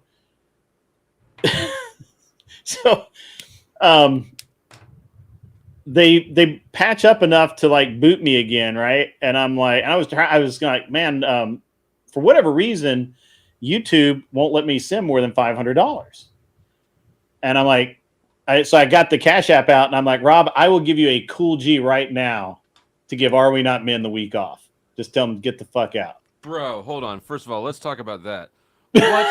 What are you rewarding somebody for having that dude hired on for? Huh? Why would you reward Rob for having Are We Not Men as a mod? Yeah. No, I like Rob. I know, but you're getting your carrots and your sticks crossed. Is that what is happening? All right. So that was like, well, he was like, I can't give Are We Not Men the boot. And I'm like, all right, how about ban Jess for a week? Like ban her from the chat for a week. 100%. And I'll give you 1,000. I have my finger on the button. I'll send it to you right now. And he's like, nah, I can't do that. And I'm like, all right. Like, whatever. That was just bad. For both of you fucked up there. Both of you fucked up. I didn't fuck up. Right. And Brian Wolf is correct. It was going to be such a good discussion, and those asshats ruined it. That's true. I would have took the $1,000 in a second. I'd be like, yeah, done, gone. Right? Yeah. Right. That's right. Those guys. Like, I have a rule that I don't do permanent bans, and then the first time somebody sent me $400 and is like, ban this person, I'm like, done, buried. Sorry, boss. Yeah. My principles are not for sale, but they can be rented. So let's go. I thought they weren't for sale, but then somebody gave me the money, and I was like, I'm not giving it back. Looks like it is. Yeah, and I went out and bought a shovel, and that person was gone. You know what I'm saying?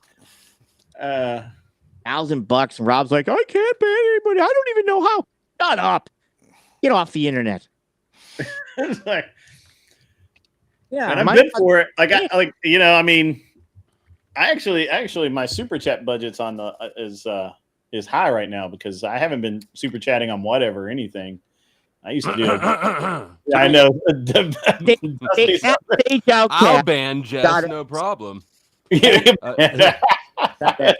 Jess will be banned so fast. Actually, Are We Not Men is already banned. I will literally I'll take a vote that says who wants to be banned and what's your price, and I'll just have to fucking name their own price. Oh, fuck! You don't mess around with Kissy Cat.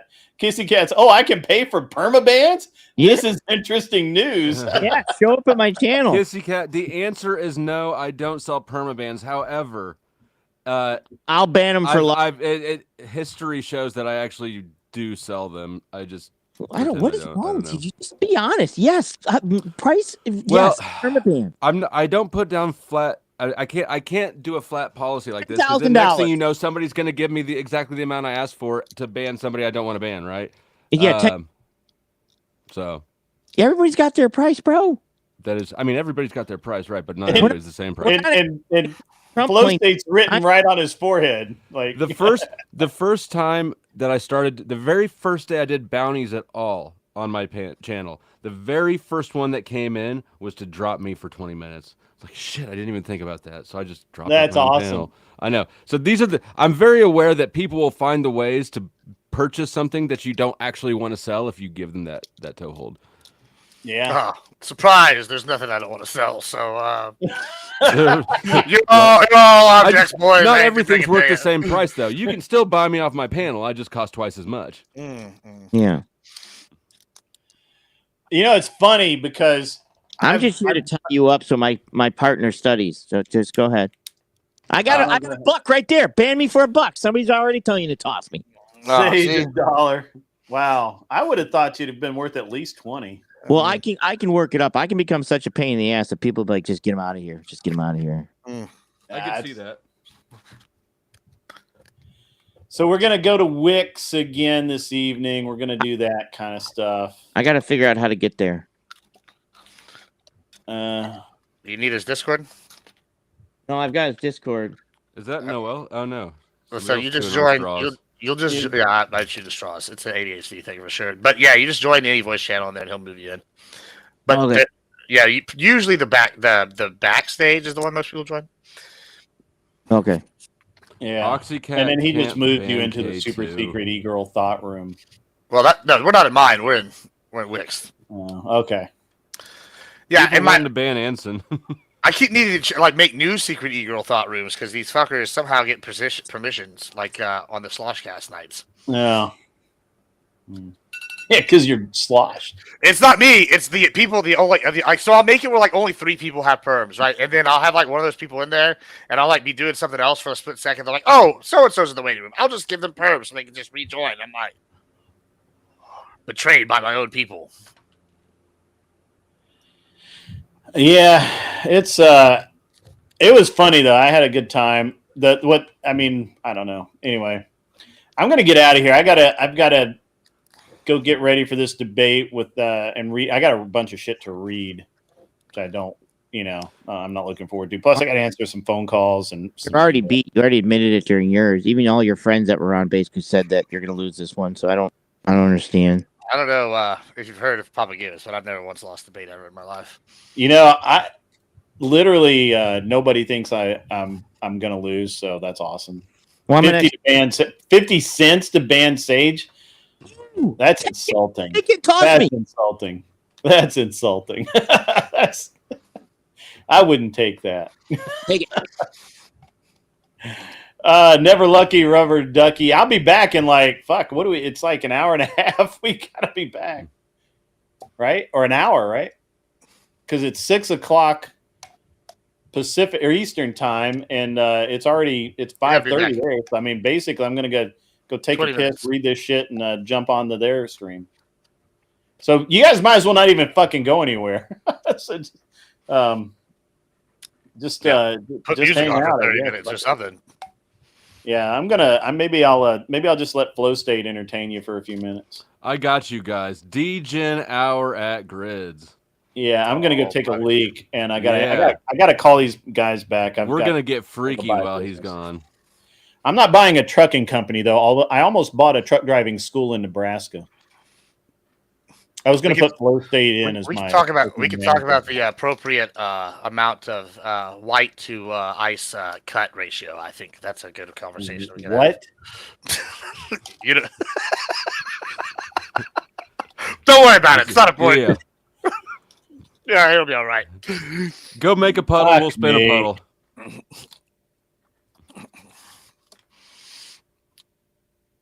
Oh man, how y'all doing? Same shit, new day. I hear that, bro. I hear that. Oh yeah, the moral high ground is always ready to attack. Except they got the moral low ground. It's crazy. It's crazy to me how Christians will sit around and pretend like they have a monopoly on morality when. You know, that's been an interesting debate because I think I follow maybe similar to you on this based off that statement where I have like 2 religious doctorates, right? And so it's really interesting to me to see one on the left right now. This is the first time I can think of in history, at least in American history, we have the rise of this very like moralistic left. Okay. And then on the other side, we have this like Christian, like we're fighting the culture war, and it's like we're morally right, we're being persecuted, we have to, and we own this monopoly, and it's only our way. And I'm just like, you know, well, y'all can't even agree on which denomination is right, much less, you know, I don't know. I find this like dichotomy that we're having right now between the moral left and the moral right very interesting. The entire, I can see that the entire idea of having churches or these big structured religious institutions is pretty anti-Christ, right? It's I mean, maybe. I mean, I could see the argument for it. They're definitely corrupted.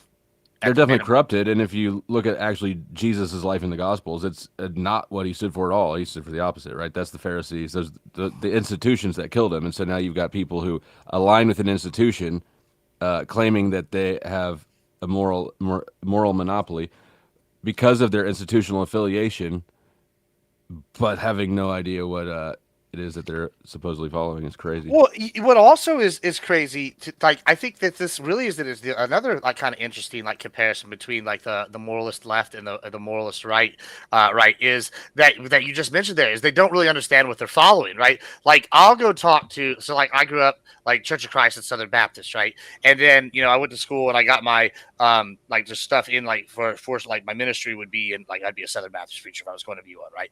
But what's interesting to me is I'll go and talk to somebody that's Catholic and I'll say, oh yeah, you know, it's interesting your denomination believes this in Christianity. She's like, no, I'm Catholic. I'm like, no, well, you're Christian, but you're a Catholic, and they don't even understand. They're like, or whatever. Or you'll go talk to like a different denomination, say like a Protestant or a Methodist, and you'll say the same thing. They're like, well, oh, I'm a Christian. I'm like, well, yeah, you're a Methodist. Like, oh, well, you know, maybe the Baptists are also Christians. They disagree, but the Catholics are Catholics. That's different. I'm like, oh, come on, bro. Like, it's just like they don't even understand. They're like, well, what about the Mormons then? I'm like, well, that's a totally different thing. I mean, I would argue maybe they don't fall, but like there's some line where they're too different to be the same. But like it's tribalism, right? Yeah, and it's interesting that they don't understand like the basics. It reminds me of like the TikTok moralists of like on the left, like kind of do the thing. You know. Yeah. Now, there's also people that are way opposite. They're like super deep in the lore. Then, you know, I'm not talking about those people. They're super what? They're like my parents are the opposite. They're like, we split from our church because they're Calvinists, and they, you know, they're going down like with the specific like direct reasons within the lore and why they like disagree with, you know, like dogmatic. Their dogma, and like they wouldn't do this. Jesus wouldn't, and they're very like now those people are not who I'm talking about, and they have their own issues compared to like the like average. Oh yeah, I'm a Catholic, you know, and then they go out and, you know, smash 52 dudes or something, or like, you know, like, you know, or do something else. And like, oh, I could, you know, whatever. That's like contrary to the lore. They're all followers of Jewish mythology. I don't think so. It's Greek mythology. Christianity is primarily Greek mythology. The concept of heaven and hell is Greek. Dionysus is Jesus. Yeah, even the oldest, I can't remember what it's called now. The oldest Bibles we have are written in Greek. It's I think that I view Christianity as the inversion of Judaism, not the extension of it. Interesting. I mean, it undoes everything that Judaism stands for, right? One God. Well, now we've got his son, right? That concept doesn't work as one God anymore. God is not a man. Well, God is a man now, right? Even the Sabbath changes days. Yeah, everything seems to invert. Hey, the Sabbath changes days is for the law, the completion of the law. biblical That's reason. I think that's the primary thing, right? Because the Old Testament says that God is the law, and then Jesus fulfills the law, right? So it literally undoes the law. Even though Christians will look you dead in the eyes and say, no, fulfillment is not the end of it. Well, yeah, it is. I mean, Montier, trying to get some Texas accent. I could give you something better than that for a Texas accent. But yeah, gosh, order the fried pickles. They're good for you. Also, I'm speaking of pickles. I might go grab a pickle now that you said that. No, yeah, I find that's interesting that you say that. I could actually maybe see that as a not a totally inaccurate. I guess the thing that would be bad there is it's like you're subverting the Jewish religion, is I guess with your take, right? Is that kind of your implication? Yeah, you subvert the Jewish religion, but you don't tell them that you're subverting it. You tell them that you're helping them, right? It's a benevolent attack. That's a pretty interesting take. I'm gonna have to ponder that one a little bit. Mm-hmm. But yeah, I don't know.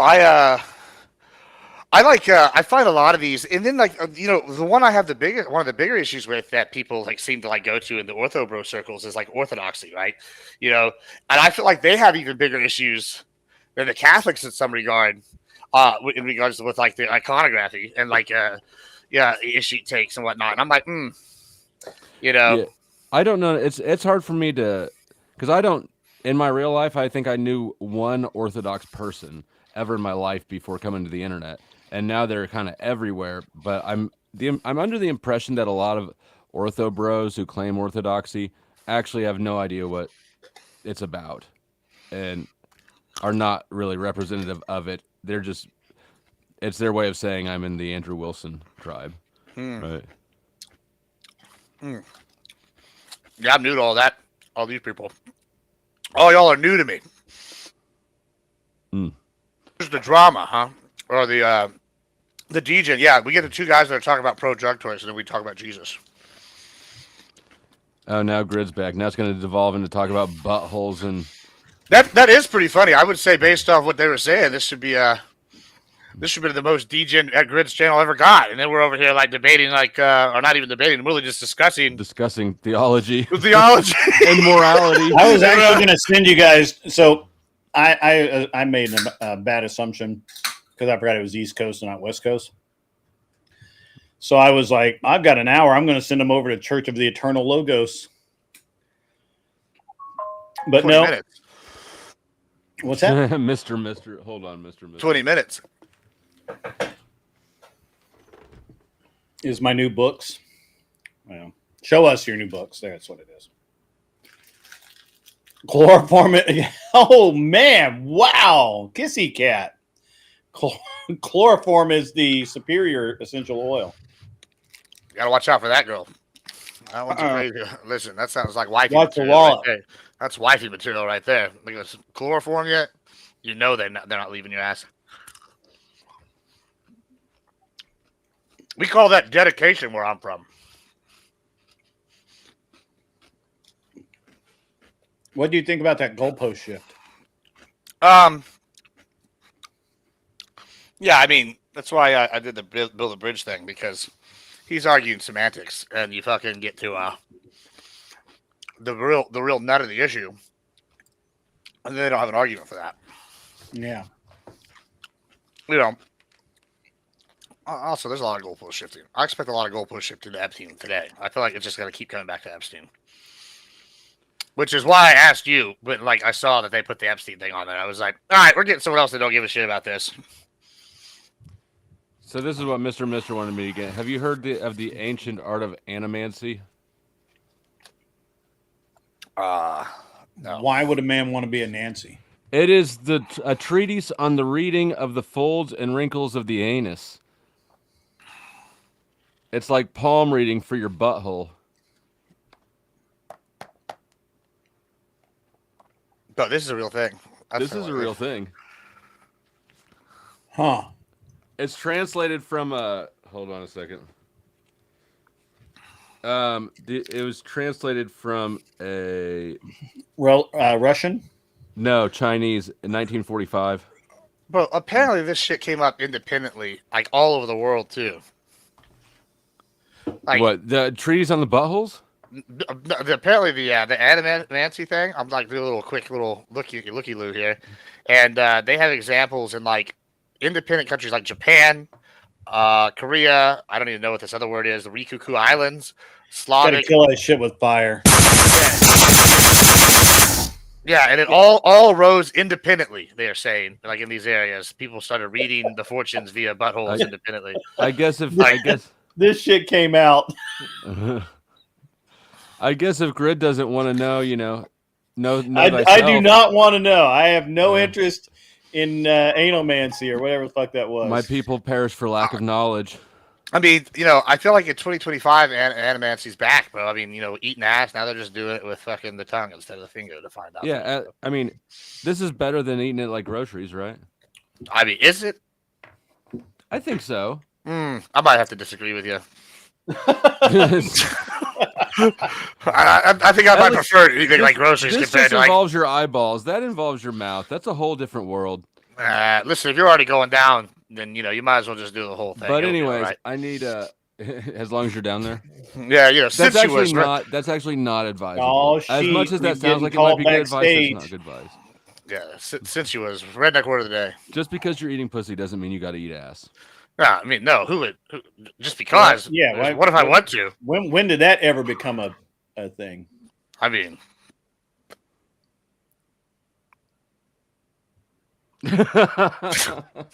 Great, He starts at the ass. It's like you remember those old bro. Remember those old stuffed crust Pizza Hut commercials? You eat the crust first. I'm like, nom nom nom nom nom, baby, let's go.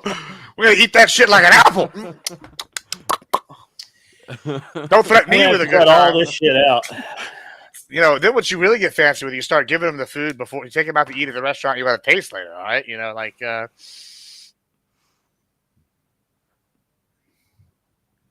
Grid's over here scarred for life. If it winks, is it flirting? I think so. I think at that point, it's flirting. Yep, count it. If you can see her butthole wink at you, she wants to do you.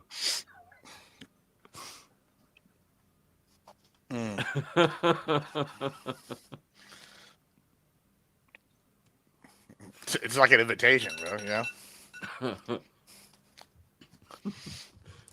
Yeah, we went from theology to fucking eating ass, boys. It turns out that Grid is the degenerate edition. I literally walked away for 5 fucking minutes. I think it is you. You're the common denominator here. Yeah, I've Grid, noticed. why are you always making things so degenerate everywhere? Mm-hmm. I leave you two apes alone. And we were good. 5 fucking minutes. Well, we were great the whole time. We don't know each other that well, so you might know that we're both independent degens. Oh no, I know both of you are degens. But you don't just go up to strangers and say, "Hey, what do you think about eating?" Gibbs has literally been talking about cocaine the whole time. Listen, just because I'm a big fan, all right, that doesn't mean that I can't be a productive member of society. All right, that facts. I like why should the government functioning alcoholic? I can be a functional crackhead. Why should the government tell me what I can and can't do with my money? If I want to blow up my heart by the age of 65 or 70 and leave it to a trophy wife, I should absolutely be able to do that. I'm gonna Genghis Khan this shit. You know what? You should. In the privacy of your own home. That's right. That's where I was doing it. That's what I'm saying, bro. They order like a private club. Torches to get in. Yeah. Well, Oh yeah. Right. Don't forget, Flo's a Fed.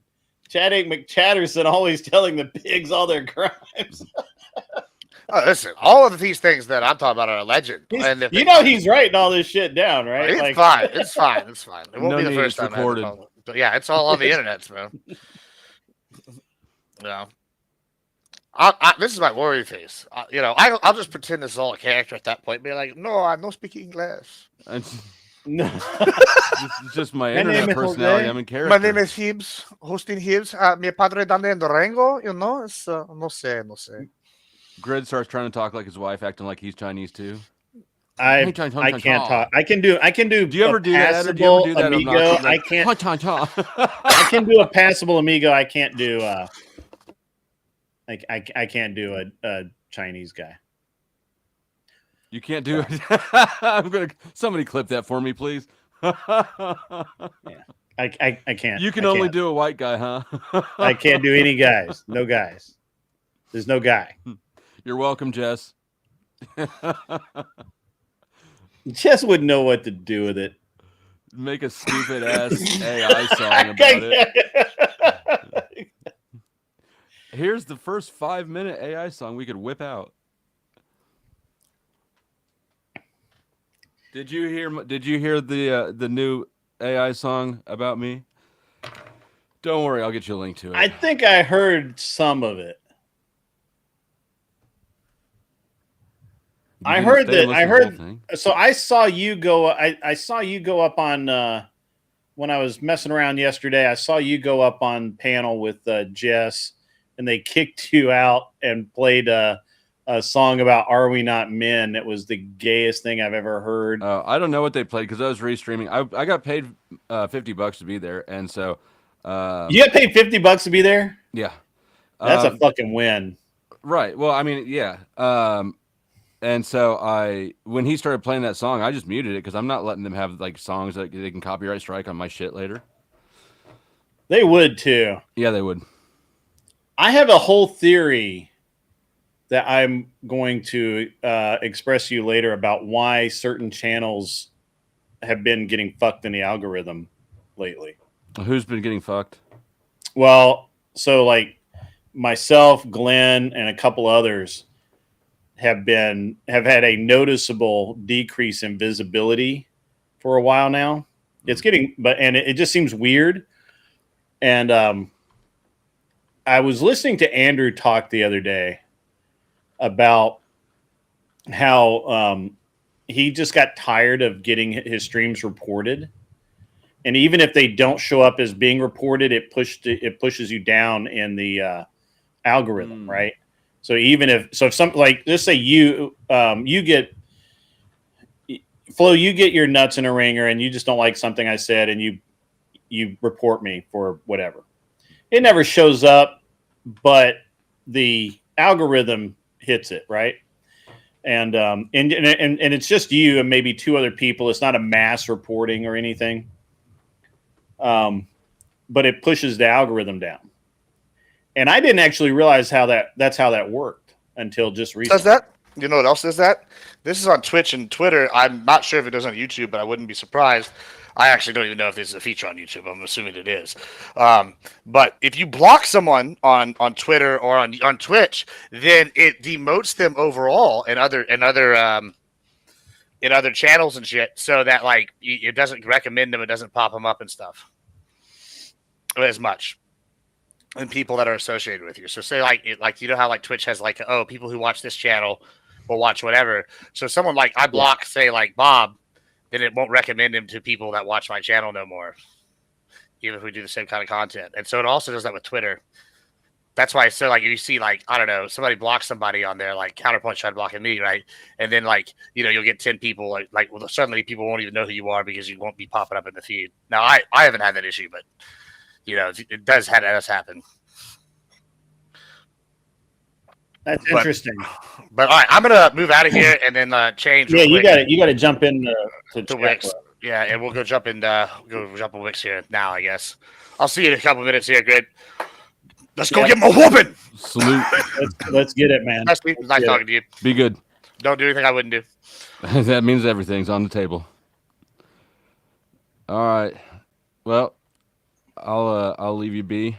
You got a stream coming up here in what, an hour or less? No, I'm literally in the back room right now of the debate room. Well, I'm out of here. Salute to the chat. I'll be doing a stream a little late, not immediately later, but a bit later this evening, and I'll probably cover some of the tariff stuff because people seem to be confused about what's actual economics and what's politician marketing. So. Yeah, the one thing I really need is someone to grift while I'm debating, because I have to be over here dealing with these guys, and I need somebody to like put the money in. And, Okay, we can probably arrange something. Yeah. Good luck losing my debate. Yeah. Okay. All right. Who is Dial? Where did Dial come from? Daughter wants something.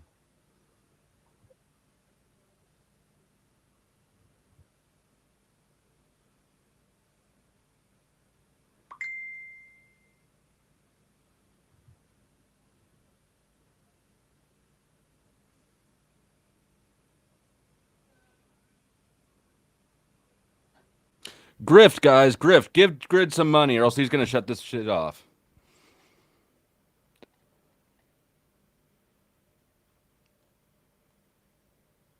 I can't be your grifter tonight. I gotta go run some errands still. But we could definitely work that out in the future. Yeah, man, for sure. All right, take it easy. Good luck with your debate. All right, man. See ya.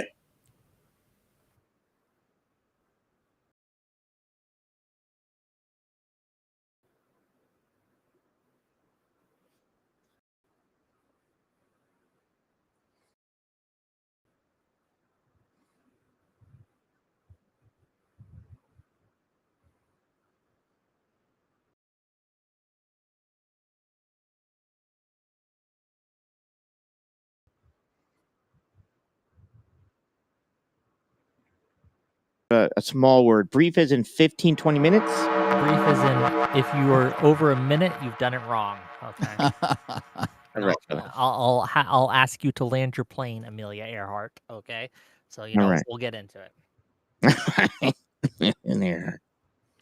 Okay, let's see.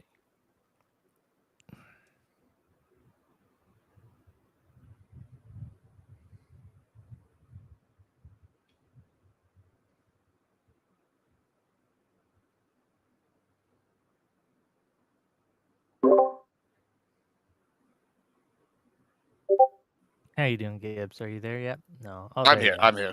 Okay, just want to make sure I can hear you. How about you, Grid? Can you say a couple things so I can make sure you're audible? Yeah, man, I'm good. Okay. Good to know. And cold beer. How do you want to?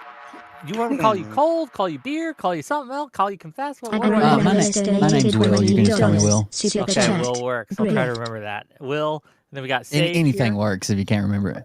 Fair enough. Yeah, my name's Sage. Yeah. Sage. Got you. Okay. And I know the other two, so we'll be fine. Okay. Yeah. If you need to use the restroom or get a snack, we got about 5 minutes still. So, take your time. I'm going to finish my cake. Yeah. Breaker 19, you got it on down there in the trucker headset? I got it, baby. I got it. Don't you worry about me, Papa. And the shock collar? Jesus Christ. Yeah, Bling, bling. The shot collar, bro. He's running around Texas with a trucker headset and a bling, bling necklace, and he's worried about border security. Come on now.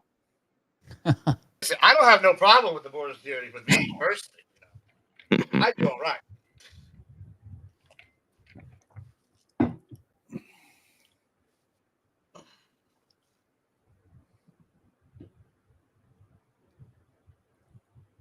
All right, this will be our meditation time. Everyone take Hey, deep you thought. just got a gifted membership on my channel, bro.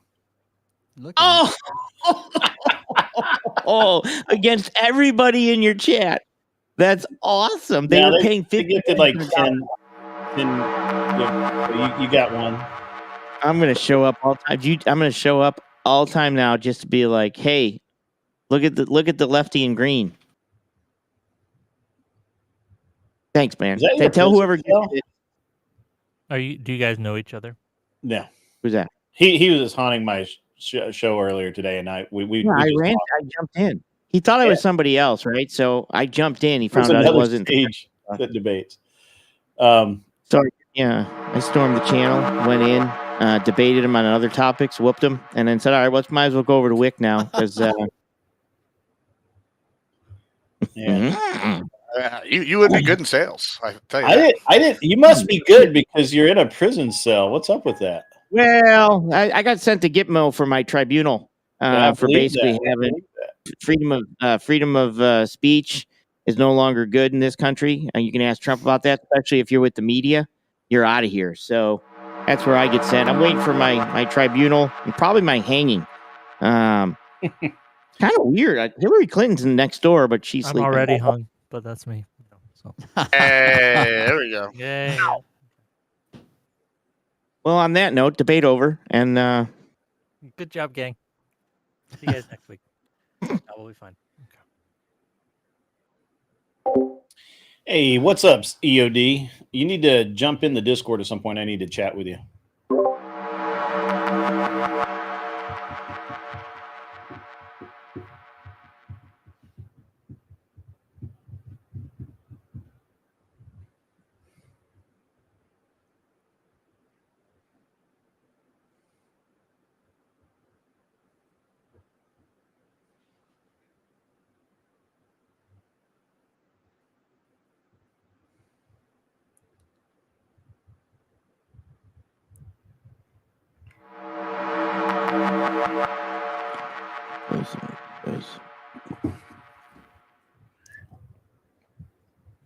Jesus, why is there already 17 people in my Twitch chat? That's weird. Let me get. Oh, I shared it. I usually stream on Twitch a lot, and I shared it.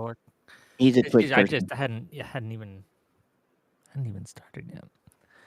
Let's go live on YouTube. Again, no one can see or hear us quite yet. Is this Joe Rogan? Cool.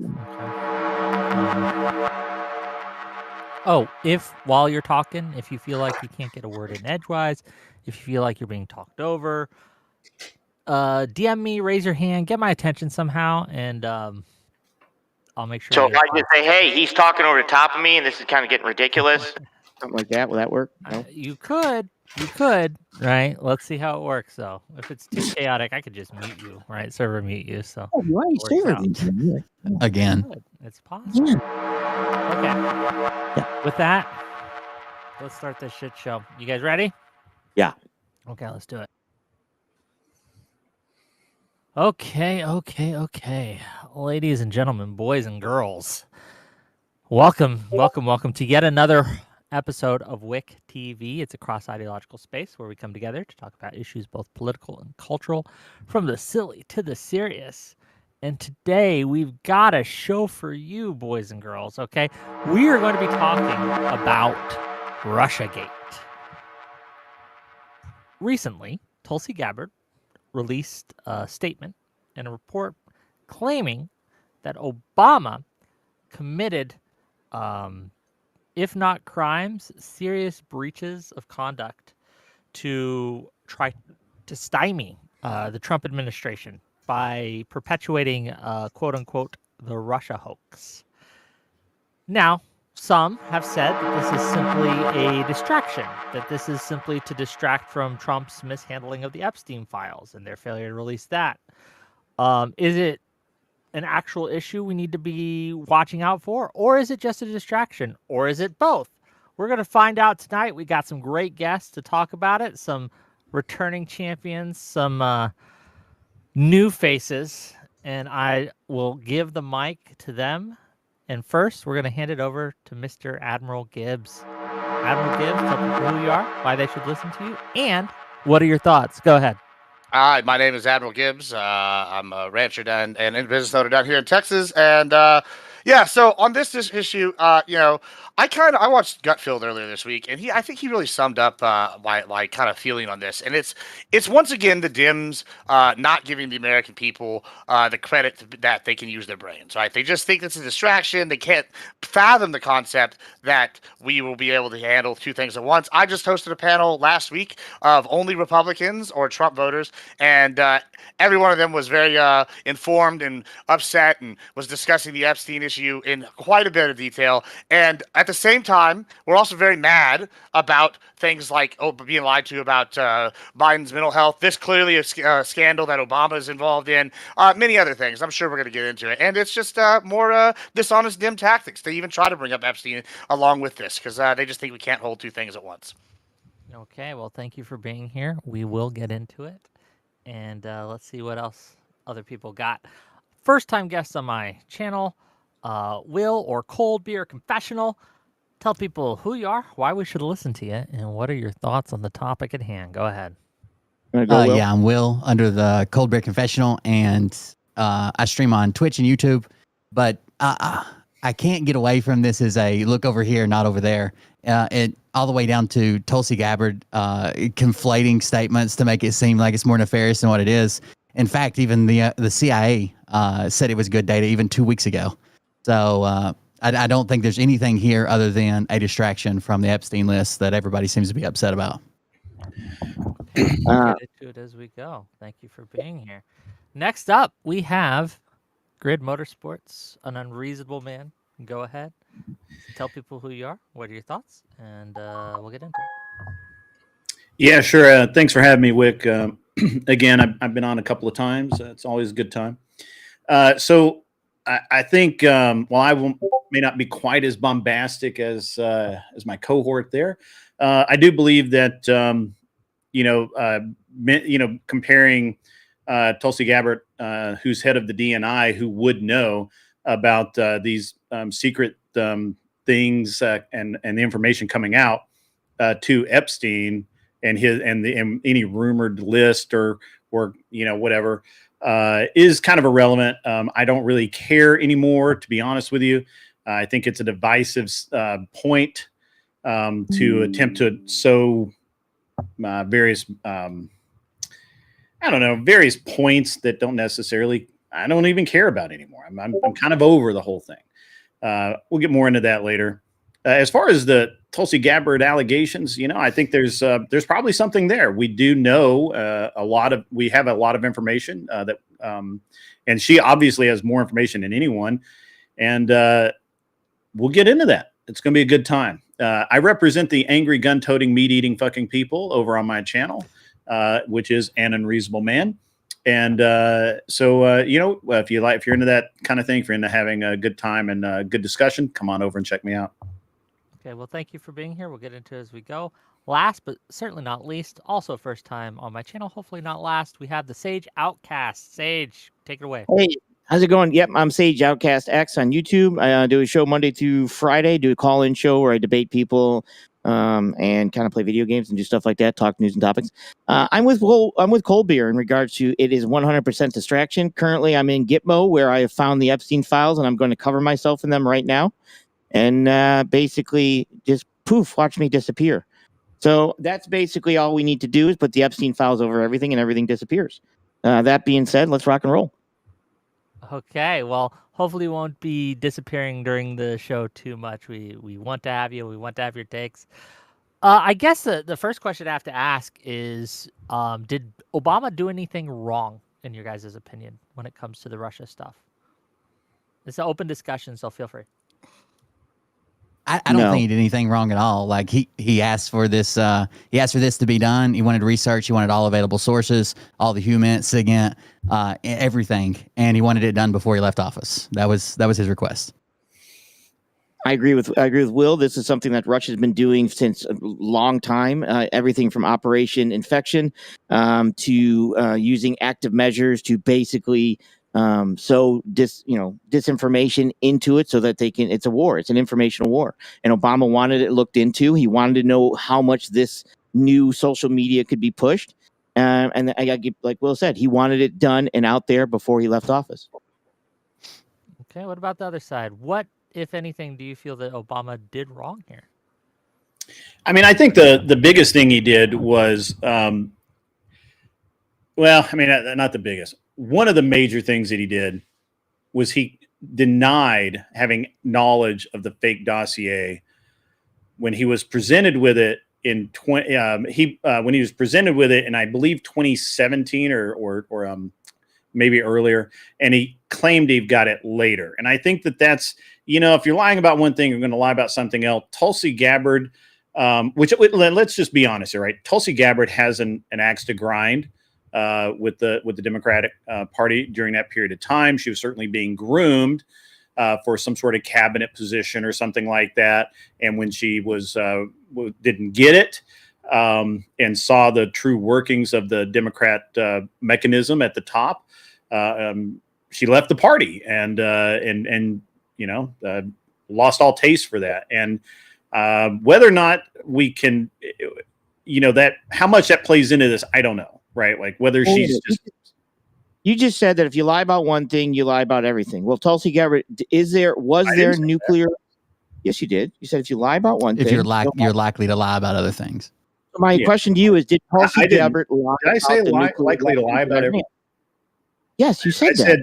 I said that he. Do we have to okay, go ahead. Just continue. Go ahead. The statement is that if that's true, did Tulsi Gabbard lie about the nuclear weapons or the nuclear level of nuclear things that Iran had? Because she said that they did, and Trump's like, well, we're going to bomb them anyways. They don't have. She said they didn't have it. Trump said they did. So who's lying, Trump or Tulsi? Because if you're going to lie about one thing, you're going to lie about lots of things, right? Are you asking me if I think Tulsi Gabbard lied about the nuclear weapons? Yes, that's what what he's asking. Is that what you're asking? Because you just actually said two things. You said that Trump said they weren't there, and then you said that she said they weren't there. No, she said they weren't there. Trump said they were. So did she lie about? Did Trump lie or did she lie? Because if you're going to lie about one thing, you're going to lie about lots of things. Your statement. Well, I think that if you have Tulsi Gabbard, who's the DNI, and she says something, then she may have more information than somebody else. She literally has access to every single black bag op in the country. You believe there's nobody that has more information. The director of the CIA doesn't have the information that she has. So one agency has more information. Hold on. I want to make sure that we're on the same page.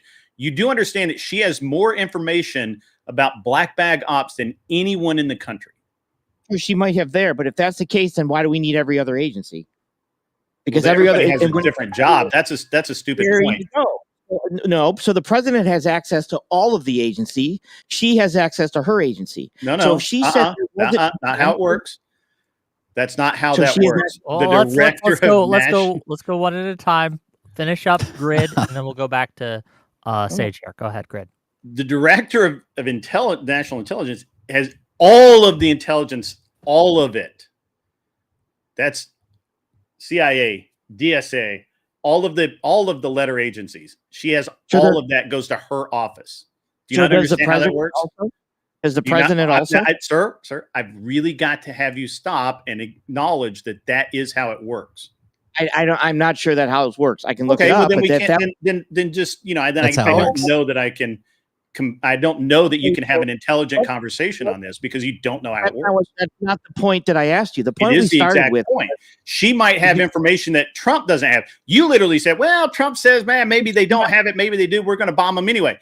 Tulsi Gabbard says, "Yeah, they absolutely have them, or they absolutely don't." Then she may have information that Trump doesn't have. Trump may not have been briefed on that information. This is a bad point to argue at this point. Not actually. The person that has all the information says, no, they don't have the nukes. She gets that information to the president, and the president says, yes, they do. Who lied? Well, you don't know that happened. Yes, I did. Because no, you don't. You don't. You just said they said two different things. Trump said she might have information that she doesn't have. Trump was asked, did Tulsi Gabbard said that Iran didn't have the information? Trump came out and said, the person who said that doesn't know what they're talking about. And then he said, who said that? And they said Tulsi, and he said, well, she's wrong. And so he said so he wrong. may not have been briefed. He was. She may not have been briefed. She may not have briefed him. You're trying. So you're literally trying to assign. No, you understand the idea of plausible deniability. Wait. That was after the attack happened. So you're saying even after the attack happened, he still wasn't briefed that there was no nuclear weapons while he's addressing the country saying we destroyed their nuclear weapons? You're asking me to draw a conclusion that neither one of us know. Well, you're asking us to assume that he wasn't briefed after the attack took place. Right. That he but wasn't briefed. I'm not assuming one way or the other. I'm saying that Tulsi Gabbard has more information than anyone else in the country when it comes to national intelligence. Somebody lied. So you're basically saying Trump lied. Okay, if Trump lied and Tulsi I'm not assigning lies to anyone. You are. Well, somebody had to have lied. So I'm just saying. So hold on. Okay, May I jump in? Go ahead. Go ahead, Sure. Gibbs. Yeah, so listen, I maybe I'm in the minority here. I don't give a fuck about this conversation. I will say this. I don't care if it's Trump lied or Tulsi lied. The government lies in general. They're all liars. Republicans, Dems, whatever. Okay, cool. Now we move past that. This is why what's important here is to look at actions, right? So what we're seeing here is that Obama took an action. He took an action in order to achieve a result. In this case, it was knowing that the cyber attack didn't cause any kind of issues for us, and they weren't inclusion. And then he sat here and he let this rumor go out in order to influence an election. That is not good. That is like bad, like in all sense of the word. And it seems like it's illegal. Like and there's at least some kind of smoke that I want further investigated. Now I'm already seeing people do the hand wave thing, going, haha, no, we don't want to do that. And here's the problem I'm having with a lot of hand waving I'm seeing right now. We've just now started with what Tulsi Gabbard's released, and she's calling for a further investigation into this. That's what she's done, right? Okay, she's called for maybe charges to be brought, right? That's what she's done. And so the people going, oh, this is the distraction from Epstein. I'm like, cool. Here's an idea. Check this out. Because we're Americans, we're smart people. We live in the greatest country on God's green earth. We can investigate both. Like, and the people that are telling me this thing on the left are going, are the same people that told me that Biden didn't have any cognitive decline for the last 4 years. And they're the same people that told me the auto pen wasn't an issue. And then we're finding out there is issues. It's like the same people repeatedly. So whenever y'all are going to sit here and give me this moralist high ground about Epstein, whenever y'all had 4 years to prosecute Trump over Epstein, I'm sorry, my righteous indignation is fucking over it. I don't give a shit. Like, you've lost all credibility. What's both? Go ahead, Sage. What's both? Sage, and then go ahead. Just quick question. What are they both investigating? Epstein and Obama? Yes, I mean, yeah, the government in general. We have different. Haven't we already invested Epstein where he? It seems like it. Okay, so all we're looking for is we're not looking for an investigation. We're looking for the Trump to put out the information that he gaslit. He gaslit the Americans with. So there's no investigation. It's put out the paper. The investigation's done. What's the problem? When you say there was no attack, what do you mean there was no attack? Like Russia didn't try to influence our elections? No, I'm saying they knew that there was Trump. It had nothing to do with it. They knew that it had very little influence. And yet, the argument was that this was this massive influential attack, that Trump was in cahoots with the Kremlin, and he perpetrated that rumor, and he allowed this to go forward with the malicious intent to imply that Trump was in bed with Russia. Because if you don't remember all these other things they tried to pin Trump on with Russia, we still hear this topic. Last week, on a Prime, like 2 weeks ago on a Prime panel I was on, I literally heard from somebody that's been on this channel before, I heard, they brought up the Russian collusion hoax. We know this was a hoax. We know it was perpetrated by the Democratic Party. Now we know it was even backed to an extent all the way up to the President of the United States and Barack Obama. And y'all are going, you're giggling, but this is a real problem. Like, and you're going, hand wave. I mean, there absolutely was collusion with his administration. Have you not seen the Mueller report? Yeah, I mean, we did see it. We did see it. We saw all of it. Except the problem is that it pointed to more collusion on Hillary's side than anything on poor Trump's side. The Mueller report. And let's walk through that because hold on, just real quick, because we are all talking past each other. I feel so. A few accusations, allegations, what have you, have been made on this. One from Will, one just now from Grid, and I want to really dig down on both of those because we're just saying things without backing up. I'm going to give it to Will first. You said that there was proven collusion between Trump administration and Russia. Can you give us examples of what you mean? Yeah, there was 37 indictments, 7 guilty pleas and convictions. All of Trump's staff repeatedly lied about having any contact with Russia. A signed statement by over 1,000 former federal prosecutors saying if they acted in the way Trump did, that they would have been arrested and charged of obstruction of justice. They concluded that the Russian interference was sweeping and systematic, and that Trump and Trump's son was trying to meet with Russian agents to get dirt on Hillary in Trump Tower with Paul Manafort. What about that is incorrect that he just said? Are you asking me? I'm sorry, I was distracted. Yeah, no, I'm sorry, I was distracted one moment. No, yeah, I got it. So, sure, Trump Jr. met to get opposition research. Okay. What they believe was a Russian operative. They believe to be a Russian operative. There's some I've heard in their both email they that he say knew she works for and Russia. also She's a that he Russian didn't know. operative. Who cares? Again, Yeah, but Who cares? Who cares? Hillary literally met with a Russian spy to Who cares? compose Can I ask you a question? Hold on. Who Can I ask you a cares? question? complete dossier. Let me just ask you a question, Cold Beer. Hold on, real quick. I want to test your backing here, right? I openly admit that I vote for what's best for me, and I've openly said the Epstein thing wasn't a high thing that I voted for. But let's just play devil's advocate here, right? Let's just say Trump's son did meet with a Russian operative, right? Can you tell me who you voted for in y'all's primary and who you voted for in the general election last year? Can you tell me on your side? I'm assuming Kamala, Last year, for the first time ever, I voted Democrat. Okay, so you voted Kamala, right? And so before that, you would have probably voted for Biden if Kamala hadn't been the candidate, right? Would you have voted for Biden in the election? Specifically in 2024. Before that, I was a This year, Republican. I'm just asking about this year specifically. So okay, all right. So my question is then: we know you seem to have some kind of issue with Trump's son doing this, but at the same time, I've actually said, oh, if I was Biden, the first person I would have pardoned would have been my son. And we know he was sitting there meeting with Ukrainian officials and Chinese officials and all sorts of shit. And we know this is a thing. And you seem to not have a problem voting for Biden when they're doing the same thing, if not worse. So, I hate to do whataboutism, but, where is the moral line that you're taking here if this is a problem?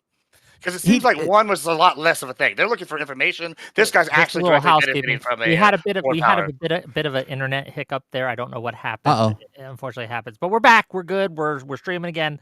We're here. Go ahead. You can continue. Yeah. So what would be the line here? Because to me it seems like that on the Trump side they're looking for information. That's all we think that they might have done meeting with each other. On the Biden side, you were willing to vote for this, even though we knew that he actually took benefits or was attempting to get pretty questionable benefits. What is your line? Because my line is do what's best for me. What's your line? Because you seem to have an issue. Also, don't forget that Trump Jr. did report that meeting because the person he met with said that it was for child something, like child care in their country or some crap like that. And he's like, that's weird. That's not what we talked about. We talked about opposition research. Remember that? Do you remember that? Because I remember that. My line would be that Hunter Biden worked around the world for different agencies that he was well qualified for. I don't know. He wasn't meeting with secret agents from foreign countries to get information about an election. He didn't have people around him reaching out to actual Russian hackers like Roger Stone, telling them when to disseminate the information for the campaign's best interest. This is clearly a violation. You're saying that what Trump did is somehow worse than what? Do you have evidence of Hunter Biden meeting with secret agents from overseas? I'm here with my get father. dirt on political enemies. Yes, I'm here with my father, the big guy. Yeah, That's secret agents went you know they've investigated that 5 times and couldn't find any charges to bring in Congress at all. I'm Nothing. sure they did. Okay, they did. I mean, they found about as much as they found in the Mueller report reporting on Trump. At least, and if not, they found more. I would argue that there's more evidence of that. I get that this is a whataboutism, and everybody online hates whataboutisms. But this seems to be the reason why I'm even bringing this up is this seems to be it's just the desperation attempt by the left right here to try to discredit something we should actually look into and then redirect back to this Epstein thing, which they had years and years to investigate. But no one said. Wait. I never said they shouldn't look into this. I never said they should look into this all they want. It's just not true. It's a look over here, not over there. If there was nothing, if Hunter Biden didn't do anything wrong, why did he need a pardon? Have you seen Trump prosecute his enemies, go after his enemies with nothing there? I would have pardoned my son if I knew Trump was coming in. You couldn't have. Hold on. He literally, there were congressional hearings. He walked out of a congressional hearing with impunity. It went under subpoena. And that's okay.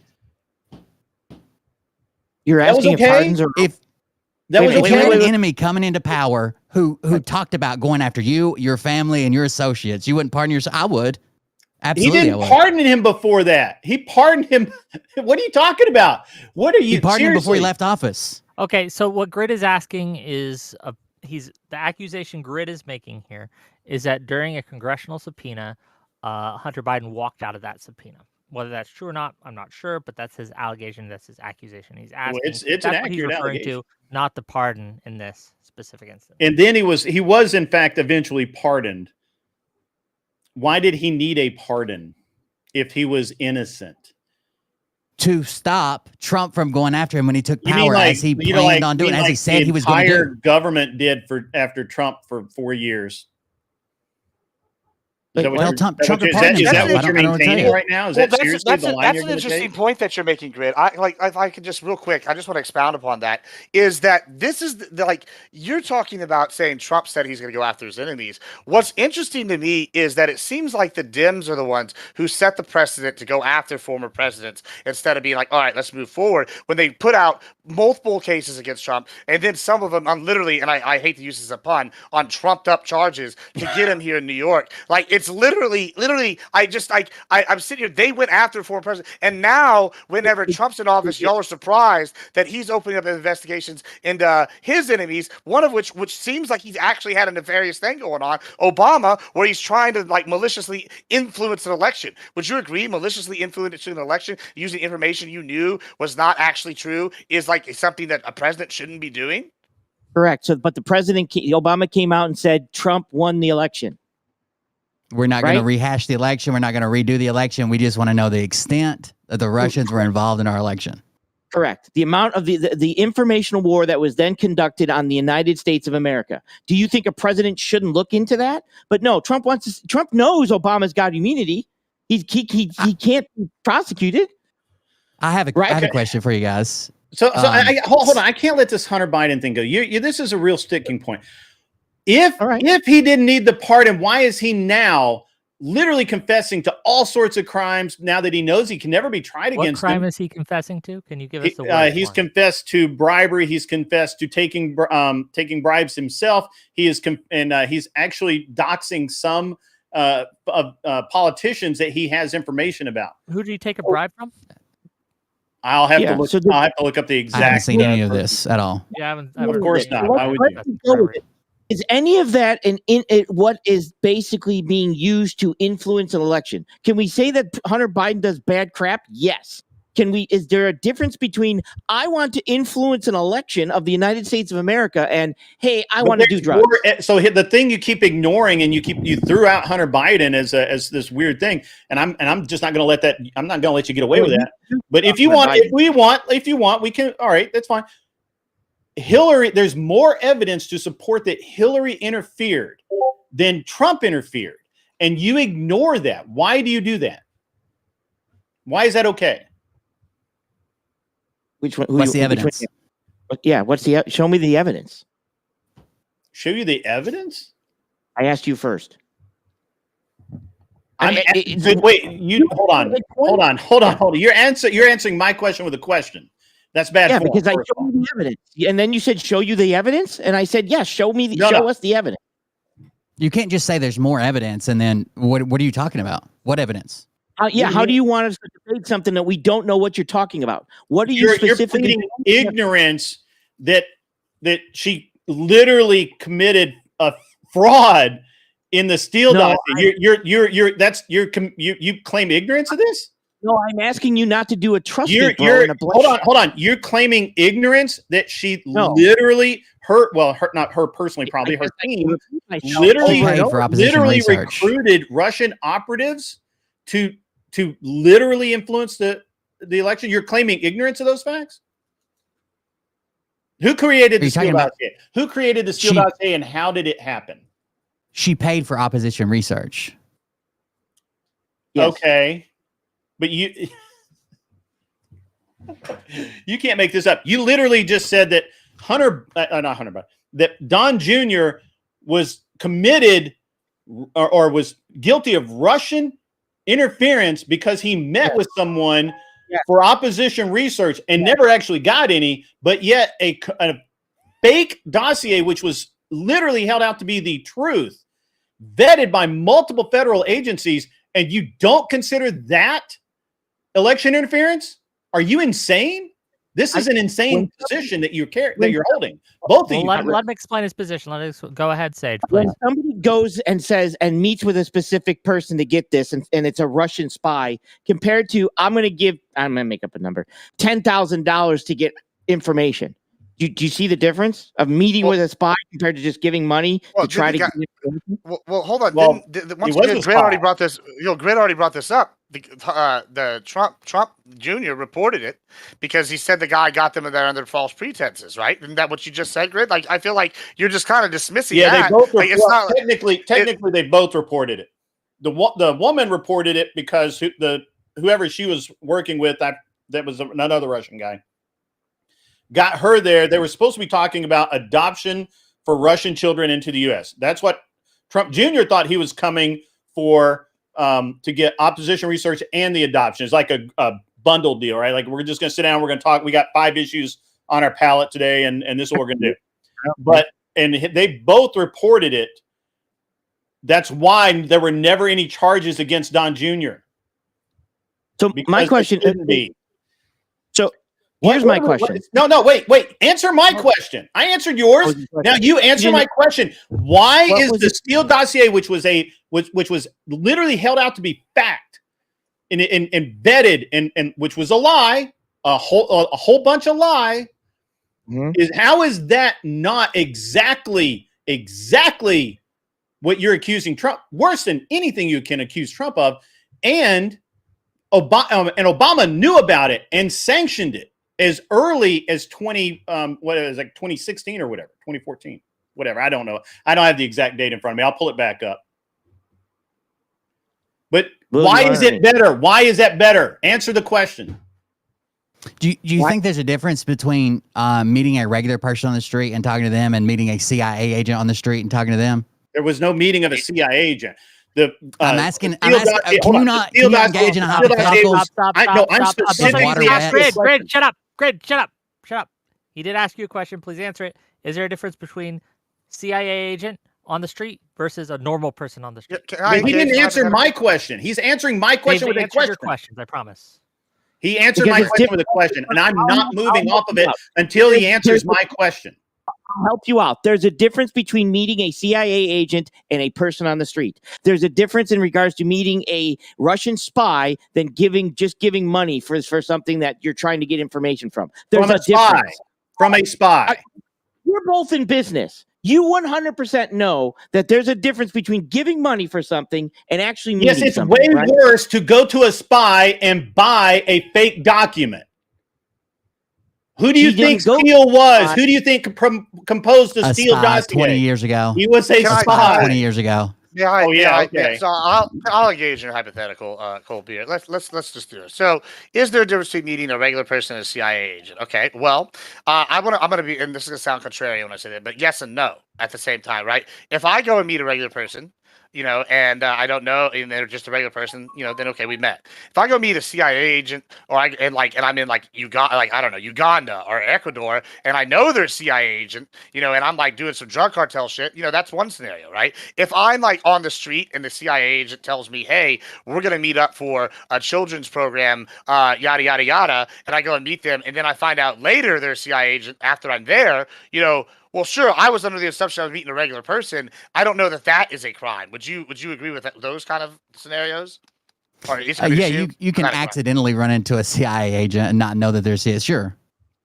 So, wouldn't it? Because once again, y'all haven't really responded to the presumption that once again y'all keep saying Trump Jr. met one of these agents, right? These Russian agents. Which from what we understand so far, what I understand, maybe somebody can prove me definitively wrong or give me a source because I'm not as familiar with the story as it seems Grid is. It seems to me though, based off just what y'all are both saying, that they went under false pretenses, found out later, and then both of them reported it. No. I can fix that. So on June 3rd, the email that sets this up, Trump Jr. gets an email from Goldstone, and it says, I just got a call and asked me to contact with you something very interesting. The Crown Prosecutor Russia met with his father, Aras, this morning, and in their meeting offered to provide Trump campaign with some official documents and information that would incriminate Hillary Clinton and her dealings with Russia and would be very useful to your father. This is obviously very high-level sensitive information as part of Russia, and its government support of Mr. Trump helped along by Aras and MN. So it clearly came from the government. It was the government support, and it was a Crown prosecutor of Russia that sent. That was the email that set up this meeting. Donald Trump Jr. responds, "Thanks, Rob. I appreciate that. I'm on the road at the moment, but perhaps I just speak with Emin first. Seems that we have some time, and if it's what you say, I would love it, especially late summer. Could we do a call first thing next week when I'm back in town?" So they weren't confused with who they were meeting. They were meeting Russian government officials. I never said they were confused. They were there. It was a line item. I was asking for clarification. Oh, I'm sorry. I'm sorry. Yeah, I wanted clarification because I'm not this familiar. Yeah, with it was story. very clear that they were there for opposition research. They were there for that. So do you think that Obama should have not investigated? And actually, you just sank your own boat because he's literally not talking to a spy. He's talking to a government official. Is that better? Wait, what? Well, yeah. If I call the King of England, and I say, "Hey, do you know anything about the King of France?" Louder doesn't mean more important. Well, Wick, Stop yelling at me. that's actually a good thing you just asked there, Wick. I think it was you who just said that, Wick. Is that better? I mean, that's interesting, right? Like, so, okay. I mean, I'm trying to engage with this in good faith here, right? Like, is a, I guess, private citizen or semi-private citizen. I don't know how we want to describe Donald Trump Jr. because he's never been the president. As far as I know, he's not. I don't think he's holding in the office right now. I could be wrong. But he's over here. You know, maybe he's like a de facto like micro ambassador for Trump since he's like family or whatever. He trusts family. But in theory, I guess at this time he's a private citizen. Is there a problem with a private citizen getting information from a foreign power that may assist them in winning if? He was a member of the campaign. He was a member of the campaign, and if not, Paul Manafort was there, a member of the campaign. That's the issue. But y'all have major issues with that, then, huh? Like because it seems like maybe even with the scenario I'm describing, once again, this could be a spin job for them to screw Trump, like one way or the other. Like, oh, the Russian ambassador is going to report this. Well, now this is going to be a story. Like, I mean, I'm just curious with like where's the line here for private citizen? Oh, they're in the campaign. Oh, and they're actually in the office. Because I mean, if you're in the campaign, that doesn't mean you're actually a government actor. It means you're. I mean, is a political volunteer. If they had sent Bob, the intern, to go meet this guy who's just an intern. Do you think there was any sanctions or anything? Do you think Russia did anything in somewhere like, I don't know, 2014 that would have caused any sanctions that we might not look as Russia as somebody that presidential camp? Was there anything that happened back then? If I were to say, listen, I don't like Russia. You're not going to get me on here and be a Russia defender. That's not what's just going to happen here. But I am asking, if they have, if you're a private citizen and a government of a foreign country comes to you and you're running for office and goes, I will give you X information. I mean, yeah, I would say little sus. Sure, I'll admit that. However, on the same side, I mean, you're still a private citizen. Are you obligated not to use the information? Or if they report that information that they're giving, I don't see that as bad as Obama sanctioning a report and then pushing this out to Can I just ask you a question, Gibbs? So say Mao, right, or not Mao, sure. Xi Jinping. Sorry, Xi Jinping came up, Mao and called you up, and was like, "Yo, Gibbs, I got some dirt on the next Democratic candidate. Okay, I got some dirt on him, and I know you, Gibbs. I've seen your show. I'm going to forward you these documents, and then you can do whatever you want, right? Would it be fair to say, in that instance, that China is trying to influence the outcome of the American election? I would argue, yeah, absolutely. Can I? Okay. But so yes. So when are these valid documents? Though? Are these actual valid? And their conclusion is Russia is trying to influence the American election. How is that just not true? And how should it not be? How should that not be investigated? Well, two things. One, I mean, there's follow-up questions here that I think we have to ask. One, I think the most important one is, is this information verifiable, right? Like, if they come and they say, oh, we have evidence of this guy committing a crime, and we want you to use it, and then once you expose it, there'll be an investigation, he'll get taken down, you lose your political opponent. All right, yeah, that would be China-influenced election. They're literally taking out a political opponent via the U.S. judiciary system. However, it's also evidence they're committing a crime. That would be bad. That would be bad, and it would be good. These are shades of gray. So when you're saying this, we also know that in the report they determined that they had not a negligible influence on the American election, and then they still put this out there, knowing them putting it out there would have a major influence on the election. That's the issue here. you know how the KGB works with active measures? Do you understand? Have you ever heard of Operation Infection, where they basically Russia put out there that what has this got to do with HIV Obama knowing about the dossier early? I do have a point to clarify. So it's illegal for any campaign to accept any contributions, including information from foreign nationals representing that state. So when she says she's coming from the office of the prosecutor and she's a state, that's illegal right there from the start. It's Right, different and if you they just go to a reported it. citizen, but a foreign national. Right, and they both reported it. It doesn't, It doesn't matter. It's illegal to receive it, not to not report it. Wait, so did they receive it? Like, do we know that he got this information? We know They this. claimed they received it, but it wasn't as useful as they thought it was. And they turned it over. They got it. They turned it over, and they reported. Is that what you're saying? So you're telling me they're getting in trouble for a crime that they were warning people about and giving to, so people should be aware of this? I don't really. You think they were making a warning for other people by meeting with a foreign national to get intel? They were saying, "Hey, we did this so you guys don't fall for the same trap." You think that was their setup? I mean, possibly. Who knows? I mean, you have this crystal ball in people's minds. Just accepting the meeting is illegal. They can't say we just did it so you guys wouldn't do it. Sorry, we just wanted to clear. Just accepting the meeting is illegal. Yeah, I mean, that's the illegal part.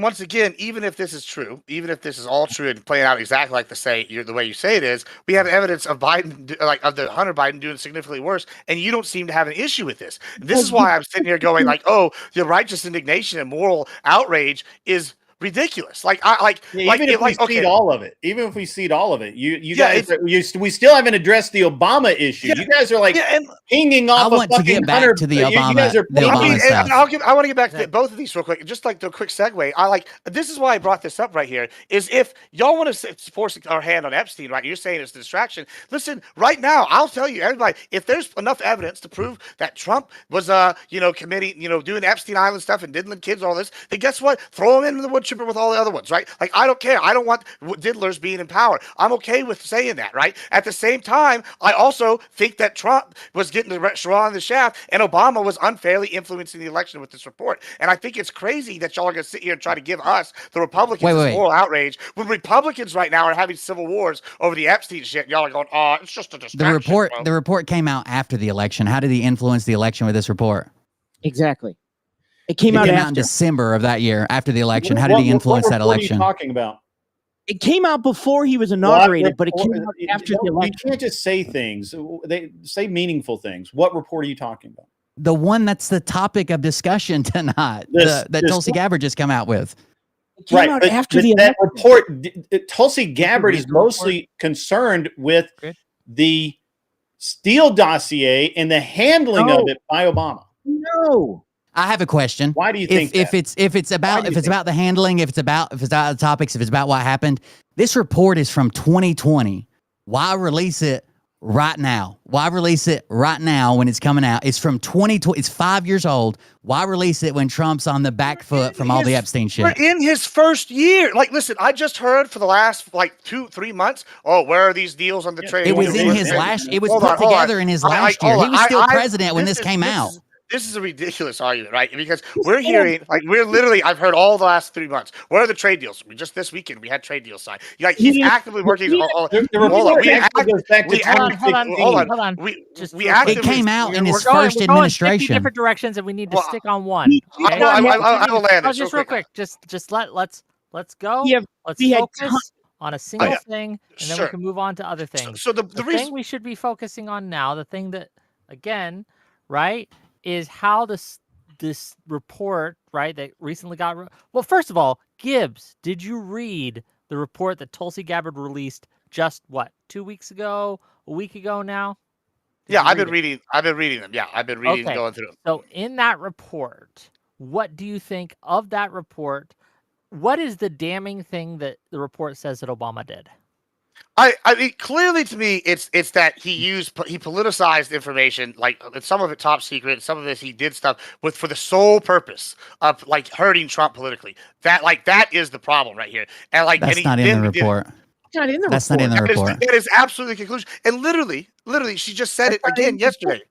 That's what she says. I'm talking about the actual report that came out in 2020 that she's publicizing does not say that Obama was politicizing this to hurt Trump. Let me make it sure actually has several recommendations saying that they should do better peer review, that they should probably recuse political appointees from investigations, that they should use better footnotes when using raw intel, so a reader, such as a congressman who's reading over it fast, can see that that's raw intel that hasn't been verified. Those are the recommendations from the report. That report that she has is basically an analysis on the information that they got. It's not like a report. It's, hey, we have to determine what levels are for information and that. It is not a report that we said, here's the information. That's not something that would be issued to the president as a report. That's a peer review of who got the information, how to determine it as highly, what's the word, Will? Moderate, highly, and confident. Highly confident, moderate, confidence. Confident, yeah. Low confidence. I think there were problems with the report. It was rushed. Trying to get it out.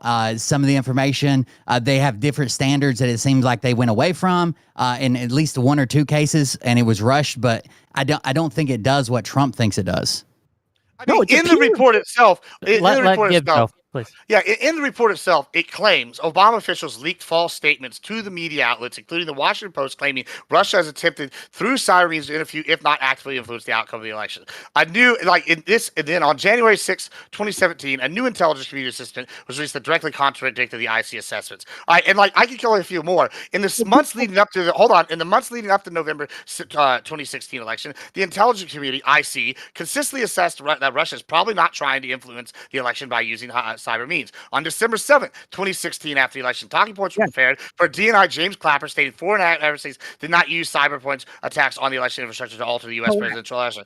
December 9th, President Obama's White House gathered top national security council principals for a meeting that included James Clapper, John Brennan, Susan Rice, John Kerry, Loretta Lynch, Andrew McCabe, and others to discuss Russia. After the meeting, DNI Clapper's executive assistant sent an email to IC leaders tasking them with creating you're not reading the report? You're reading a memo she put out with the report? A memo with the report. Oh, well, this is interesting. You're reading a memo she put out with the report. What is the point of the memo? Do you understand what memos are for? Memos That's the claims that she makes around it. Have you read the report to see if it's in there? And all these things are in there, yeah. If I write a book report, that's not a replacement for the book, right? Because I could be wrong about shit. Sure. Are you saying those things aren't in there? I'm saying it doesn't state it the way that she said. She puts her spin on it 100%. Oh, so you admit they're in there? Have you even read the report? I don't think you have. Because I'm sitting here reading the memo. You've read the memo. I read the memo, and I just said it, and you're sitting here claiming that's not in the report. But you have not read the report. Okay, can you tell me where in the report it's not? I mean, I hate to ask Hold on. Hold What are you asking him to do? I will explain that. I will elaborate. Because he's sitting here going, oh, this is the memo. The memo is like the cliff notes. The memo points out the damning things. These are things that are in the report. Just say you haven't read it, dude. They are in the report. I have read it. You haven't read it. Hold on. Let me finish, Red. Hold on. He's sitting here claiming I haven't read it. Here's the thing. I have read it. I'm reading the memo for the specific reason. I'm not going to go find page whatever, and go find the exact thing she's talking about. It's much easier to read the memo because that's in the memo. Are you saying those things that she claims aren't in the memo? No, you don't even say that. What you just said was, oh, she put her own spin on it. So you're admitting the things she said are in the fucking memo. If I tell you that something happened, right? That A happened, but then I say the reason this happened or the spin on this because your claim was that Obama was using this for a political narrative or to hurt Trump or something. If I tell you that A happened, that's not the same as saying A happened and the reason it happened is this because the reason it happened is not in the report. Yes, things happen that she's taking, but when she puts her spin on them and says, "Oh, they use this for this, they use this for that," it's bullshit. Do you understand what she means by cyber? The dating is what she put out. Right? Do you understand what she means by cyber? So you're saying those things are in there, but you don't like the way she framed it. Give it to Grid. Give it to Grid for a second. Give me. I mean, and I'll be real quick. How does it materially change Gibbs's argument? Because he would have the same. Do you think that he would have a different interpretation than what he read in the memo? Yes. I mean, I have the report right here. I like. They're arguing whether I have it. Who says that you think he'd have a different interpretation? Yes, me over here. You think that Gibbs would? What? All right. So based on what? The fact that if I read it and got a different opinion. So yes, he 100% could have a different opinion. I read and basically understood it as, hey, was there any cyber attacks? The answer to that was no, because they meant cyber attacks as in hacking the machines, and they didn't hack the machines. But was there an informational war used of disinformation, in which, guess what Putin did in the KGB? He ran the disinformation department. I have an example. So when she says, hold on, let me pull up my notes. When she uses clips of statements, right, in her report. So when she says that she's citing a report and says Russia probably is not trying to influence the election by using cyber means, and she uses ellipses after that, it's because the next part says to manipulate computer-enabled election infrastructure and voting. She's saying two different things there. One would be they didn't use cyber at all to do anything, and the other one is they didn't change votes. And she uses that in her memo.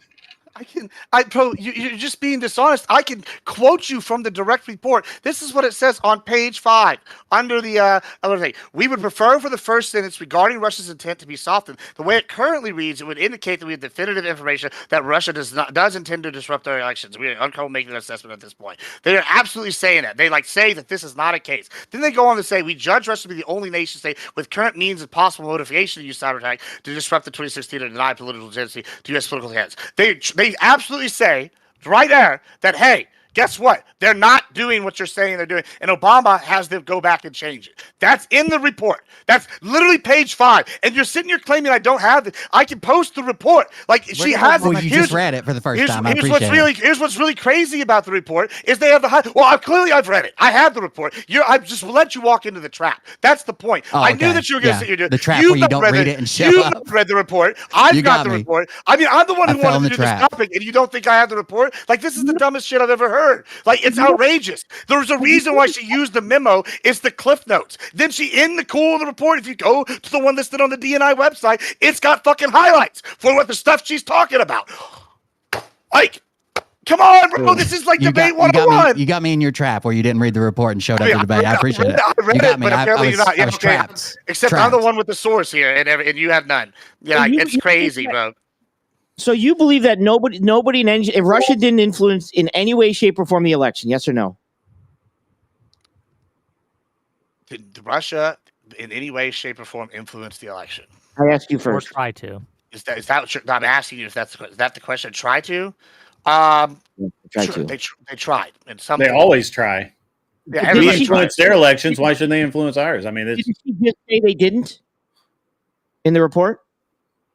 In the memo? Didn't she just say they didn't? Well, it didn't in cyber. Didn't you just read that was the cyber? That was the cyber. Very specific. Said that. It was a very specific thing in there that I read. Okay, yes. Okay, so what are we talking? So there was one attack, which was an info war, correct? For disinformation. Mm-hmm. But they didn't do the cyber attack. Dossier.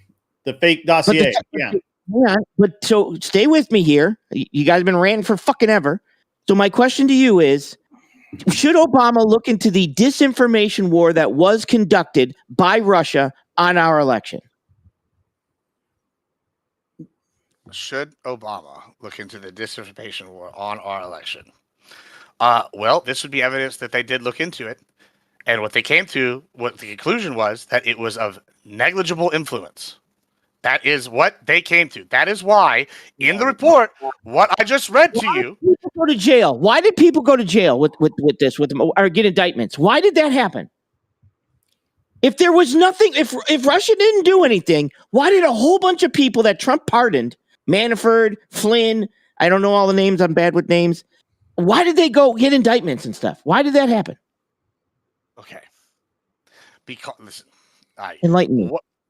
Okay, there's a major difference between what you're saying and I'm saying here, right? What I'm saying is the Intelligence Committee determined there was a negligible influence overall. The Obama administration knew this. They knew it was negligible. They knew it had no real gain. It was something that Russia. Hold on.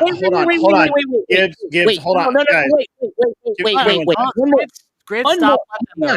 Wait a second. I brought up earlier that Tulsi Gabbard said that Iran didn't have any of these nuclear weapons, right?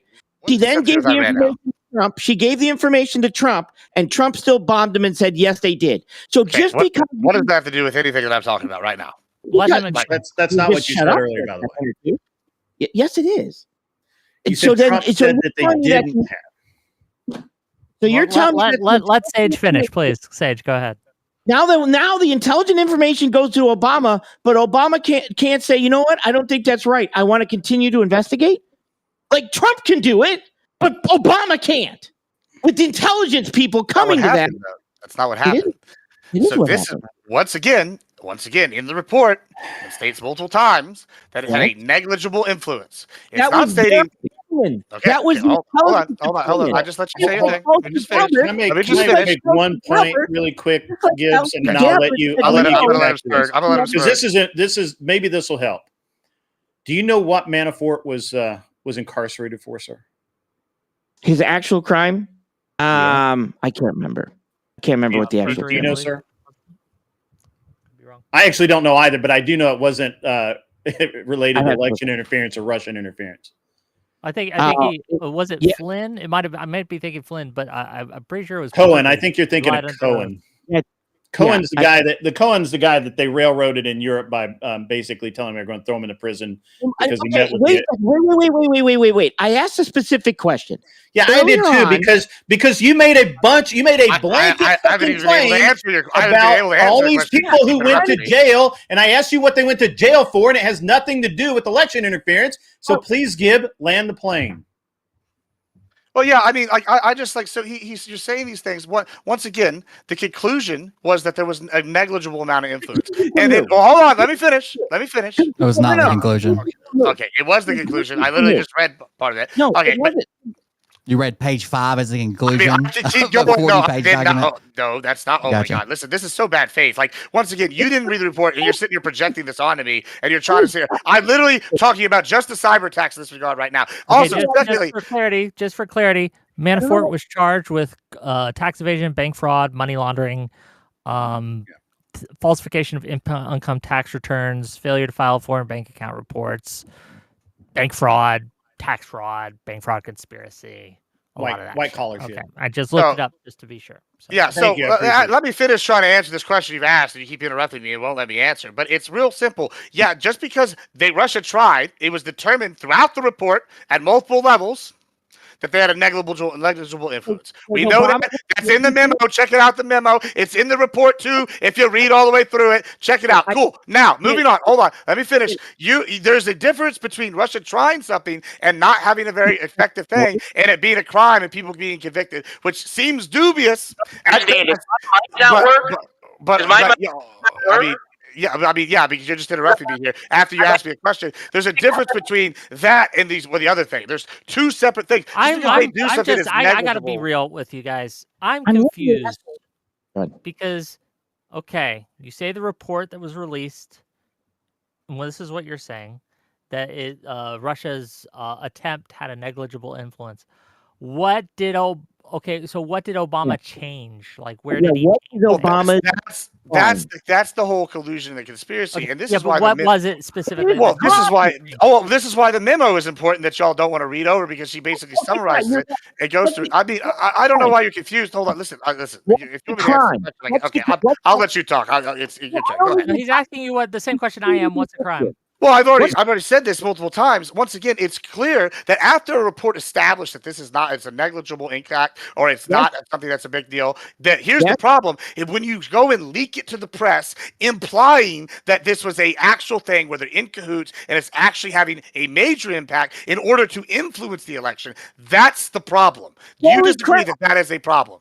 When you change the framing of the report to make it look like, oh, hey, this is something that they didn't report in order to say, hey, this guy is in cahoots with the Russians and try to get them whatever. That's that'd be like, wait, let's say there is somebody watching your house, right? And you're watching your house. They're watching your house, and I know they're watching your house, right? And guess what? They're gonna break in, and then they break in, and you shoot them, and so it doesn't work out too well for them, right? However, now I'm gonna sit here and frame it as something totally different, and be like, oh, Wick lured him into the house, and now he's unfit for office because he lured him into the house because he wanted to play Star games. We can't hear you, right? When you try to talk.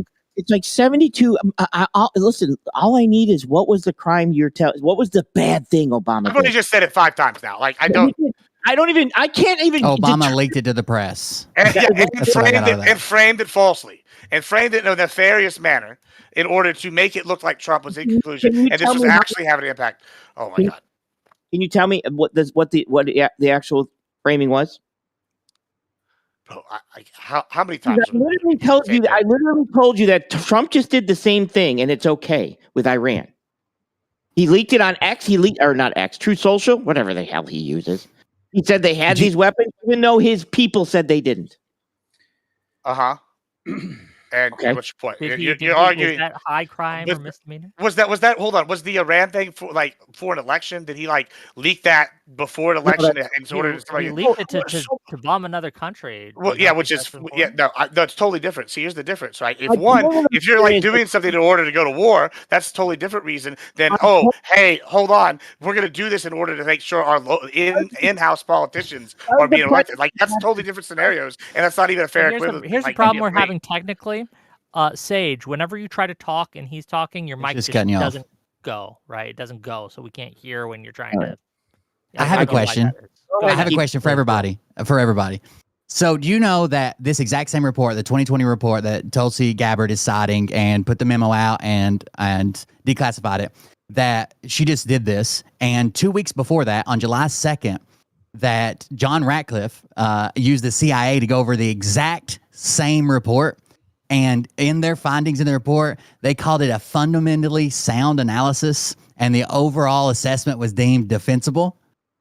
So they didn't have any issues with it. 2 weeks before Tulsi comes out and says, "Oh no, this was all hopped up. They were just trying to ruin President Trump." Did come out on July 2nd of this year. Well, that's easy. Grid's already explained that point away. Once again, if y'all are listening, no, don't say she knows more. She's just reading a report. She's reading a report. I didn't say that. I didn't say that she knows more.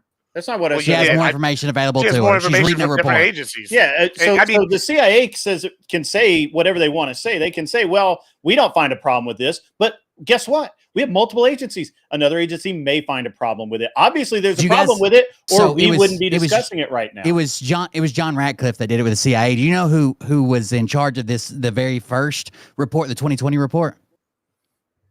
Was it John Radcliffe? John Radcliffe as the DNI. So you're saying that the guy who examined his own work said it's good work?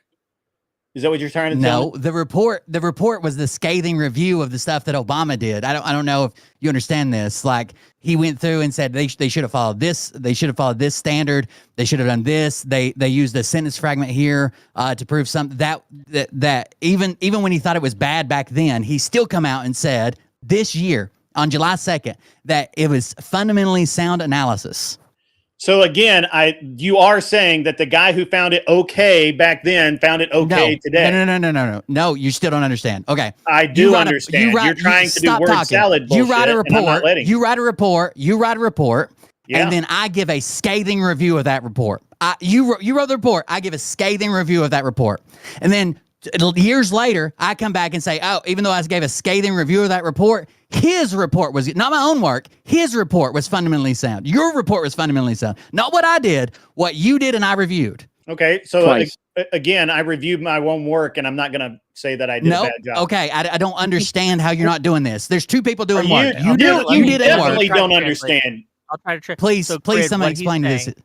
What he's saying is that John Radcliffe did not write the report.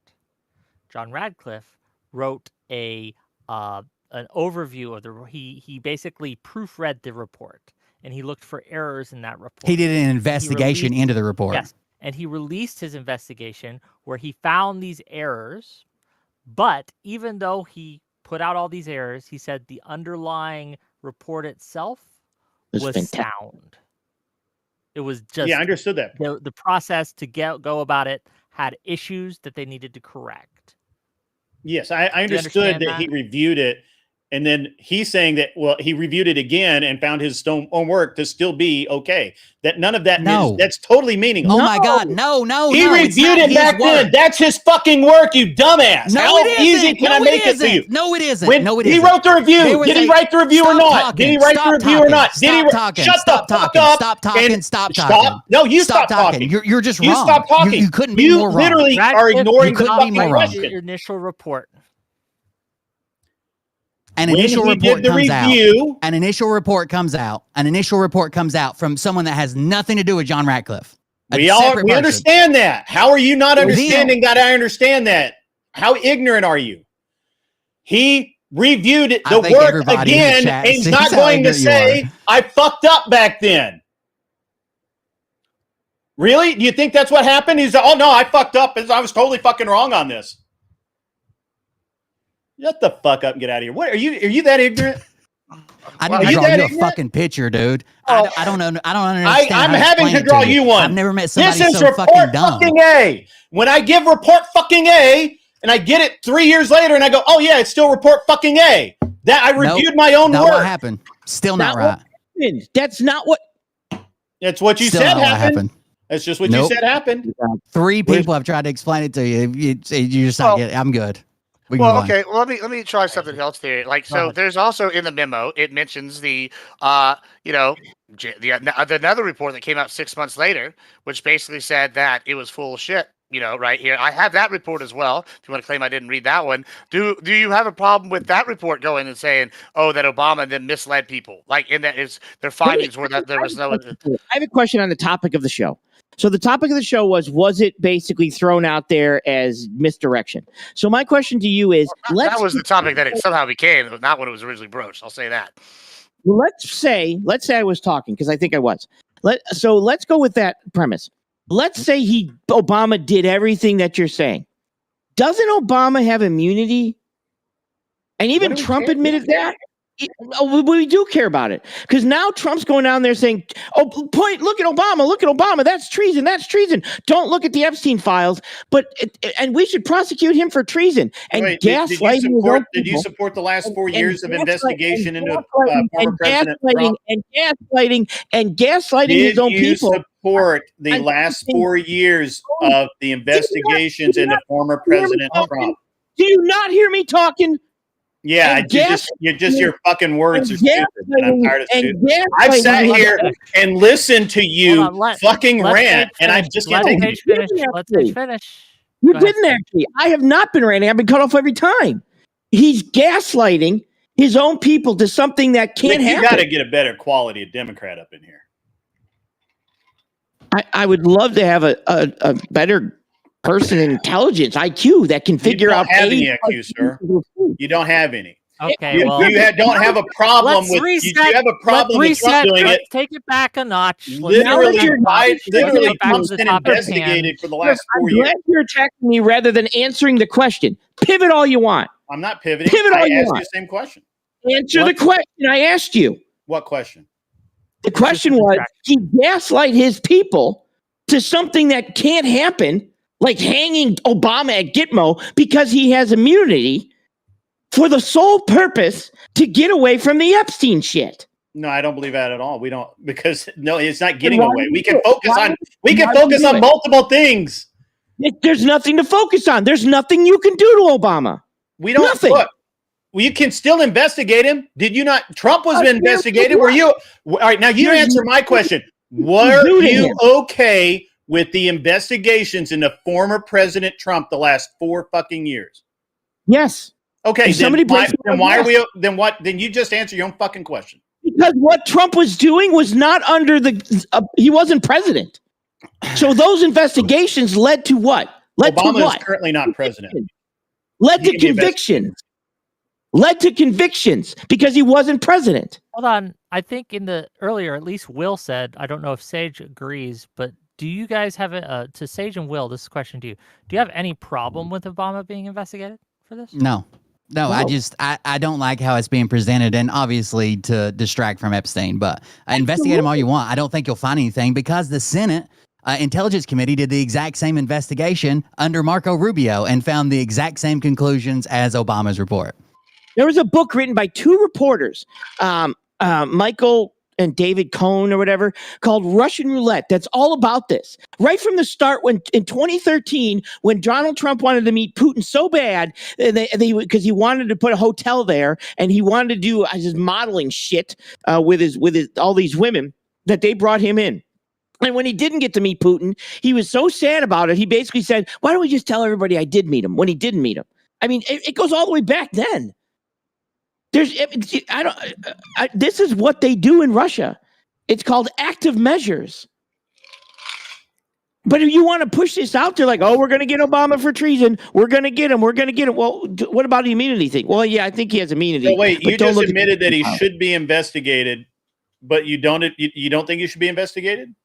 No, I said you should be investigated. The point is you're going to throw this out exactly when people keep saying, hey, put out the Epstein files. Even freaking Joe Rogan has said, put the files out. Okay. I think with Trump supporters, if you say Obama treason, they just shut down. Because Obama treason triggers another gaslighting situation to the alt MAGA people. To the what? Alt MAGA people. Whatever you want to call those guys. Okay. Wow. He's saying MAGA voters, basically. Holy crap. I don't even... What planet are you from? Earth. Where are you from? You're not from Earth. Well, I wish I wasn't obviously. Okay. Let's get back to... Okay, the insults are fun. They're fun. I love it. For a little I'm bit, having a great time. Thank you, Wick. I really appreciate it. Yeah, I do want to get back to the meat of the discussion a little bit. Let me ask you this. This is since I asked Will and Sage a question. I'll ask this to you, Mr. Unreasonable Man, and to you, Gibbs. Do you think that there will be any convictions or will any arrests or indictments be made in the Obama investigation that's going to be coming? Apologies are only accepted in money and financial means. So if you really want to apologize, donate to Will Bird and Sage Outcast. Okay, you can answer the question now. I think he's on the phone, but I don't know if Gib heard you or not. It was my mom called me. I got to meet her tomorrow to sign some. It doesn't mean you don't have to donate financially for our. But hold on. But to the question at hand, right? And this is again, I'll repeat it just in case Gibbs and to motorsports there. Do you think that what is the likelihood that you think that there will be indictments, arrests, or anything? Oh, I think it's really low, but I think the information in and of itself is important. I'm sorry, Wick. I'm sorry. I apologize. Okay. Well, how likely do you think there will be arrests or indictments? Oh, I think it's really low. I mean, I don't know that I would even support arrest or indictment. I think that, but I do think the public needs to know that about what the truth is behind the massive amount of interference that occurred on that. And when most people think it was all Trump, people don't even know. A lot of people don't even know or acknowledge that most of the election fraud and interference was on the other side. It was on Hillary's side. So people deserve to know that. And it needs to be brought to the forefront. And if investigating Obama does that, I'm fine with that. As truth, right, though? As the truth? Not twisted to a means? Because I'm not sure that any truth would satisfy you, sir. I have to be honest. I'll answer that. I'm also not sure that there's going to be, I like it's early, they're just calling for investigations. We could find out there's like some real nefarious shit that goes down. Who knows? I mean, I would say at this point, based off the information we have, I think the likelihood of them finding it's enough to indict and cause investigations is fairly low. I think that there's actually much more substance to the AutoPin scandal than there is to this one. However, I do agree with crap. Pivot Central. Yeah, sure. Anyway, hold on. Let me finish. Yeah. So, this is not a pivot. So, in regards to this, I think that indictments and convictions and stuff is very low. However, I am with Grid on this. And I think the investigation is important because this really goes to show what Republicans have kind of been saying for years now, right? Is that the game has been rigged. There has been a absolute collusion. And like, I know I kind of like gish out earlier and brought up a few other things, but I'm going to do it again here real quick. And I know y'all will be mad, but this Republicans have been pointing to several different issues over time, right? We've been pointing things like, oh, they're allowing illegals in, they're doing census, and then they're redistricting to get more seats. They're rigging the game. And like, now we're not going to debate that. I know that's not the big thing. They're pointing, oh, the Obama administration colluded. They did this Russia hoax. We know Russiagate was a hoax, et cetera, and they leaked this purposely to the media in a like attempt. Like they feel like Republicans feel like there has been this. And I hate to use the deep state thing because people are like, oh, conspiracy theorists, but they feel like there's a dedicated effort by at least a significant portion of Democratic leadership in order to like rig the system in their favor. And these kind of investigations are what we want. We want the light shown on these nasty little crevices and like corners where people have been doing these kind of things, so that if there's no convictions, we can at least, at the minimum, like maybe legislate going forward if we find that this is actually a problem going forward. And it seems like this idea, when y'all have had the Epstein case files for the last 4 years, and all of a sudden now y'all care about them, y'all only mentioned them last week whenever, oh, Trump may or may not appear in them sometime. It seems like y'all hold on. It seems like y'all are sitting here trying to crusade when Republicans are actually having a civil war over this and arguing, right? They're fighting. We care about this issue, or Republicans in general do. Democrats are latching onto this only as like, hey, we finally got something we could get Trump on possibly. Whenever, hey, we're going, well, okay, that's bad. Okay. We're going to argue about that, Well, but let's look explain into this here, other shit too. Yeah, let's give it. I mean, yeah, to- I'm done. Big out. Let's give it to Will and Sage. Go ahead. You can respond. Sage. Like, I mean, do you understand why it's such a big deal? Because him and his son and everybody said they were going to release it. They were going to put it out there, right? And then the minute they start to say, "Hey, put it out there. Let's take a look at it. We want to see it. Let's show it." You guys are talking about shouldn't we do this investigation? Yeah, 100%. Shouldn't we know the truth and what happened? Yeah, we should. Well, the minute people start to say hey, put out the Epstein files, he starts saying, "What about Obama? Oh, that's a what really about interesting. Hillary? What about this?" Interesting. well, let him finish, please. Let him finish. Go ahead, Sage, please. No, go ahead. So why did that happen at the exact moment that he started to do that? And the moment that basically Tulsi obviously screwed up with Iran because she said there wasn't any and Trump said they did. So now she made Trump look bad. So all of a sudden she jumps into this and says, "Here you go, Trump. Here's a winner."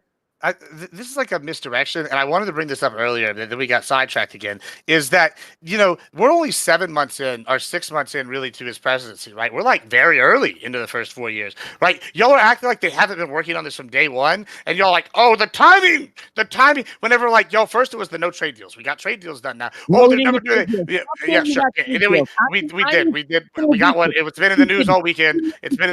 Anyway, regardless, we've got stuff done. We're sitting here going, Hold on. Well, first of all, I just want to finish my sentence here. Real quick. I understand, but hold on, both of you, please. Both of you, please. Did not get trade deals. Okay. I'm trying to make this point 3 times Sage, here. Every time you try to interrupt him, your mic doesn't work. We can't hear what you're actually saying, unfortunately. That's a technical all right, fine. We didn't get. Hold on. I'll be done in 1 second. I'm literally 1 sentence here. Like, listen, we've like trade deals are done. He can argue about it all I want. It's been in the news all weekend. Second, every time we say something, oh, whatever, it's like y'all are going, oh, this is just like out of the blue. No, these people have been gotten into office and they're now working on this, and we're finally seeing these things come to fruition. Like every single time, like, oh, nothing happened. And it's like, bro, how do you expect an investigation to work? How do you expect someone that's getting here and they're going through 4 years of shit? It's going to take 6 months to compile shit, especially when they're going back to 2016. Like, and y'all are going, oh, surprise. Like, come on, I'm not buying this. Let's give it to Sage, please. Sage, go ahead. Well, you don't know what a sentence is. That was more than one sentence. We didn't. Well, get I mean, trade it would be shorter if you weren't interrupting me in 5 seconds. Sage, go ahead, Sage. I've been in logistics for 25 years. We didn't get trade deals. You keep saying that, but you're not actually looking at the other side of the trade deals in regards to what China and the EU is saying. They're concepts of a trade deal. But my point goes again. Why is it coming? Why did all of a sudden Trump say there was no list? It's a hoax. And then all of a sudden start to meet with what do you call her, Will? Ghislaine? With Ghislaine. Yeah, Ghislaine Maxwell. Why did she already go and meet with them now? After the people were saying, hey, put this out. Now he says there is no, it's a hoax. And before we move on, you're saying that they just in 7 months or whatever, you know that this report that we're all talking about came out during his first administration, right? Like he had access to it in his first admit. It came out before he left office, months and months before he left office. So he's actually had his entire first administration, 4 years to set and smolder over it, and 7 months. But it just comes out when Epstein comes out. It's just done. It's done. Just put it out. It's already investigated. Put it out. Fred, go ahead. Yeah, I appreciate it, man. So let me ask you, both of you guys, something. Where was this indignation the 4 years Biden was in office and didn't release jack shit on Epstein? He wasn't one running on. He was going to put it out. Also, you know that. Well, right? actually, he did say he was going to put it out when he ran. Didn't he put out the first wave of the information? No, he did not. Put out. Did that. He did put it out, and then Trump re-put it out in a binder. Trump put it out. He called it phase 1. No, Biden put it out first, and then Biden Trump did 2 separate releases of Epstein files that were released and publicly available on the whatever website they released them on, and then Trump re-released it in a binder with Pam Bondi and called it phase 1. So yes, Biden did put it out first. We're asking for the. I believe the there is a list. 177 I don't think names there is were a list. actually released at the end of Trump's presidency. No, Biden. What you were thinking of is the trial of Ghislaine Maxwell, which, by the way, was for the 2001 to 2004 offenses, which were the same offenses Epstein was originally indicted for, and are kind of irrelevant, really. Ghislaine Maxwell is, but that also that did happen during, I believe, Biden's administration. But I believe the first 177 names that were released, which is all that ever have been released, was at the end of Trump's presidency. He released documents related to the case. I don't know. I don't think there is a list, like a client list. I understand you don't know because you don't care. You didn't care until about a week ago. What are you talking about? I don't think there is a client list. I don't think there's a list of, hey, these people fuck kids. I understand. Right. I understand you, but all of the only information that's been released has been released by Trump. Biden didn't do shit, and nobody cared. The entire not true. Okay, true. Prove it. I'll look it up because Please Biden do. put out the information in regards to aspects of the case. Now we don't even know if there is a client list. I don't need a soliloquy. I just need you to prove your claim. Well, he can't prove his claim because he's lied about his claims, just like he's lied about the trade deal. I posted 2 sources in chat, and they're both in my chat. So go fuck yourself. You're lying. Where did you post them from? Which ones you talk about? The Japan one? Japan doesn't. Well, one of them would be New York Times. The other one's the Wall Street Journal. So Which one are you talking about? Which one? The one that I literally said the one accomplished from this weekend is one of them. Like I'd be like word for word. I said that like 5 times. I mean, I don't want to get too distracted because we aren't debating trade deal today. I agree, Rick. I agree. I'm just pointing out the bad faith tactics that's being done here. I can literally point out and post links to the trade deals, and then I post them, and he's like, "Oh, well, which one? Oh, so which one?" Well, you know, there's multiple. So I mean, like, you're just admitting you're lying, like right there. Like, no, this is what I do for a living. He's not lying. He's ill-informed. For a living. For a living. Well, I run my own business for 25 years. Then I guess you're not very good at it because you don't know the fucking latest news. God damn, it's that simple. Like, bro, if you're in logistics, maybe you should follow what companies we're trading with, have trade deals with. Are you talking about you in Japan? Because Japan's already come out and said we didn't sign anything. Well, I just posted 2 sources, and one of them's got the E of both France and the other people saying they did. So I mean, I guess you're arguing with Wall Street Journal and the New York Times. You're not arguing with me, Papa. Do you know Japan clients that I have? They didn't. Once again, I just posted 2 links. You argue with the New York Times and Wall Street Journal. Maybe a bigger client. Hey, you're wrong. But we'll move on from that. Who was president? Let's go. Who was president on January 10th of 2024? 10th of January 10th, 2024. Who was president then? That would be Biden. Right? Last batch of unsealed Jeffrey Epstein documents released today.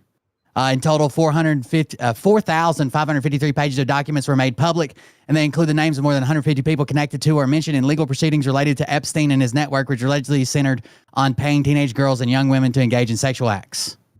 Because president didn't take over till 21st, right? Grid, can you give us a source on I'm sorry, I was distracted 1 minute. What released information? I apologize. I was distracted 1 second. What now? Okay, well, he just gave you a source where Biden released those names. You're saying that he didn't and Trump did. Can you give us your source? Yeah. I don't have it. I'm going by my memory, but I can look it. I can look it up. I got Google. I just read you on January 5th of 2024, the last batch of. Oh, I'm sorry, that was the wrong date. Let me give you the right date. 10th. On January 9th of 2024, the last batch of unsealed Jeffrey Didn't Epstein ask about documents the were last released batch. that day. Didn't ask about the last. It's under Biden. You said he didn't release anything. Who was president January 9th, I didn't 2024? say he didn't release anything. I said you guys didn't care if he released anything Yeah, the that's the entire key time. right there. Literally, nobody cared about it. You didn't even know that he released anything until I made you search for it. I told you over and over again, yes, he did, and you said only Trump did, and I said no, Biden did, and you said all of only the Trump, and I information said that no, we had Biden came- did, and you said only Trump, and I said no, Biden did. Do Okay, you not fine. remember what you stated? I will cede that point. Will you concede the point that Trump gave the initial Epstein file release? No, initially, yes, he was president then. Yes, correct. Yeah. Okay. Okay. Okay, but great. Wonderful. Let's $5 from Jake and Bake to say Biden's release of the Epstein files was less redacted than Trump's. Gibbs and That's Goober right. in the top right are lying or living under a rock. Thank you for $5. I guess the question I have for you, Grid, is why have you stopped caring? Well, I don't. I'm at this point. I don't think that we're all right. I don't really want to get too down deep the well of Epstein and my feelings on it. It's the ultimate red herring argument for just people to like bullshit about. There's no what my concerns are like. Where's the terabytes of video that there has to exist, right? Because the entire island was wired for cameras. Why is it? How is it that the entire U.S. government basically tried for 4 solid years to put Trump on the island or at least anywhere near Epstein? And the best they could come up with was he flew from like New York to Florida on a jet once, like a long time ago. Sorry? I think it was 7 times, not once. Okay. But there's also one of the victims that was abducted from Mar-a-Lago. Yeah, on the plane. Yeah, he did evict the guy from Mar-a-Lago, that's for sure. Did you see his new story on it? It's because he tried to hire some of his wait staff to work for him. It didn't have anything to do with him being sexual towards women. Yes. He changed that again today. Sure. Hired him, and he said no. Yeah, whatever. I don't care. He kicked him out. That's the only point. Right. He kicked him out. That's the only point. Doesn't matter what he was doing. Doesn't matter how the whole thing started years ago in the 1990s with another pedophile. And they both said, hey, that's a great idea. Me and you, Epstein, we should start our own modeling company. And then it went on from there. But hey, doesn't really matter if the president is a sexual predator. Is that what you're saying? Once again, I don't want to do the whataboutism, but I guess I'll have to. Okay. I'll be the one to be the bad guy here. Fuck it. I gotta be honest. When I voted, the Epstein fucking shit was maybe my lowest voting concern. Very low priority. Very low priority for Papa Gibbs. I have friends dying in cartel violence. I don't give 2 fucks about the Epstein shit if we're being in the real. Yeah, it's bad. It's bad. I don't want kids getting diddled. I'll say that. But when it comes to voting, I think all these government people are probably fucking real sus now at this point, right? We got Biden allegedly showering with his daughter. So okay, I see him smelling kids. Now I don't know whether he's actual pedo. I don't know if Trump's actually one. But I'll tell you what. I tell you what. Whenever I'm talking about real change, and I'm seeing real change down here, I guess what? I'm going to vote for that because my options are option A, piece of shit, option B, piece of shit, and option B, piece of shit told me to go fuck myself. So, okay, these are my options. You're not going to guilt trip me. Yeah, and this is why Republicans are holding Trump's feet to the fire. We are literally last Thursday, I hosted a panel, and Republicans were in a screaming match about the Epstein shit. They were all arguing. They're screaming. You're not going to sit here and moral frog the fucking Republicans about this issue when y'all haven't gave a shit for the last 4 years. Republicans have been the ones sitting here chanting Epstein, Epstein, Epstein, Epstein, Epstein, and y'all have done nothing. And now, just because there's a slight hope that maybe Trump goes down or loses some popularity because of this, y'all are suddenly, we're jumping on the crusade. Sorry, don't buy it. Not buying it. It's not convincing. And the only person that's mad about this other shit is y'all, because y'all are the only ones being distracted by this Obama shit because it's going after y'all's heroes. That's what's happening right now. I've been a fan of exposing pedophiles since day one. I'll go ahead and call it. I know this is a hot take, but I think we should put their names out there ever since we heard about it. I've always been in that category, but okay. I agree with Will. And there's not, you can't say that I didn't care because you don't even know me. I'm telling you that yes, 100%. This is what they ran on doing. This is what they talked about. This is what Kash Patel talked about. He said the list was on the FBI director's desk. Now he's the FBI director, and now they're like, there is no list. It's all a hoax. Go look at Obama. I like what process in my? They're both happening. They're both happening. Correct. In what process is it in your head? You say to yourself, But you know what? are they not investigating? I mean, what do you want? Hold on. I'm curious what you want done. What do you want done? Okay, well, do you know what I want done? Me being allowed to finish a fucking statement when I allow you to rant. I mean, if you're going to ramble, I'm not going to let that happen. So can you? I got to redirect you. What do you want done? Put out the list that's already been investigated. Tell us who the pedophiles are, so that it can help start to heal America by putting those pedophiles in prison.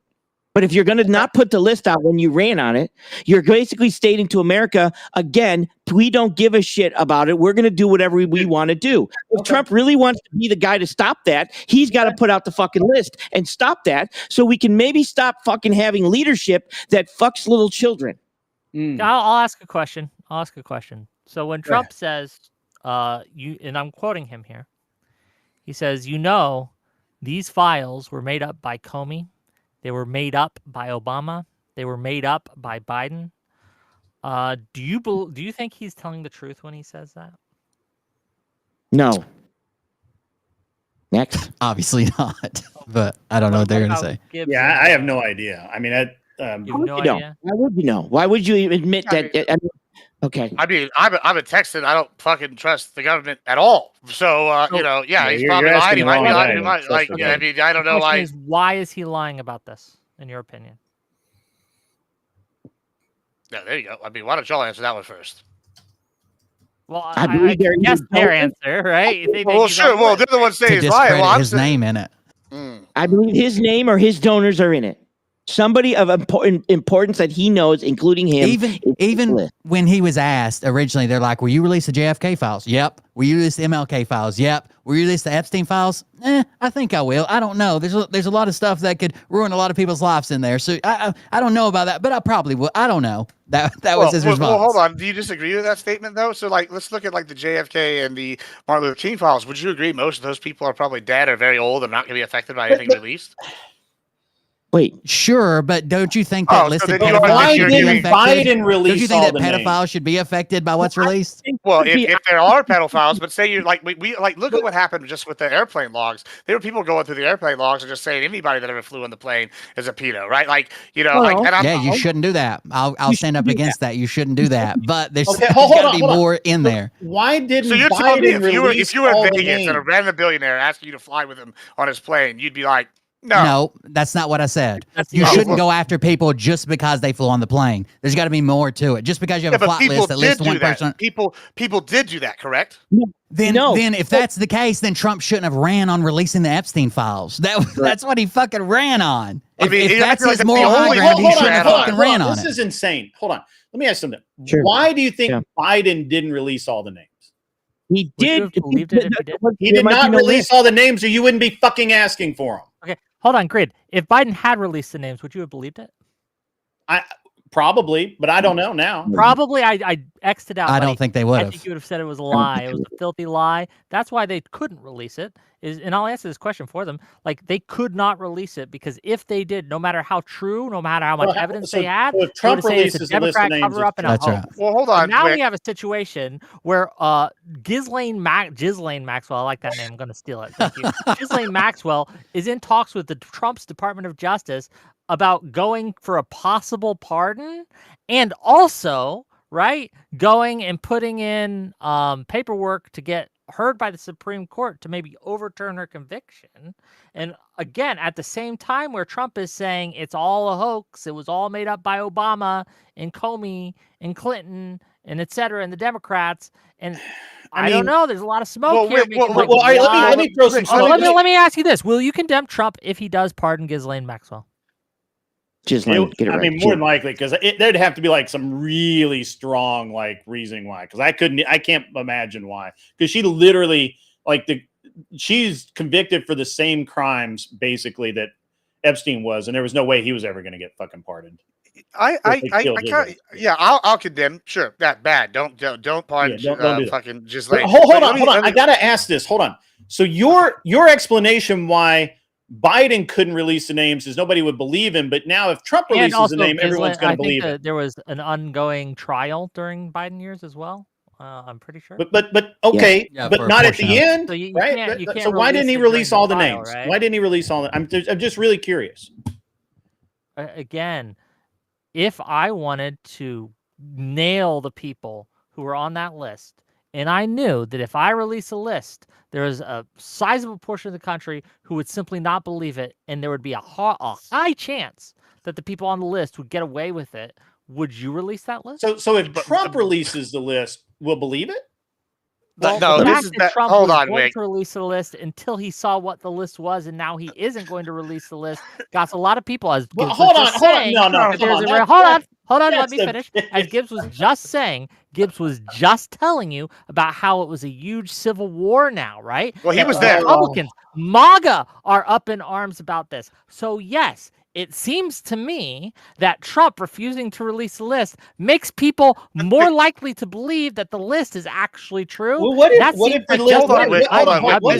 What is this logic? Isn't lying? What if Trump isn't lying and the No, list hold has been on. destroyed? What if that's hold on. I got to engage with what you just said, Wick, because you're definitely framing this wrong. Here's the problem with here's what the problem with what you're doing, right? What you're trying to illustrate with, I'm using the Civil War example, like from the panel last week we hosted, is not what's happening, right? So yes, absolutely, there are Republicans that are outraged, right? Like I for one of them, it was never a super high voting priority, cool, but I'll openly admit that. However, there are many Republicans that are upset. Some of them would not have voted for Trump if that was the case, and it was a close of election that if you could knock out a sizable portion of MAGA, even if it entrenched a different portion, then it doesn't go to show me, hey, based off all the other things they've done, like try to do trumped up charges in New York, they do it in other states, all these different things. There's no reason in my mind they wouldn't use this tactic, knowing it would split the voter base if they thought they had a semi-fucking gun. Anything that the Democrats put out or do would not have been believed, but by the same people who are outraged now, they would have chalked it up. This is just a terrible leap of logic. But Come on. the fact that Kash Patel, but there's no evidence to support that theory. Pam Bondi the evidence said, supports the I opposite have theory. the files on my desk. Pam Bondi wrote saying she had thousands and thousands of files that were being prepped for release. Kash Patel mentioned that there are probably a lot of Democrats on this list, etc. And now, all of a sudden, in July, they have basically walked all that back and said, well, actually, no, that's just not true. Yeah, but That Wick, does even if make your logic is even true, MAGA, let me finish. That does make even MAGA sit up and take notice. Whereas, compared to if Biden had dropped the list of names back in, I don't know, July of last year of 2024, everyone who accepts it now would have doubted it then and said, oh, that's just them trying to electioneer things, them trying to sway the election, distract from Obama's failing mental health, blah, blah, blah, blah. Or I'm sorry, not Obama, Biden's failing mental health. Maybe I'm having a Biden moment. this is ludicrous. Why is that ludicrous? That makes all the sense in the world. Because maybe now with your post ad hoc reasoning, but if we look at the pattern, they were using everything. We know they were using everything. They were literally coming up with bullshit to try to get Trump. There's no way if they had the ammo like this, they wouldn't have used it. Clearly, there's a reason why they didn't use it. Whether it was not enough to burn him, or it was enough to burn him. Biden was fighting a civil war at the time against people who were trying to push him out. He had bigger issues. Right. Come on. Yeah. Come on, he was trying to fucking keep his nominee. This is clearly post ad hoc reasoning, and you know it. Come on. And there's that's one possibility. The other possibility is that there's a lot of Democrats in there too. And I'm perfectly fine saying that might be the case. I don't know. And I'll go on record, and I've been on record. Anyone who is fucking those kids needs Yeah, to go to I think jail. we're on the I same don't page care on if they're. that. I don't care if they're Nancy Pelosi, Hillary Clinton. I don't care if they're Obama himself. Anyone, Republican or Democrat, who's fucking those kids needs to go to jail. Do you believe there's a list? Do you guys believe there's a list? Not a scroll. I think I that there's, don't. like, I do not think when that I we're say ever going to list, find a what list I of mean. names. Let me explain what I mean. What I mean by list is I mean the gathered evidence that they have collected that implicates certain people. I don't think it's an actual list. I would like to see that evidence. I think it exists. I think it's there. I don't know what's in it because obviously I haven't seen it, but it is telling that people keep saying, we have this, and then 2 months later or a month later, suddenly they change their tune. Okay? And it makes me ask questions. $409 donated $10. Super chat. And the issue is they ran, his son ran on it, everybody was running on, show the list. I mean, his son basically said, show all of the Epstein client list now. Why would anybody protect those scumbags? Ask yourself this question daily, and the answer becomes apparent. So when you have these people running on this and fueling his supporters, the alt MAGA, basically, I love that now, basically fueling his supporters. And then when it comes down to it, he says, well, the list is fake. There is no list. It was just a hoax done by the Democrats. Why? Why would you do that? Like, why would you fuel your people and gaslight them like that? And then when we start asking about it, because this information was put out by Biden before, when people start asking about it, he says, stop looking at the list. There is no list, you stupid people. Calls his own supporters stupid and basically tells them to stop looking at the list, and then starts to do all this Obama stuff, starts to go after, I'm going after Comey, and I'm going after Obama, and I'm going after, well, Obama has immunity. Well, then fine, I'll go after all these other people. Why would you do that? Even Congress went home to prevent voting on it early. Yes. Why would you do that? Why would you gaslight your own supporters, is my question. Yeah, go ahead. Answer. Good. You want to take that, or you want me to start it? I can only. I came in. I didn't hear all of what was going on. I had to go take a leak. But one thing, I don't know that. I don't know how this list thing is going to. And obviously, I don't believe that there's a list of names like a Elder Scroll or some bullshit. Okay. But I do believe that at some point the DOJ is going to have to release a list of names. They're the ones conducting the investigation. Anybody that tells you that they can release anything beforehand is kind of full of shit, because it's a DOJ issue. I just, I don't know. And I don't really, again, I consider this at this point kind of a distraction. I really don't give a fuck. When we get the name, we would get the list, we deal with it then, and I just don't care anymore. I did not vote for Trump based on him releasing the list or anything, right? Like that was not even in the top 100 of the things that I voted for Trump for. Now, sorry. Yeah. I don't know what else to tell you. $5 from Apex Eater, and then I'll let you go, Gibbs. Says, Oh. Tukokei defenses aren't acceptable. Trump is still actively covering it up. The tape was still doctored. Kash Patel still lied. Johnson is still a coward. Okay, Gibbs, go ahead. Thank you for the $5. Well, my question real quick to that rebuttal that is, I understand that wasn't one of the things that you wanted released, but isn't finding out if he was on that list one of the things that you would condone and want him out for? Like, I understand you might not have voted for I'm that. sorry, repeat that. I understand that you didn't vote for him based on the list and based on that, any type of that evidence in regards to that. You voted on maybe tariffs and everything else or whatever you wanted, which if you voted for tariffs, you're still moron. But you still owe me money. But basically, so my question to you is, what happens if you were to find out, like the problem is that release the list of who's on this and who these people are and in our system. Like, don't you believe that the people deserve to know who the bad people are in the system? You believe there's a list? You believe? No. I believe that Trump used that. But if that's what he's going to run on, and you keep saying if you lie once, that you'll lie about anything. Well, here's the president of the United States being that guy, right? And if there was you asked me a very specific question. I already have answered the question. Wick asked me the question. I answered it. You can ask me 10 times the same question. I'm going to answer it the same. I honestly don't even care about the Epstein list anymore. If the DOJ ever releases it, that's fine. Do you care if Trump's a pedo? But I thought you guys I don't believe that cared, and we didn't care. So no, I don't care. If you think he is, great. I don't. So fuck off. I mean, you guys ran. You're entitled to your opinion. Republicans ran on everybody's a pedo. Now, when people want to see the list, Nobody did that. Who did that? Who did that? Okay, but you just said No, no, no, earlier no, no, you no, had no, an no, no, entire no, no, no, argument no, no. that we were the No, ones hold who on, didn't hold on. care, He and just now said you don't something care that when you is vote. he just said something that's very inflammatory. Who ran on everyone as a pedo? Oh, if you were to listen to any of the me and Will used to cover people called truthers and QAnon people. Okay. The QAnon truther people that were voting for Trump basically said that all of these people run nothing but pedo rings and they're taking all the children. I can play you X spaces that still do it today. After my show, that's pretty much what I do is listen to the X spaces of what I call the crazies. They're out there saying that the entire Democratic Party or whoever is nothing but a pedo ring. Hillary are all running it. They're all what has that got to do with people like me? You asked me, and I'm telling you, You asked him a question, let him answer. I did. and Pizzagate and everything else. That was what you guys ran on. Republicans ran. Get rid of all these pedophiles. Get rid of all of them. Nobody did that. No one did that. Who ran on that? Give me the politician's name. Donald Trump. He did not. Did he say I'm going to get rid of all pedos? No, did he say that? Did he fucking say that? I'm trying to answer. No, He you're said not. he was going to put up. No, you're not. Answer the question real quick, please. Did I get him? Okay. So he ran on the policy of getting rid of what? Putting out the files.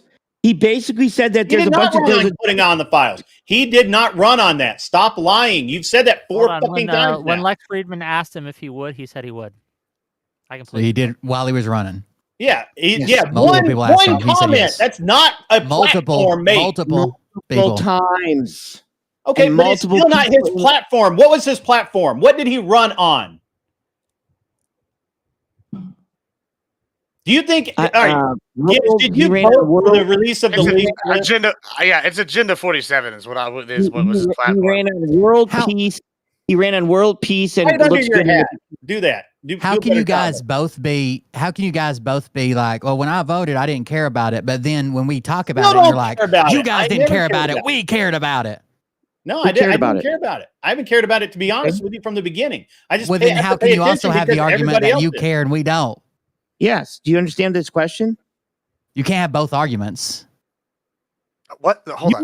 We can absolutely have both arguments because there's multiple factions in the Republican Party, just as like multiple factions in the Democratic Party. There's large segments of the Republicans that absolutely are very concerned about the Epstein list. Grid and I don't happen to be that segment, right? Cool.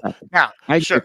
I agree with that's fine, right? Like I think we can all build that bridge, right? The issue that I know we're here to represent some of those people, and I'm trying to like bring myself to care, like, and I maybe I could be moved because I don't like pedos, you know. I think they should all be thrown in a wood chipper, right? That's bad, right? I would absolutely, if they could prove definitively that he was a pedo or any politician was, would chipper him. Now, I'm of the opinion, though, that, you know, every time Trump does release something or a member of his government does something or they find corruption, the first thing that I'm hearing now, anytime anything is done, is it's a distraction from the Epstein thing, which I don't believe is true. Just because news is happening and different people are moving and doing things doesn't mean it's a distraction. It might be a distraction in the literal sense, as in there's more things that are happening and people like look at them, but it's not like it's got to be specifically, it's only a planned distraction. That's ridiculous. You know it. I knew it. I guess we're just going to stop all government actions except for the Epstein thing until Epstein's done.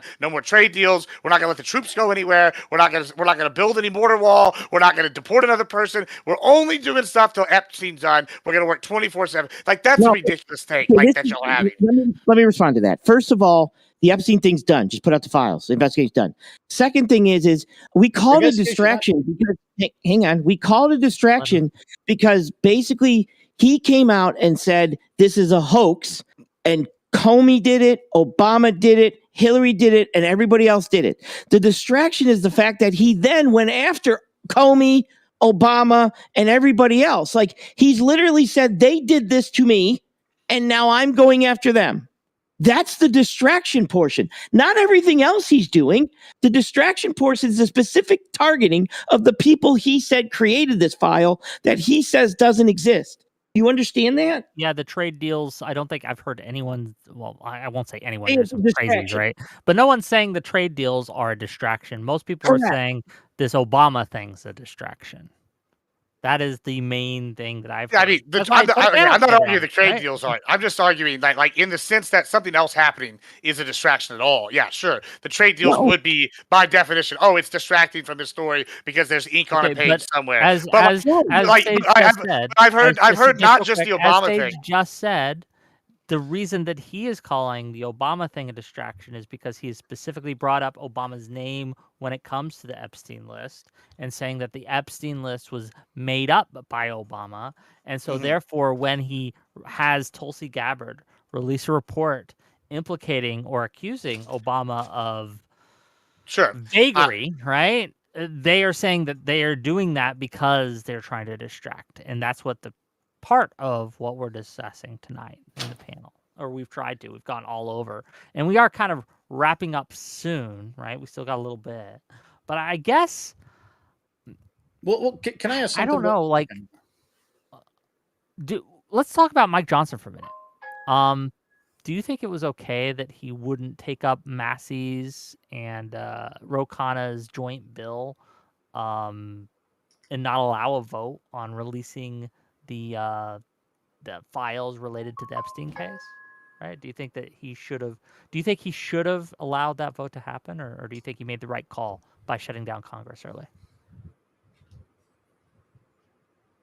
That's to you. I mean, do you want to take that one first, or do you want me to take that one? Yeah, go ahead. Because honestly, I don't feel strongly about it one way or the other. Yeah, I mean, that's kind of where I'm at. I like maybe not. Like I don't know. Like you know, why did the Obama era judge block the release of the you know, the what are they called, the testimonies? You know, I don't know. Is that because she's trying to protect Obama? You know, who knows? Is that because, you know, maybe it was a procedural grounds? Probably. It's probably procedural grounds. Like I don't know. Was there other reasons like for this? I can't speculate. I don't have enough information on this one, if we're being honest. I mean, and maybe not. Maybe go fuck myself. Who knows? I don't know. Maybe they're still investigating. I know that, and I only have what I read, and I can't find it. I was looking for it, but I've read that there are still dozens of people that are investigating this to find out these Epstein files, where they are, and there's so much missing data that it's crazy to me that we have such massive holes in this investigation. Well, let's talk about the missing data. What do you think is in the about, I'd say, a minute, maybe a little more, maybe a minute 30 seconds or something, of the video files or the video view of Epstein's cell that they released? They said that they released the unedited footage, but it turns out there's a minute and 30 seconds missing. What do you think is in there? Yeah, I have no idea. I'm sure that it's somebody why like, do you think it's I'm sure that it's somebody unedited? like hanging the guy. Like and I don't know.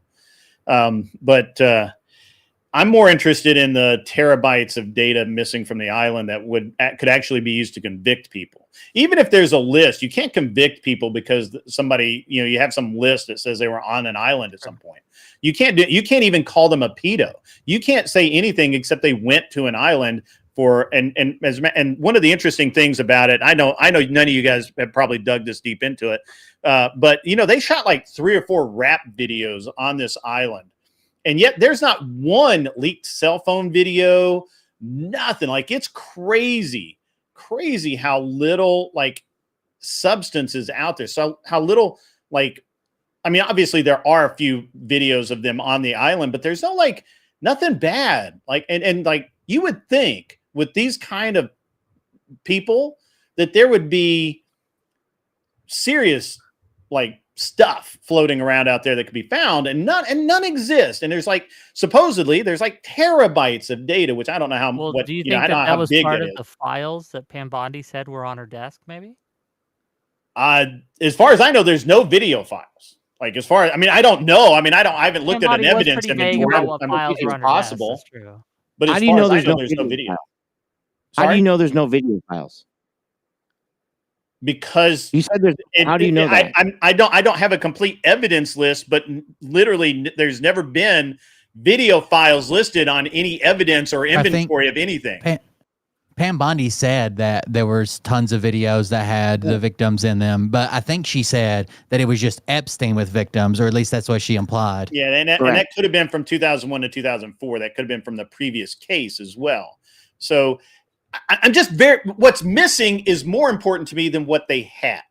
Like I'm very curious as to why we're wrapped up in this like list of names bullshit when we're not actually trying to solve the fucking case. Because I can explain that to you. I can explain that to you. Yeah, go because ahead. when we have such a division and lack of trust in the government, which we most of you have, when you have that division of lack of trust in the government, and that's pushed for 3 years that Trump ran on, 3 years, it's pushed. The government's bad. They're all crooks. They're all criminals. They're all this, and that's pounded into the heads of people. When you have an opportunity to actually, according to Trump, according to the list, according to Don Jr., when you have an opportunity to put the list out there and start going after these bad people, if that would have been true, then you would start, America or people would start to say, you know what, maybe we are fixing things. Maybe we are cleaning out the swamp. Maybe he is doing these things. But the fact that he basically got to the point and said, there is no list, you stupid people, destroyed people's hope. We call it hopium. And it destroyed them. And you can't bring a country back together when the only guy that said he was going to bring the country back together lied. I just this is a crazy take to me. Like, do y'all think that like the Biden or like really any administration just tells the truth all the time? Like, I mean, I know y'all don't.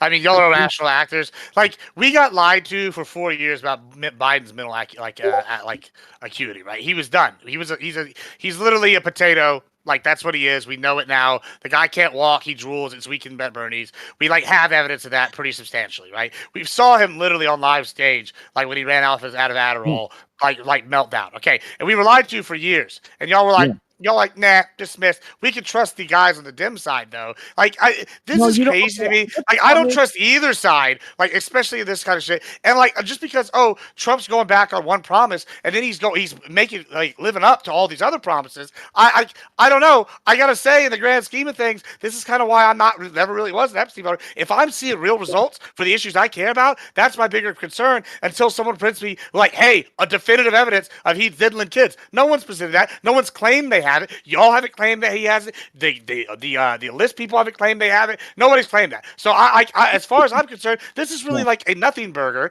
And whenever we talk about other things that could be, well, let's start investigating these other things because that's what I voted for. And let me do this real quick. I want to respond to this real quick. So how many people do you believe voted for Trump? Just I don't need the exact number. I'm not pinning on a number. I can't remember the number. What was it? 80 million? What was the number for voting for Trump? I don't know. Enough that he won. 51% of the population are like the people that voted. Sure. So let's say, I don't know, can we say it's 80 million just to play the game? So let's say 10% of that. How much is 10% of 80 million? 8 million, right? Am I wrong on my math? Yeah, sure. Okay. Go with it. Let's say 8 million people out there, which is only 10% of what people that voted for Trump are the MAGA people that are the truth and QAnons that truly want. I mean, I'm telling you, you don't, and maybe you guys don't know because you haven't seen them. They will literally cry thinking that these aren't going to get out there. They will cry thinking that all these Democrats are scooping up babies and I'm talking emotional wrecks. There's probably 10% of Trump's base like that. When you take 10% of Trump's base like that, and you now take it where he's now calling them stupid, what do you think happens to the people like when they find out God doesn't exist? I'll tell you the same thing. Wait, what does that have to fucking do with the argument, pal? Hold on. I'll take that. Well, no, I mean that's not what's been at all. Like, I mean, the whole. Let Sage finish. Let Sage finish. Trump never lies to them. Trump never ever lies to these people. They literally think he's God. And he pushes this with some of the things he puts out on True Social with him with wings and him fighting and him doing whatever. Hey, go ahead. Yeah, I mean, so when you're sitting here saying this, right? Like, let me just posit a similar situation, right? We both agree there's factions within the Republican Party. How many people, like, let's just say it's another 10%, are like people like me? They're like they live along the border. They want actual border change. If he came in tomorrow, are you guys hearing this? The border's not a priority, and whatever. Yeah, you would see all these people. I am just not like that surprised when a president gets in there and he only does like 60 or 70% of what he does. Like, this is like what he said he was going to do. In fact, I would argue Trump Trump's gone for more of what he tried to do than any other president in recent history. And that's why the Dems are so upset, is because he's come in day one and he's come out swinging and he's getting like 70, 80% done. And on this one, I mean, maybe he's just not getting it done. Sure, 10% might be mad, but, you know, if he only lost 10% going in like to the midterms, then I feel like we're doing pretty good, as Republicans. Go ahead, Grid, and then we're gonna. Okay, I'll play.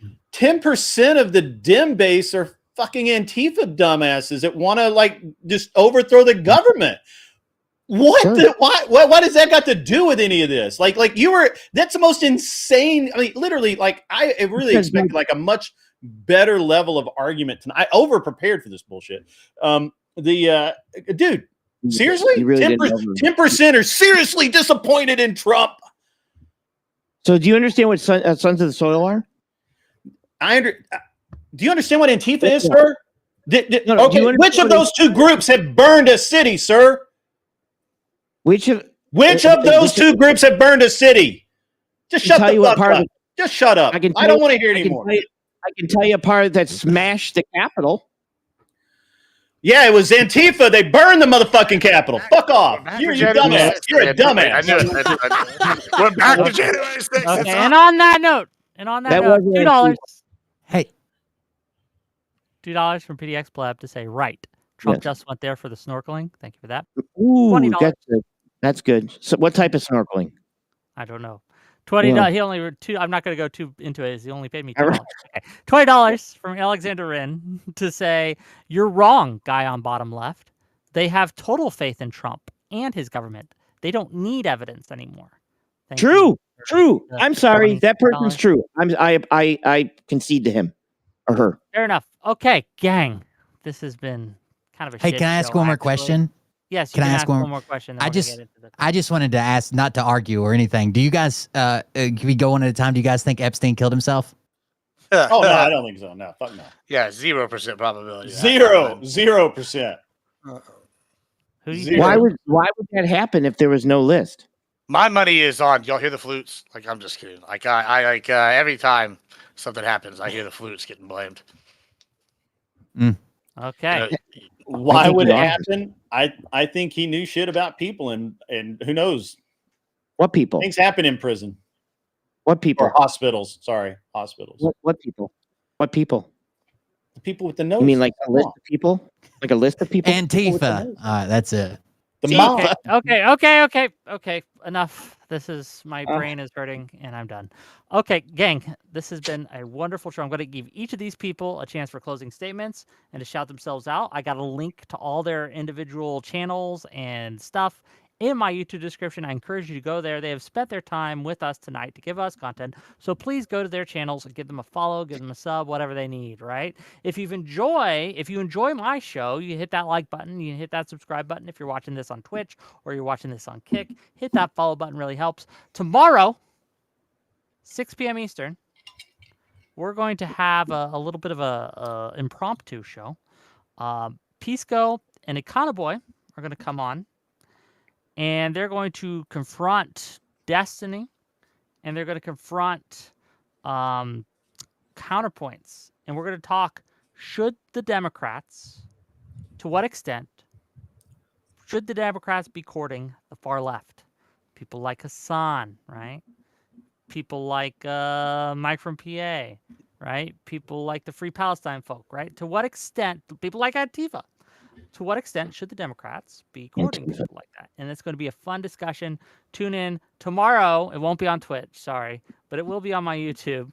Tomorrow at 6 p.m. Eastern. Tune into that. It's going to be fun. Then on Thursday is my birthday, and we're going to have a birthday stream where we have Eucharist, and Ryan is going to be arguing with Non-Fawn and Non-Fawn's buddy about shrimp. And it's just going to be fun. So, if you just put some type of blur or some type of funny head on Destiny, you could do it on Twitch. You just put some type of funny head I don't know how to do that, and it would mess up, and it wouldn't work, and I would get banned. So I'm not going to even try. We're going to give the mic to Sage first, and then we're going to go around and let Gibbs have the last word. Okay, Sage, go ahead. Yeah, so to be completely honest, everybody that's here, no hard feelings. This is a good time. This was a good time for me. And basically, I understand that the two people on the right aren't as bright as me and Will. So it really doesn't hurt my feelings when they start to attack me and things like that. But there's no way it was not any type of distraction. Like I said, it was specifically targeted towards people he blamed for the list, and then he immediately went after that list, and the next thing you know, Tulsi comes out. There's no way he didn't go to Tulsi and say, pull it out, pull all that out, let's go after him, as a distraction to say, ignore the list. 100%. And I think all of us four should be able to come on the show tomorrow and heckle Destiny and Peace Go while they talk. Is that possible?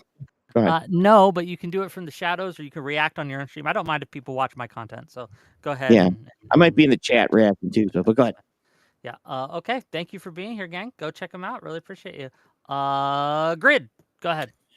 Yeah, you can find me at Grid One Motorsports at YouTube or whatever it is. The channel name is An Unreasonable Man on Twitch and YouTube. I do streams and debates and cool shit like that. Really appreciate you having me on, Wick. I hope you make it to DebateCon. I got some cool shit going on at DebateCon day before and day after. DebateCon. I don't know what it is or when it is. You don't know what DebateCon is?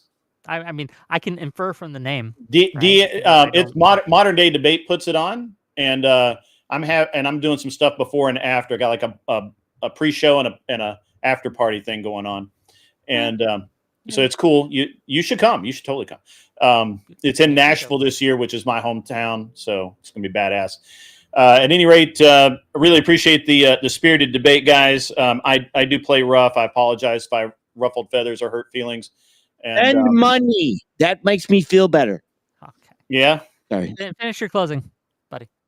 And that's really about it. Again, I represent the angry, gun-toting, meat-eating fucking people, and I just noticed my suppressor showing, so I should put my skirt up. So. Okay, thanks for being here. Check him out. I got a link to his stuff in my YouTube description, and give him a follow. Next up, we have Will, or Cold Beer Confessional. Go ahead, please. Yeah, it's been fun. I would yell at you guys anytime. So you can find me on YouTube, Twitch, Cold Beer Confessional. If you want to check out the show, I'm usually live about every night. And thanks for having me on. Yeah, thanks for being here. Really appreciate you, and maybe we'll have you back sometime. Next up, last but certainly not least, Gibbs, please. Hey, I'm Admiral Gibbs. Thanks for having me as always. These are fun. I will be doing another show here in about an hour and 15 minutes on the Raging Tomatoes. We're going to be talking about masculinity. I'm going to be Admiral Libs tonight. It's going to be pretty entertaining. I think we're going to be arguing the opposite side of what I want. I'm like a last-minute fill-in for a lefty that dropped, so that'll be fun.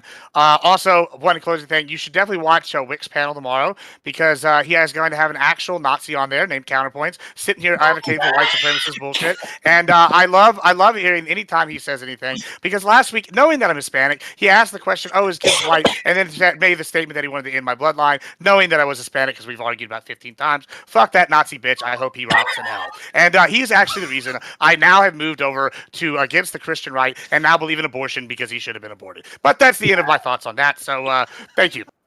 Hey, what's your Tell us address? how you really feel. Yeah. check him out, gang. With that, we're going to raid into Prime Kai. Tell Prime Kai to say hate raid, and I'll see you guys later. Wait, bye-bye, everyone. Bye-bye. See ya. If I would have known that, I would have had you deported. You know, hey, you still might get deported. You still might real dead is illegal, so but whatever. Rick, man, thanks for having us on. Anytime you want me or Will on, for any type of show, fun, guys. Thank you. But you're like your mic, dude. Appreciate it. Right? I don't know what's wrong with your mic, but every time you were trying to have a mic battle with someone, you would lose every time. You're having the same thing Temple had. I can give you the name of a guy that can help you, and he'll work. Yeah, because I don't understand. Like, I'm running a Rodecaster, Duo, the mini Rodecaster Duo. I don't have ducking on or anything, so I don't know why. I don't know why that does that. I can't help you with the tech side, but I gotta go, gang. I do as well. Sage, I'll ask you to do a group chat with a guy. Rick, hit me up if you want to know about DebateCon. Will do. Bye-bye. See ya. I'm gonna get out of here. I'm out of here. See you guys.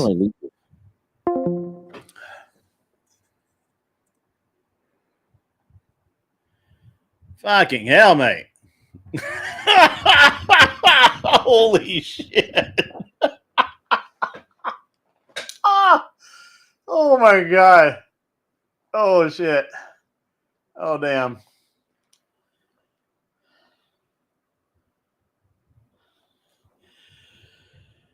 Whew. Wow. Wow.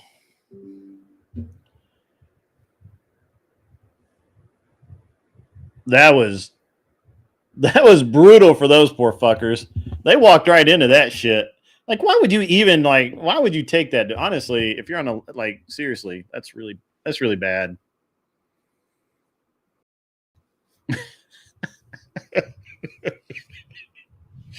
Oh. Yeah. Oh man. Holy shit, that was fun. Whew. It's really interesting the amount of bullshit that literally told me that it was okay for Biden to not release the Epstein report because it would alienate 50% of the voters or some shit. Does anybody believe that? What?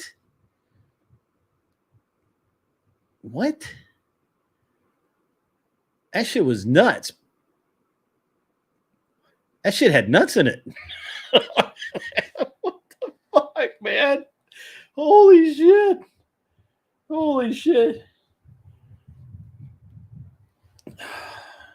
Imagine being a logistics guy and not knowing that international contracts are being signed. Huh. I should reverse course. Yeah. You know what I should do? I should go to fucking bed so I can get up at 4:30 in the morning and go fishing again tomorrow.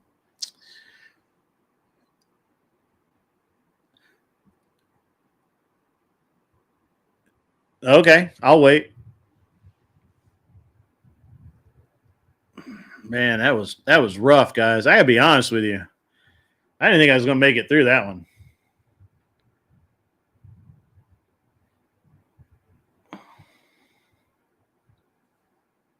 Oof.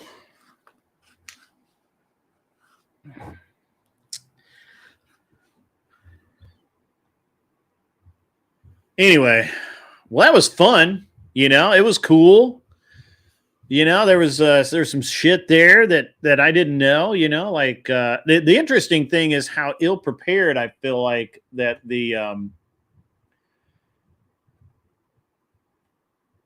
it's amazing how ill prepared I feel like that the opposition was. Like, it was like they didn't know half that shit. That is still not as painful as a prime panel. That's funny. Yeah, they knew jack shit. Like, and his whole thing was like,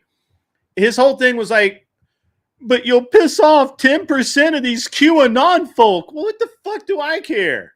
Yeah, you got fucking Antifa out there burning shit. What the hell? Or am I doing? No, I'm not. I mean, I haven't been asked to. Gibbs is. Let's check it out. Let's see what's up over at Tomato. So, no, I haven't. I'm not doing it. So, yeah, man. Wow. What a fucking deal, man. What a fucking deal.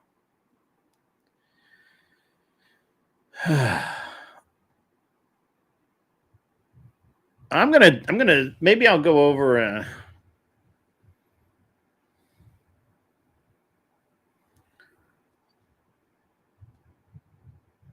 I don't know, man. It's pretty funny. So what did you guys think about that? What did you guys give me some feedback on this?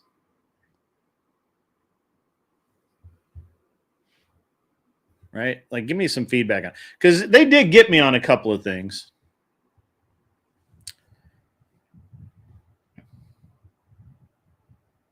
Should I go jump on Prime Kai's panel just for the fuck of it? More receipts. Nobody had receipts. They were some emotional dudes. Yeah, that's fucking right. No shit, doggy. They were emotional as fuck. Should I go jump on Prime Kai's panel? Yes, no. Let me know. Fucking hell, man. You know what was funny is like they couldn't believe that I just don't give a shit. Oh, they were absolutely bad faith. And when I try and pin them down, they would just like try and pivot away, and then accuse me of pivoting.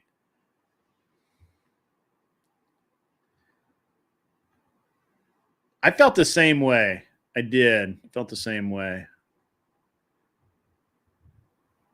Yeah, that's true. Very true.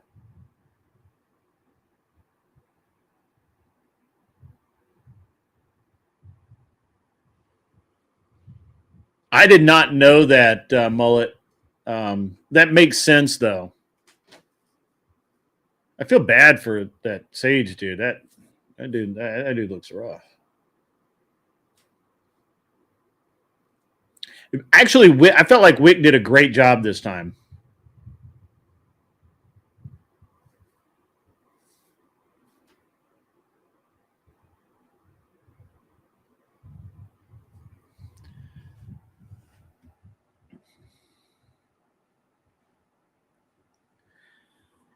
Yeah, you're right. I see. The problem is everybody talks about Burisma and it's, I don't know. You're right though. I could have done better with that. Yeah, absolutely.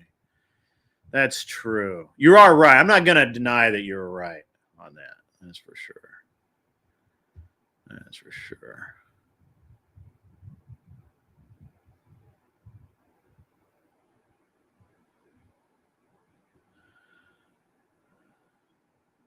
What's up, So Wobbly? He's over in Twitch. He's on Gibbs's Twitch, actually. I don't think he can hear what I'm saying. So that's okay. Oh, we can. What's up, Buttercup? Yeah, I thought we'd just come back in here and do a little post. Yeah, bro.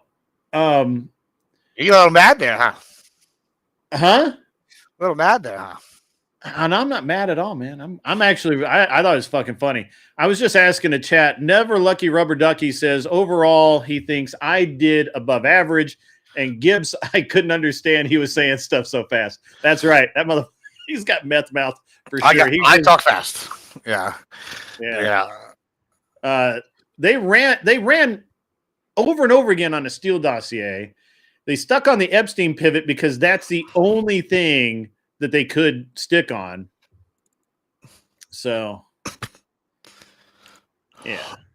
Yeah, I don't know. Like, that's, I also feel like it was very, It was totally bad faith, though. They didn't want to, they were okay with Biden not releasing the Epstein report because it would have alienated a bunch of voters. Are they fucking serious? Yeah, that's the worst line of bullshit I've ever heard. Yeah, I didn't in my life. I was just sitting here like, what? Come on, bro. Like the line of reason. This is like what they keep doing that I think that, like, they don't understand. That's fucking them up, right? There's a reason why Democrats are at an all-time low for basically their approvals, right? And it's because they're just being blatantly dishonest. And not only are they being blatantly dishonest, they're like advocates, like the media, the alt media, like this, are also being just like totally, like they're seeing stuff done, and then they're post hoc reasoning it in order to like find a justification for shit that's like clearly not there. And it's just like nobody right now on the Republican side are going, well, why didn't he release these? People are going, yeah, he should release them.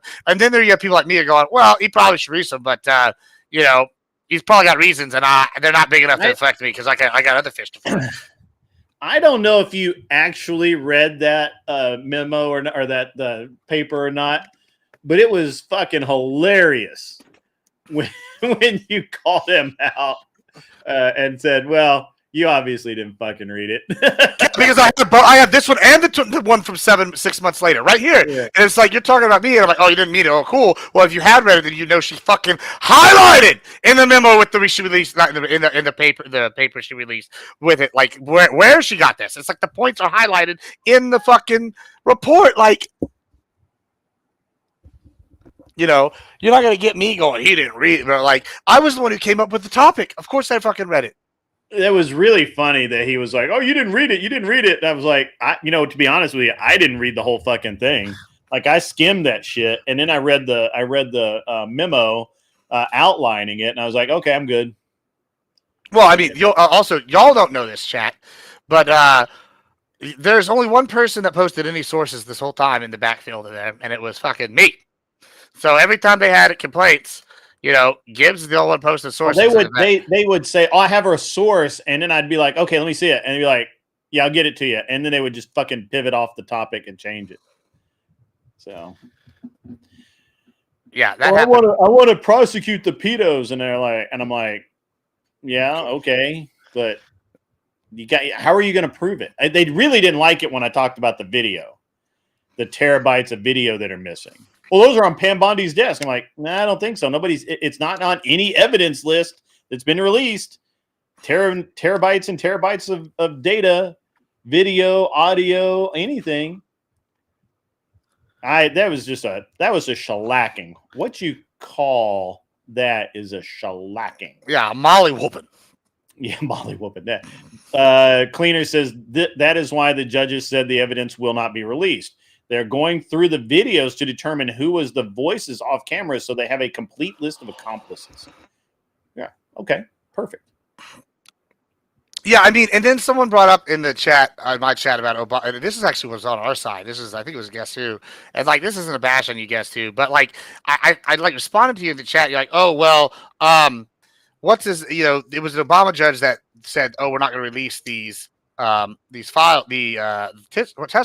But when I read that, and I could be wrong, but I read it and it seemed like, they're not releasing it on the fact that it's procedural grounds, and they recommended that the courts in New York should be the ones to release it if they're going to release it. And I was like, okay, I don't have a problem with a judge doing that if they think that it's not, if it would be struck down later, as opposed to like, that doesn't look like collusion. That looks like the judge is like, But what was why would that idiot, the cold beer guy, how could he not fucking understand that if you read, I don't have any fucking paper here because this is a computer room. I don't have any fucking paper. But if you read this report and 3 years later, and you said, I found some problems with this, and you wrote a report that said, I found problems with it. And then you reread the report and said, yeah, it's fine now. Or you read your report that said, yeah, I found problems with it. Yeah, okay, I was right then, I'm right now. How is that not hard? Why was it so hard for him to understand that it is literally confirmation bias to have the guy who read the report or wrote the report to read the report and write another report on it saying the same thing, that, oh yeah, I got it right the first time. What the fuck? Like, nobody allowed. I mean, that's the dumbest thing ever. Yeah, I mean, I think that was. And I'm being nice. I'm being nice about that. Like, I'm being nice.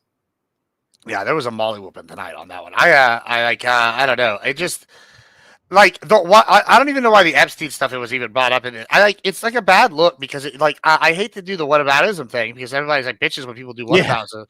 But like, okay, let's just hold each other to the same standard. Okay, well, if we're gonna hold each other to the same standard, Republicans are up in arms. They're like, release the fucking info, and then like Democrats are like, oh yeah, now we want the info released, but they shouldn't give a shit like a while back. It's like, where is this right? Like, you don't get to tell me when to be righteously indignant anymore. I'm sorry, y'all have lost the moral high ground. There's a reason you have like Chuck Schumer's got a 12% fucking approval rating, and the Democrats have like a 28% approval rating overall. It's because nobody trusts you.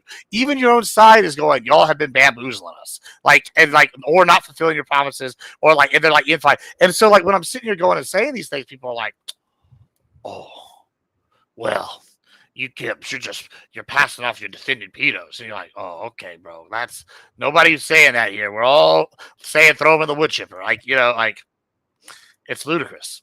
It was really a weird vibe to the discussion. It was like they wanted to be mad, but they didn't want to be mad. And then they gave a bunch of literally bullshit reasons why they were not, not doing right.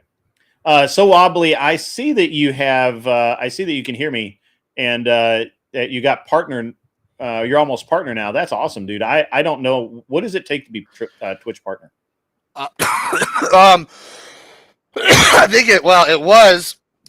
I think it still is. You have to average 75 concurrent viewers for 2 months. Well, first you have to qualify for be partner. So you have to have 75 concurrent viewers. You have to have stream for a certain amount of days and hours each month.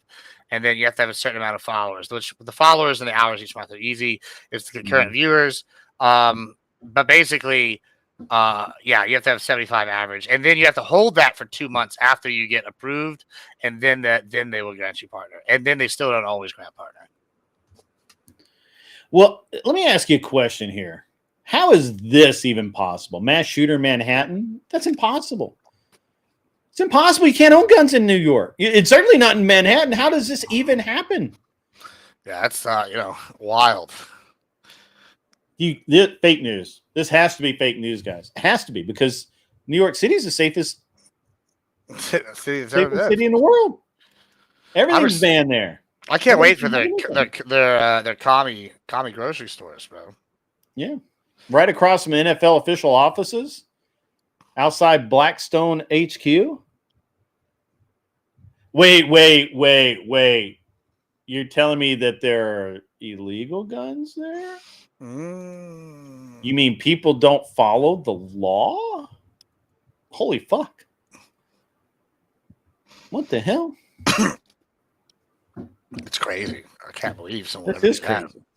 This is nuts. Like, how dare they, bro? Apparently the LAPD lost some grenades. Whoops. Don't lose grenades, folks. Grenades are... Yeah. That's wild. Don't lose track of your grenades. That's all I'm saying. Don't lose track of those. You don't know if someone threw it or what, but it exploded. Well, okay. That was a weird debate. I way over prepared, like way. That's the thing for a lot of funny. this. I think Sage was in here like half the time I was preparing. Now he wasn't on when I was preparing with Rob Noor, I don't think. But I think he was here while I was talking about it. He also thought I was not taking it seriously when I was sitting there. Like, I talked to Rob about it this morning, and he gave me a bunch of tips and shit like that. So. Yeah, that's pretty cool. Okay. Sorry. Yeah. I agree with you about this. Sometimes I feel like I over prepared for some of these debates. This debate, I definitely was I felt like I was under prepared, even though I had like all the information I wanted, which is the report and some of the other stuff. And I'm just sort of like looking at it, and I'm like, whatever. And then we don't even dive down any of these rabbit holes. And then I'll come to something like tonight, which we're doing this masculinity thing. And I'm sure that so Kel was paired with somebody. I think it was Duck, actually. Yeah, and so I'm sure that like after I fucking drop my fucking banger of an opening, it's gonna be great. It's gonna make a lot of people mad. Sorry, my conservatives, y'all. I'm gonna have to beat y'all tonight because I don't lose debates no matter what team I'm on. But I am gonna come in here, and it's like I know that I'm gonna have to like these guys are gonna be like source, and it's gonna be like, okay, this is the one I should have had 50 sources for, even though this is like a philosophy debate versus, then we're like in the one over here where it's like a policy debate. And we're like, oh, well, I got 30 sources. No, that was a total rhetoric debate. Yeah, and it turned all rhetoric. My rhetoric won. I was literally I forgot. I lost track of how many times I called those guys insane. Like, that's an insane position. Yeah, it's also like untenable. Michael A. What the fuck ever your name is. I didn't avoid a topic. They avoided topics. Duck, bro, you need a hamburger, man. You need a hamburger. Just telling you. I mean, you can send me your notes, Duck. I mean, I'm not gonna. I don't know if what I'll use them. I might use them. I'll take any information anybody's got. I always take. You're talking to Duck. I'm pretty sure he's losing his fucking mind. Listen, I'll take if anybody wants to send me notes. I'll take notes. I won't promise I'll use them, but I'll read through them. And maybe if there's some nuggets I can steal in there, who knows?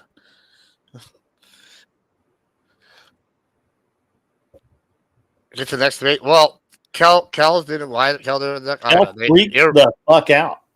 Yeah, irreconcilable differences. Well, I mean, I might use them. I can't promise I'm going to use them. I'm definitely going to take a gander at them, maybe. But like, if it doesn't fit the argument that I'm going to make, then obviously I'm not going to use it. Duck, you got to eat a steak, bro. You got to eat a steak. Get some like real protein in you, and some fat, some calories. It'll do wonders for your mental acuity. The mental acuity, guys. Oh wait, did I use too big a word there? It's a good Ah, word. dang it! I used a $3 word. Yeah, Oh. I mean Biden couldn't spell acuity, so. Yeah, well, he would think acuity is smelling his daughter's hair. Well, probably, bro. That's probably what he thinks her name is. That was hilarious. You brought that shit up, and they were like, "Oh, they can't." What can they say? There's that shit's everywhere. You got time out. That's funny. Goddamn memoirs and shit. Like, Cleaner 409. I actually cook using Wagyu tallow or duck fat most of the time. Like I don't even use butter anymore. Straight up tallow, beef tallow, Wagyu tallow, and duck fat. Duck fat's ridiculously good, man. It's like, oh god, so good. So now I want to go make a fucking steak. Nice. Yeah, Biden couldn't spell his own name. Biden doesn't know his name. You can't spell what you don't know. Meat and not goats. Yeah, I don't have any goats, man. I basically didn't eat today because yesterday I went to the Brazilian steakhouse and had like literally a ton of fucking food. Yeah, duck fat for Chinese food is a must, that's for sure. But duck fat for like fries, man, it's amazing. Anything that you would normally deep fry. For what was Wagyu fat? Yeah, I mean I use beef tallow for a lot of my stuff. Yeah, I use Wagyu beef tallow on literally all my cooking. Like all of it. I'll even when I'm gonna slow cook something, I'll put a layer of the tallow over it so it soaks in the slow cooker. Oh yeah, if Cal has them, then I'll have them. Do you mind if I post my Discord since they're asking here? Go right ahead, man. All right. Yeah, I didn't want to just be rude and be like, "Hey, we just yeah, y'all can come join another conservative and we can yell at people." Yeah, I gotta pump up the numbers on Twitch, guys. If you guys are on Twitch, go over to Twitch. Give me that like, give me that whatever follow, give me whatever it is that you do on Twitch. Twitch me, bro. Twitch me. Yeah, we get him his ad revenue to start coming in, you know. And I gotta figure, and I gotta get in your. I'm in your Discord, but I always forget to promote myself or whatever you want to. Yeah, you should do the. You need to post. Hey, what's up from Bumbly? You had a lot to say about me earlier. Do you still feel that way? Do you want to come up and talk about it? You're welcome to. Yeah, Bumbly. That's go post in the Go post. I probably need to get go affiliate to link. Yeah, I mean, I'm gonna add Kick once I got. I mean, I already have a Kick set up and everything. I'm gonna. I need to. I have Rumble set up. I'm waiting till I get monetized on YouTube, and then I'm just gonna multi-stream all three at once. You're not monetized on YouTube? I mean, I literally just started doing YouTube 2 months ago, so you know what I'm saying. I started doing it after I did Tim Pool. So he's like, "Oh yeah, you should definitely do YouTube. You're gonna get a bunch of people." And I went from 100 people to 1,100 people, and or 11, or about 1,000 people, and I gained 900, literally So you just need watch hours? Yeah, I just need the watch hours. I'm already about 1,000 watch hours in. Oh yeah, you'll be monetized real soon. Yeah, I'm not super worried about it. But once I am, we'll be on all 3 platforms at once. Yeah. I stream to X, Twitch, and YouTube. I need to. I guess I should take some time. I actually need to, and I would have done it today if I hadn't got all wrapped up in this debate shit. But I need to tear my studio apart again and change it around and do some stuff. So, yeah. I bet if you would have offered Wick $1,000 to remove Sage and Will, he would have taken that deal. He would have. Not even. He'd have bailed. He would have bailed. Yeah, he would have done that instantaneously. Yeah. How much do you? I mean, just talking out of school here. What do people actually make on Twitch, and how do they make it? Is it likes, views, watch? So I mean, that depends, right? there's like a bunch of different ways. Like some people, like Modi makes most of his money off of like donations, right? Like people will donate, etc. He doesn't get very much from subs. I don't particularly get that many from subs. I get some sub money. You know, I stay between about 50 to 150 subs right now. I mean, that's going up. Like my average has gone steadily up, whatever, each month. You know, Charlie, for example, she makes 90% of her money off subs. I make like 80% of my money off of how much do you make for the subs? What's the spread? So it's like 270 if you run a full amount of ads. And you don't have to run as many ads as I do. So you make 270 per sub. $2.70. Yeah, so like about half, and then it goes up to like 70% once you're a partner. And then you can make a lot more in ads if you run a bunch of them. They have like a split, and then it depends on that. Like if you've ever been shadow banned, and if you've ever had like if you like are like qualified for like I don't know other things. Like I haven't gotten very many bans, and I don't like ever get busted for like reports. I've only had like one ban that was like years and years and years ago. So like I like basically have nothing, like no strikes on my record at this point. Yeah, so I've never had a strike on Twitch. Yeah, so I get a lot of good ads. But some people like Charlie or them, they're like shadow banned, or they get like certain ads, or if they put politics in their thing, and you don't have to put politics on your thing, even if you're talking about it. Then like if you find out you're doing politics, they'll just like move you to that category for the video. So it's like not even a real big thing that they're like care about, or at least right now. But like if you do put politics, you know that they're like a lot of companies will like look at you before they'll allow it to be sponsored. And thankfully, right now, the conservatives. Well, I'm talk show and podcast, I think. Yeah, so yeah, I mean that works too. I usually use just chatting. But yeah, I mean, I am always talking to somebody. So yeah, and like what Vite Mecca is saying is true. They use Twitch money as a shite, like Kofi and Patreon pay a lot of the streamers, right? Like I am lucky enough at Grid. You're kind of like in the same boat where like this is not our main income. You know, we like making more off of it. Right. So like that's always a good thing. But it's like it's the long con. It's like getting the name out there, you know, spread to as many sites, get the multiple revenue sources. It's just like any other thing. You know, if Twitch is making like 1,000 a month, which, you know, whatever, and then YouTube's making a couple thousand a month, and Kick's making like 300, you know, overall, all of a sudden now your online shit's paying quite a bit. But if you're doing any individual one, you know, like I make nothing from ads on YouTube. Like I'm talking pennies. Like 30 cents, $1, something like that. Like nothing from it. And I don't even monetize most of my streams. Like I have to go back and do it later because my streams, most people don't actually watch the whole thing. So I need to start doing clips to get that kind of revenue. Almost all my revenue is exclusively through donos.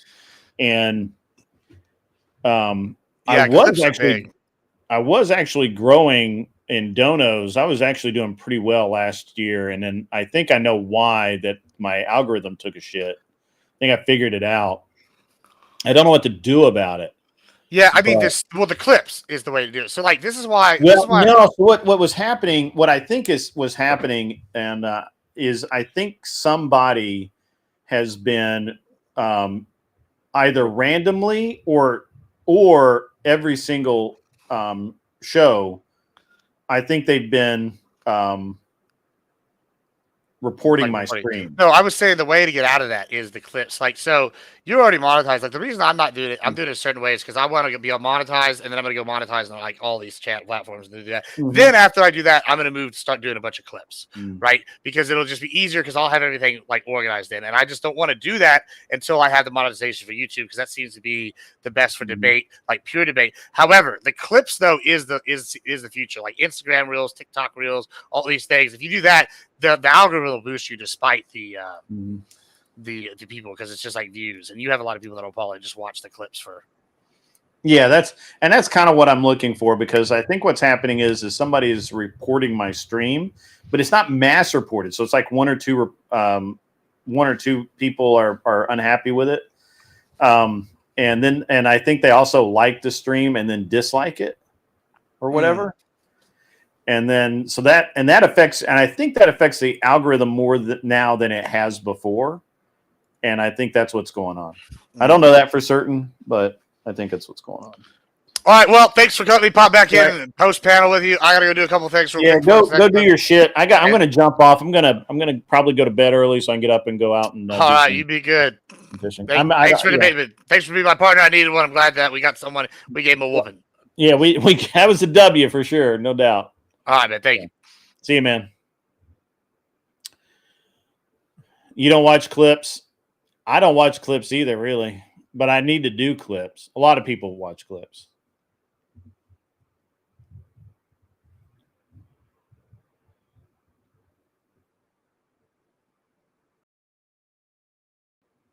Yeah, that's probably true.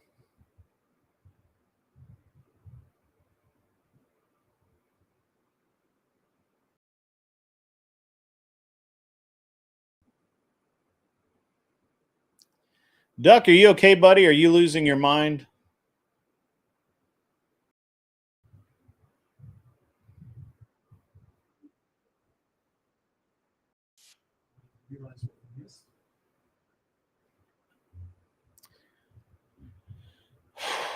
I've been on 8 hours, guys. That's a long time for me. I don't usually do that shit.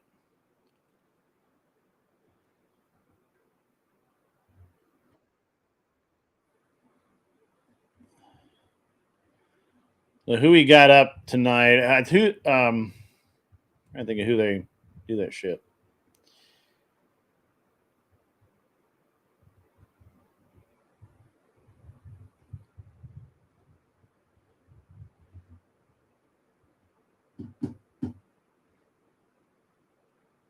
I'm just okay.